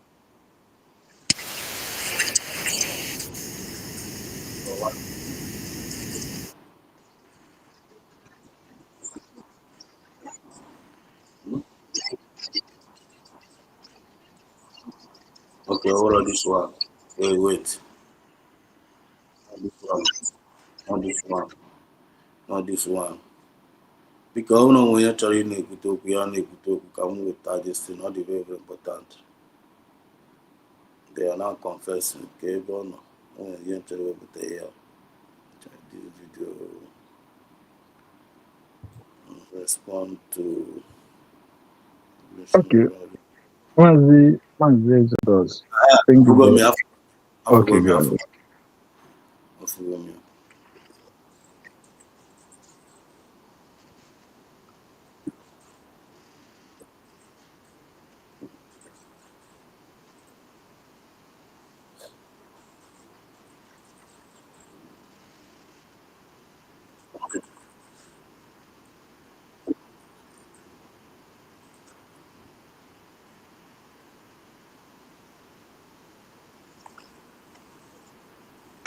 For a long time. And there is always truth to be told. I've been running around, but today I can categorically tell you that you guys are doing a great job. If you look to my profile now, you know that I have been sharing something about Ogenkere and Aparawa and all that. Before this audio, before you continue listening to this audio, I want you to see this. You watch this picture from TV now. This picture that I put here now. got for TV. They got for they got for a giant. Somebody is like appear like a giant. Person appear like a giant here. Appears like a giant, and he got IKEA away. You trust a brooch. When I know she something they got. I know she nonsense IKEA. Then what's the then I know she. Some of them can even know truth. And what is that man now present when you darkness that they are appearing to be an agent of light? They release the rubbish in the name of their saying truth. And you know some of them, right? You know some of them in our movement. You know in our movement. Those people that appears like they are like an angel of light, whereas they are represent the darkness. Only they are not sensitive in the spirit. Those kind of people are the ones that confuse people. Those kind of ones are the ones that mislead people. And I imagine I'm going all this why. When I'm like an abadanya, they got to get an come together. An ability to know when you are wrong and when you are good. An ability to know when you are in the right track and when you are not in the right track, or the very, very sensitive. Always got make sure we allowed to be used by the enemies of this our movement. Make sure we allowed to be used by the enemies of this our movement. By believing false lies, by believing lies, propagandas and blackmail against the innocent ones. Even when people are warning you, then they keep on. Then they let on be from a job on that. They let go. And then back in Amazon, back at the truth. There is time for everything. Message here. Because once it becomes an impediment to this our movement, both you, young male or old or female, you will be totally destroyed. So I told you, now it's just like sick and happy. I couldn't connect all the dots. So if you are one of those people, being people, you don't know how to assimilate information. You're only a good listener of lies and propagandas. You're going to end up in a Red Sea. And when you get way crazy, we're sending out the turn back. Let's go there. Let's continue listening to what we are listening. But today, there's something that happened. Can you guys hear me loud and clear? Hello? We're hearing you. Go ahead. So something happened, anything about Biafra concerns Ndibo. And once it concerned Ndibo, it concerned Aja and Ndibo and all that. I've been checking. And today the truth came out.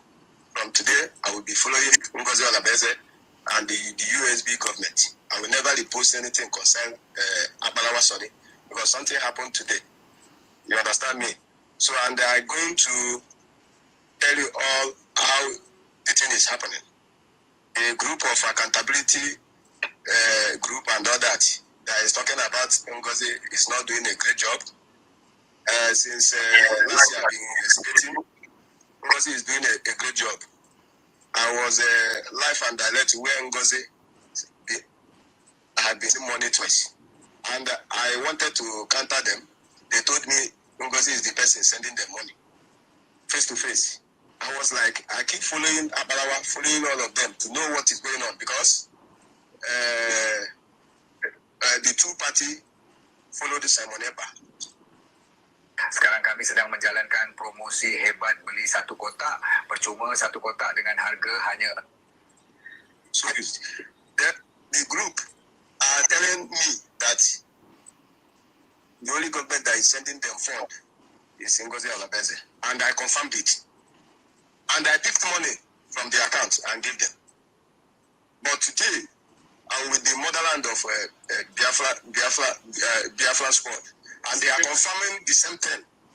I'm crying as I'm talking to you. I'm crying right now, and this is shameful something to confirm that what you guys have been fighting for is you guys are on the light side. I want to use this opportunity to thank you all for the good job that you are doing, not relenting upon all the war that is going on, both spiritually and physically, and politically. I want to give you applause. My prayer today is that everybody that is supporting this movement with his data and all his dollar and the euro and all that, may Chukwu Kadiyama bless all of you. So now I'm with my brothers from the motherland. Okay, from Ikemba State, from the motherland. Wait. Yes. So I want everybody is going to, from my side is going to speak to you guys. Want to appreciate you guys for the good work you are doing. And from today, I'm going to drop everything that I'm doing with Abalawa. Are you guys hearing me loud and clear? We are hearing you, one more. So now I'm going to give the mic to our other Akajofo. My Akajofo will talk to you guys. Then I'm going to give the commander from the motherland direct. He's going to talk to you guys and appreciate you guys. Me, one of them is telling you guys, Chideko Unuchi, Otu Unuchi Ezo Kwesai, Chuku Yanabu Nume. You are going to Yalaka Yanaga. All time they take him what if we and that for them is Yokwata. When you go to us, we freeze up all Unalo. What like you open your name, you the name, Yanesi Agasi. And the twice we work with Oswega. When you see back on the one is Buafi, Buafa Biafra Campus. Then I now give my phone. One day, hold on before you give me Akajofo, eh? Achom, and it's your page. Did you know your don't worry, I will do just that.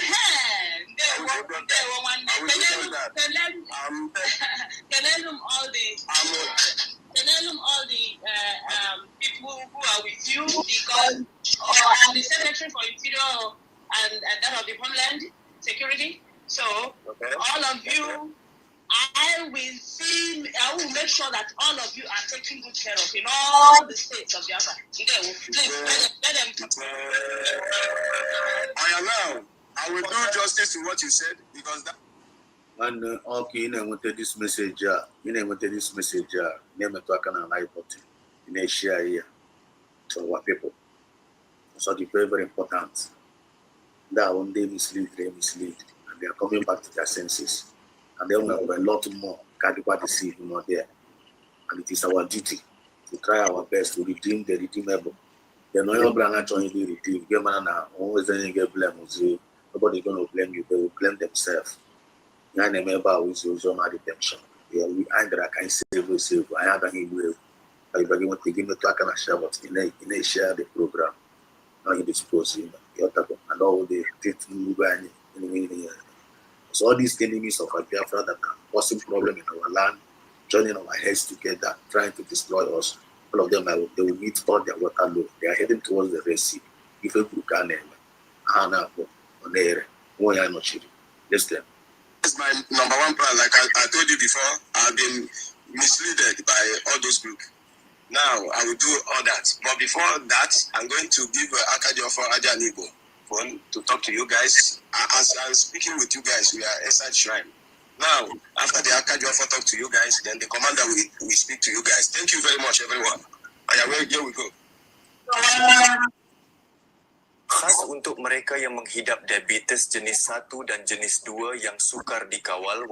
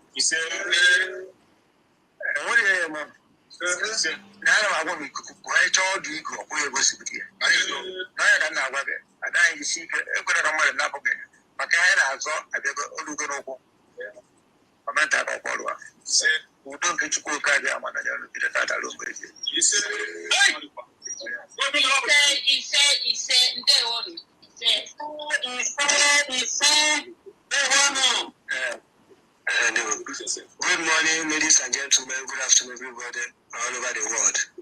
I'm Commander Osoma, Commander 2 of Ikemba State. I'm not going to make a wada. I'm going to when I hear a voice, I'm going to on the Today is a great day. I know with Accusations from Ikemba State. And over Bridget can make a woman. Can't. Get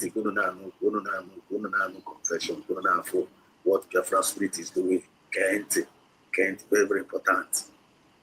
By Kobu, my sister, I know about a platform our listening. And my guy told her about today we are with him. I know with him, and he's from Ikemba State. Bakajofo. I know Nivaja and I think that I try know. And when I'm working, I was in there, we tell him the truth. The Chief Saga, no one will chop Taze. Now the right government will USB. I was okay that from today now, Yamaga, Neokotogo. Eventually, you're given a Edo no my 5G, but we are ready to deliver and to protect Ikemba and to protect the whole Biafra. My prayer is that we are not going to let you down. Whatever it may cost, I and my squad from Ikemba come through. We are ready and we are stand for it. If you know, we are not going to shame you, and at the end, Biafra will come. We are not going to but I find will back up and our governor, why that you I try. I even honorable Dominion, they are trying for us, they make us proud and they make you Ikemba proud today. And we, the men on ground and the foot soldiers of Ikemba, we are going to assure you that the victory is ours. And very much, and me and my men, that's like Kenekwagi. And I can come and I work in God, so for me to speak with you in this platform. We are grateful and may God bless you. Thank you.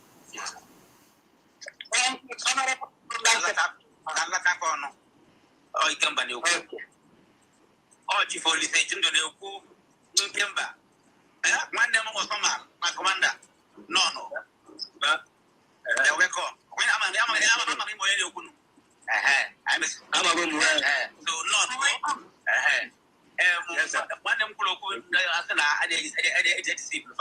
no. Oh, one does not say, you never had no one. I'll have a power. I'll open a gaga. I'll USB in a gaga. I thought, even if they prove, I will prove, yeah. I belong to hearsay. I belong to Catholic. But no propaganda. No practical. I know. I never go because now, only who the law. That's why no money, Melia. No. What is it? So not take quick qualify well. I'm Nobody eju. Nobody rutolo asbana no madu mere. Nobody eju. I hope you guys are listening. I promise you now one now to put you weekend. But I know I'm going to have Kumaka and Wakawa. No more from November. So no damage. So not Good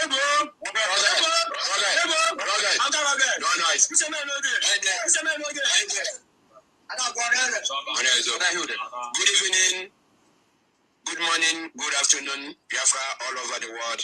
I thank you, every one of you, especially our Excellency Dr.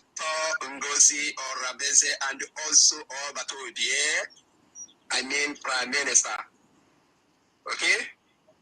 This is TYC to Osama Rolandi, aka Budoza. My name is Deputy Osama Wanguta, aka Debregede known as Agonkwa.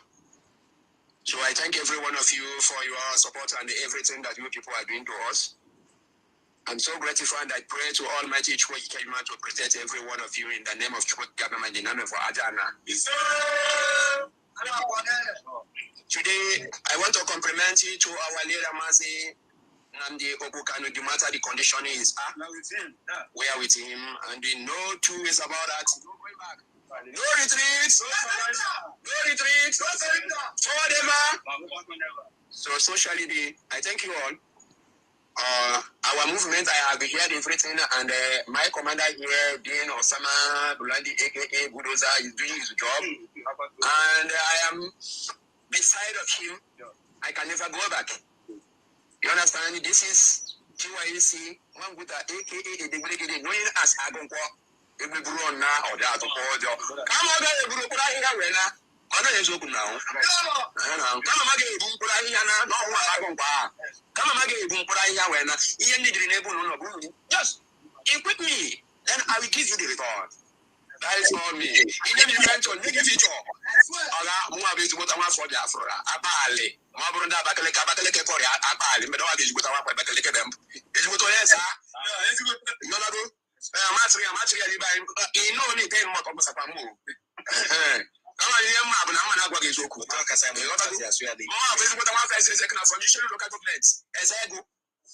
So I don't tolerate nonsense. You need the devil. You never need it. Can you give a ritual? Maybe one of them groom woman normally if I'm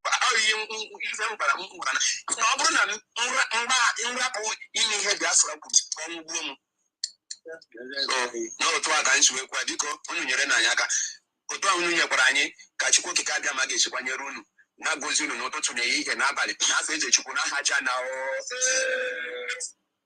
He said, my fathers, like I said before, I am the secretary for Interior and Homeland Security, okay? I'm the mouthpiece of the gods of Biafra, and I will send this message you people gave us today here, from the state of Ikemba to Agadaba Wine, the Deputy Prime Minister of the United States of Biafra. She's going to hear it, and she will be happy hearing that you guys have gone back to your states and you are doing well. She will hear from you. Thank you so much. Okay, ma. Thank you. Bagi mereka yang kencing kerap, jika mau hidup lebih lama, jauhilah dua perkara ini walau this is when I collected the phone back. So we are waiting for your reply. We are waiting for the contact that we are going to use to contact the government that will be doing the needful. And I want to hand over the phone to Barrack Commander to speak with you guys. I'm going to go Mikedi. Echebu no nda the ego ndi power. Mam no no the power. Hey, chuko kama bwana me can you Barrack Commander phone?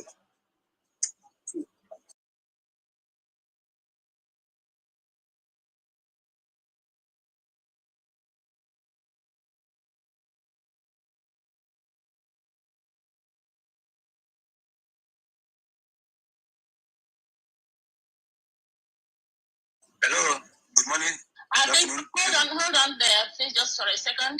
I see Honorable Christopher's hand up, so maybe he has something, one or two to say before you continue.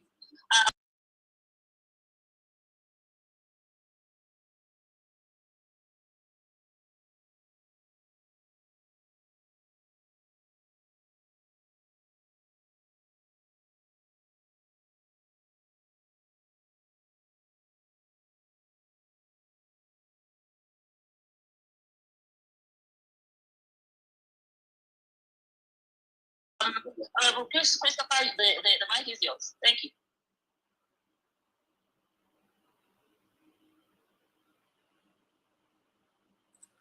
Achom Kunu, pay attention now.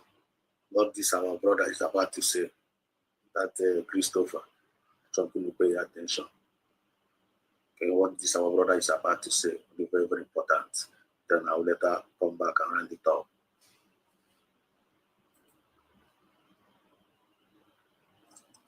Yes, thank you so much, Honorable Mouthpiece. I'll be very brief. This is just to address our brother one name. Thank you so much, my brother. God will continue to bless the every one of us. But I want to correct one information here. One name, can you hear me, please? I can hear you loud and clear. So one thing you should understand is this, because you said it is Dr. Ngozi Arabweze doing something also. And all Biafrans need to understand, this is not about Dr. Ngozi Arabweze. Dr. Ngozi Arabweze is the Deputy Prime Minister, you know, occupying the office of the Prime Minister now as the surrogate, right? But it's also about over 70 million Biafrans. So it is Dr. Ngozi Arabweze, Mazinam Kanu, the spirit of our ancestors, and 70 million of us that are supporting you, not an individual. That is why the DPM would always say it is not about her. So going forward, when you want to say who and who is supporting you, will say it is the United States of Biafra government, and that government we are supporting ourselves. Yes. We are supporting each other. Yes. Please do not say Dr. Ngozi Arabweze is the one doing this. Exactly. No. The United States of Biafra government is taking care of those they should take care of. Another thing the world should understand is this: our defense forces, our cabinet members, and those who matter are all and have they been receiving international humanitarian law training. I'm sure you are aware of this and they are aware of this. Everything does is important with the international law. International law. That is why we are not terrorists, we are not rogues, we are professional in everything we do, and everything we do, we make sure this law guides us. Thank you so much. That is all I want to say. I insist about this. I'll roll over to you guys. Thank you. God bless you.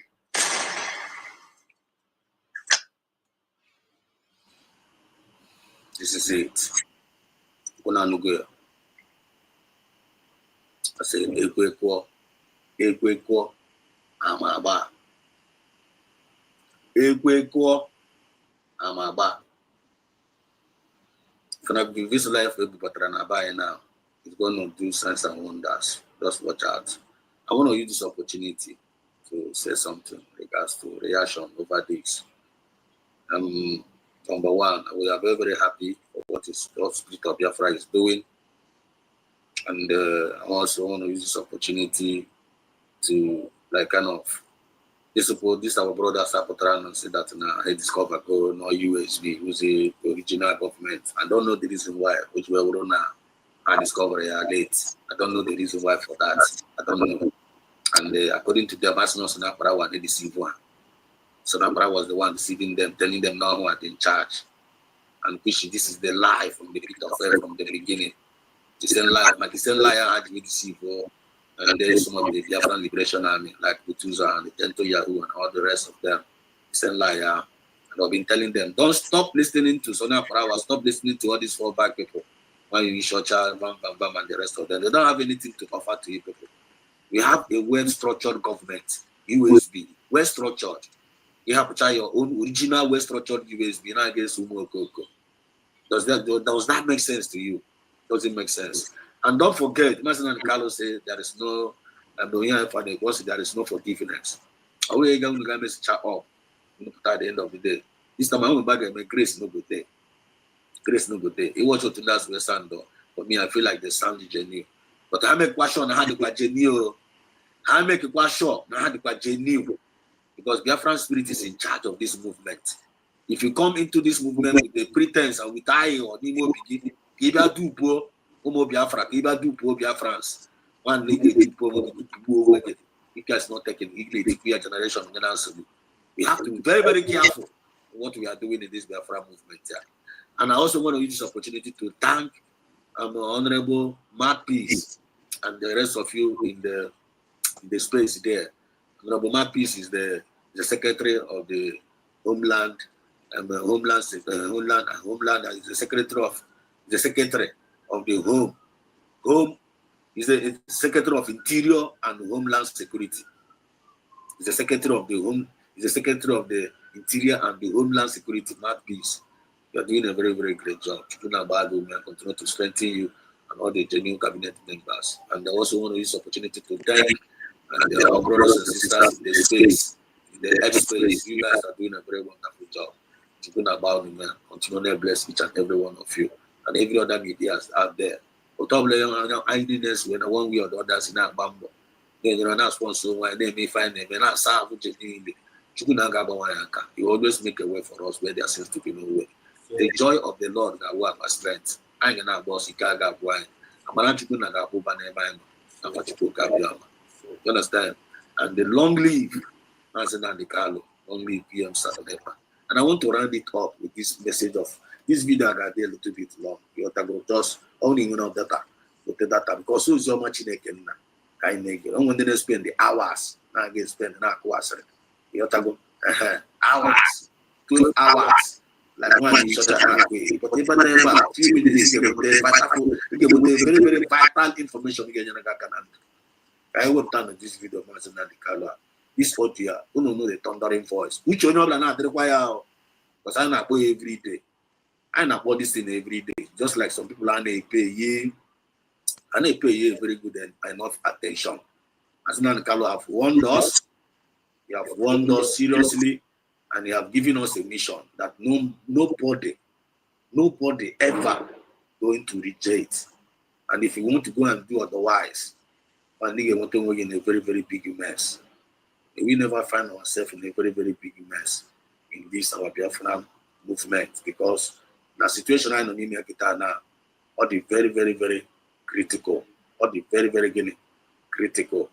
Nobody is going to be afford to do any mistake. Nobody's going to afford to do it. A very, very thundering voice. Listen to this message. Can I end up with this audio? All the very, very important. Listen. Without fear before our enemies, we have sworn an oath to restore Biafra, or we die in the process. There will be no retreat and no surrender. If the option they give to us is to seek our restoration by violence, every living thing living in the zoo will be destroyed. All the animals will be destroyed. It's a promise and a pledge we are making to them. They must understand that we just don't love our country. We are fanatical about Biafra. We will do everything humanly possible to ensure that Biafra comes. It is either the flag of Biafra is raised up or I am lowered into the grave. One of the two must happen. It is better for this heaven and this earth not to exist than for Biafra not to come to pass. We dedicate it into the hands of Chukwu Abiyama, the creator of the heavens and the earth, because only him decreed that we should exist as a race, and only him has the say to decide and to determine if we are to survive or not. We don't rest our hopes in any man. We don't believe that any country can do anything for us. We are going to reaffirm our faith in the supremacy of the creator of the heavens and the earth, Chukwu Abiyama, upon to whom and in whom every glory and honor belongs to. That's why we worship him and nothing else and no other. We worship the one true living God. That is who we worship. That is why we were created. We are not like any other people. We have been chosen by Chukwu Abiyama to serve him. We have been chosen by the creator of the heavens and the earth that we may serve him. That is why in our names it contains every praise imaginable. Every praise imaginable to the Most High is contained within our names, because we are very special people. We are here to reaffirm and reiterate that. We are here to ensure that this very march towards our freedom cannot be hindered. Any obstacle on our way, real or imagined, man or woman, adult or child, anything it is, once you are an impediment to the restoration of the sovereignty of Biafra, you will be destroyed completely and totally, in every way imaginable. We do not forgive. There is no forgiveness in our dictionary. We are here to ensure that the death of 3.5 million people is not forgotten. It is to them that I owe every ounce of loyalty and obligation. They are not here to offer any advice or to ask us to forgive Goa. They are not here to ask us to forgive Haruna. They are not here to ask us to forgive the Yoruba people and the Wolowo family. The reason why we exist is to ensure that their memory, that they can never ever be forgotten, that their memory will linger on forever, that as long as man walks this earth, this world will remember the 3.5 million people that they killed, men and women that did nothing, children that were innocent. Their only crime is to be blessed by God. That is the only crime they have committed. As those children were being slaughtered, as they were being stabbed to death by a very wicked and cruel world, spearheaded by a Wolowo, everybody looked on and did nothing. Instead of them to help us, they ensured that our absolute blockade from land, air, and sea was absolute, that we may die, that the children of God may die. But lo and behold, Chukwu Abiyama determined that we cannot die, that we cannot perish, because we are his own. Despite all our iniquities, despite all our sins, he made us in his image. He gave us that very edict to worship him, and that is what we do every blessed day at this radio station, without fail and without the fear of any human being. Talk us of an animal in the zoo. We are here to worship Chukwu Abiyama.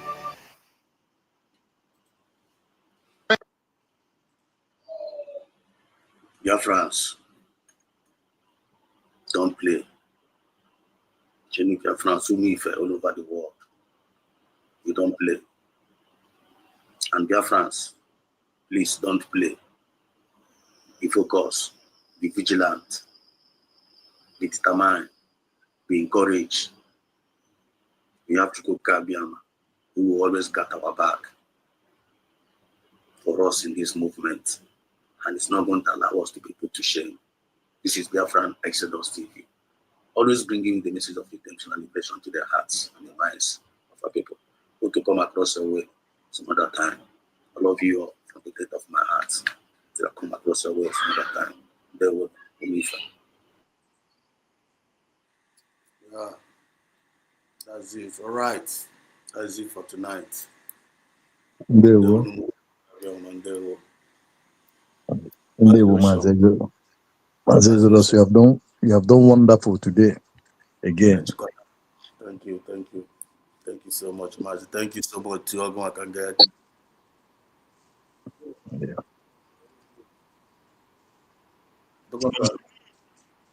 Huh? Okay. Oh, no. From background. Mazi Ocean, because Chikota and Abele Chikota, we have done. I need about each other. No, we thank God for the grace. Yeah. And I really thank you for this. Your tenacity, your strength, because 5 hours is not easy. Sit down and talking to people, it is not easy. I really appreciate you and the Biafrans around the globe who have joined, who are still here, those who have left. Thank you, because all of you have done marvelously well. Without you, we cannot be here. With you, we are pushing and we are moving forward. Continue to what you know you're doing right. Continue in the quest that we have resolved to move, which is Biafra or Biafra, which is our liberation, recognition, the freedom of our leaders, and our total liberation. We continue on that, continue on being truthfulness, genuine in this journey. Again, continue to support financially while you do that of spiritual. Continue to support financially. Again, you should support financially. It is well needed at this point. Thank you. And those who are in the bushes, you are doing marvelously well. May God okikibiniwe inunana chekwabunu mode obuna. Nwere ife ọjọọ ga-afụ unu. Unu na-apụ iro okwu ama mkpu unu, unu na-abata abata okwu ama mkpu unu. Ndị na-eche unu bụ na nkịtị nkịtị ka ha na-eche, ma uche na-eche agụụ na nkịtị nkịtị. Aka dị ejide ikuku ama njide unu. Ndị ilo na-eche unu n'iru na-anọ n'azụ, a na-eche unu n'azụ na-anọ n'iru. Gbagba unu okirikiri banchari na-ekpuo isi. Unu agafele, unu gafele. Ọ bụrụ na fa ya afụ ụzọ, fa afụrụ ụzọ, fa kwụzi ikpu isi ya na-aga. Unu mefe adị support universe ndị ilo. Ndewonu. Dear friends, I salute you. May God bless us all. Yes, sir. Chai, thank you so much, Mazi Ocean. Gozie your generation. You're a great man indeed. Thank you so much. I'm telling you, because I actually wanted to kick that our brother out, because one terms of this going on now. I know I like it, I may believe in Antinani and I can drop. You have to go, the guy. But thank God for your patience. And then Thank you. Two good heads is better than one. You have to go. Yeah.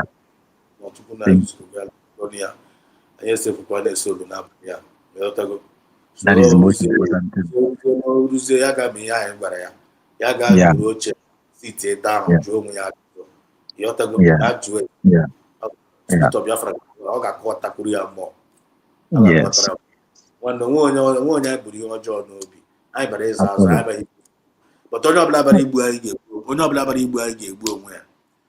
Yes.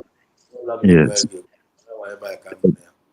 So Biafra, thank you so much tonight. I thank you all the ones that have spoken. Obi-Wan, Oluchi God, there's another person Kuroku here, and Aziko Juice, Tukuna Gosichuno, EJ Glitters. Thank you so much for being there in the comment section, writing and encouraging Biafrans, preaching the message of gospel, even in the comment section. Chuku Gosiagi, EJ Glitters, you are one of a kind. Ngozi Murin, Afubarange, Shalom, Wachineke. Chudibem Emmanuel, all the rest of you. Understand? Then in the comment section, your portion. Long live Mazina De Carlo. Long live long live PM Sam Neba. Long live Dr. Ngozi Orebeze and all the genuine cabinet members. Long live all the USB forces, United States forces. Long live you. Genuine ones, long live you. Long live all the genuine media is there that are doing the NEFO. You can never lack to sponsor yourself and to keep on preaching the gospel of redemption and liberation wherever you are. Long live all the genuine Biafrans all over the world. So from me, from here, tomorrow is another day. It is good morning. There will. I was there.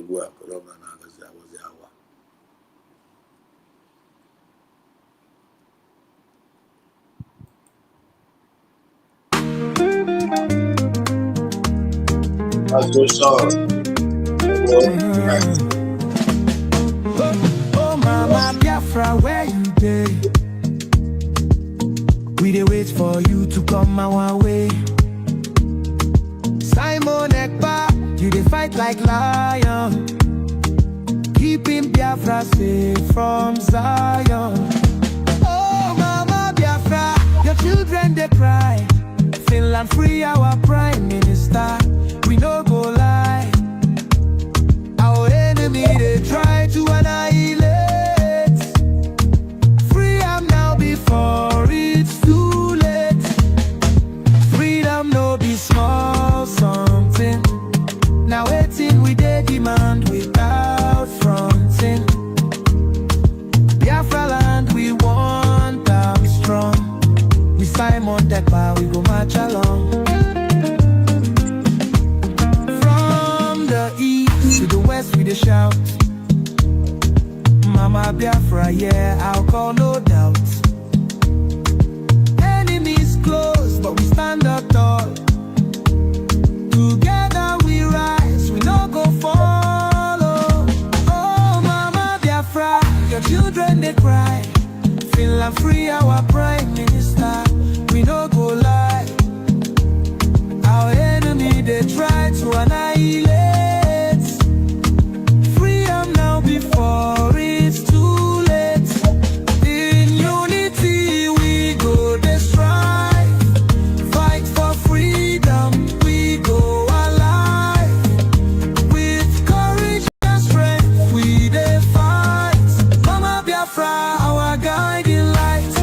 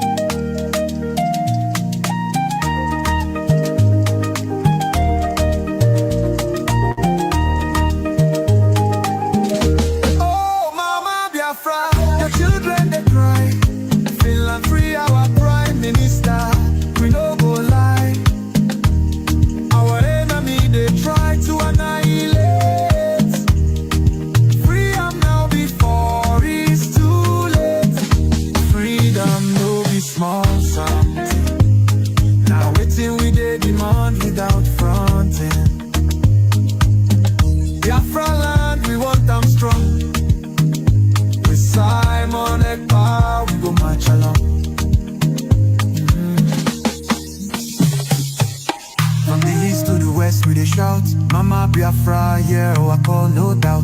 Enemies close, but we stand tall. Together we rise, we no go fall.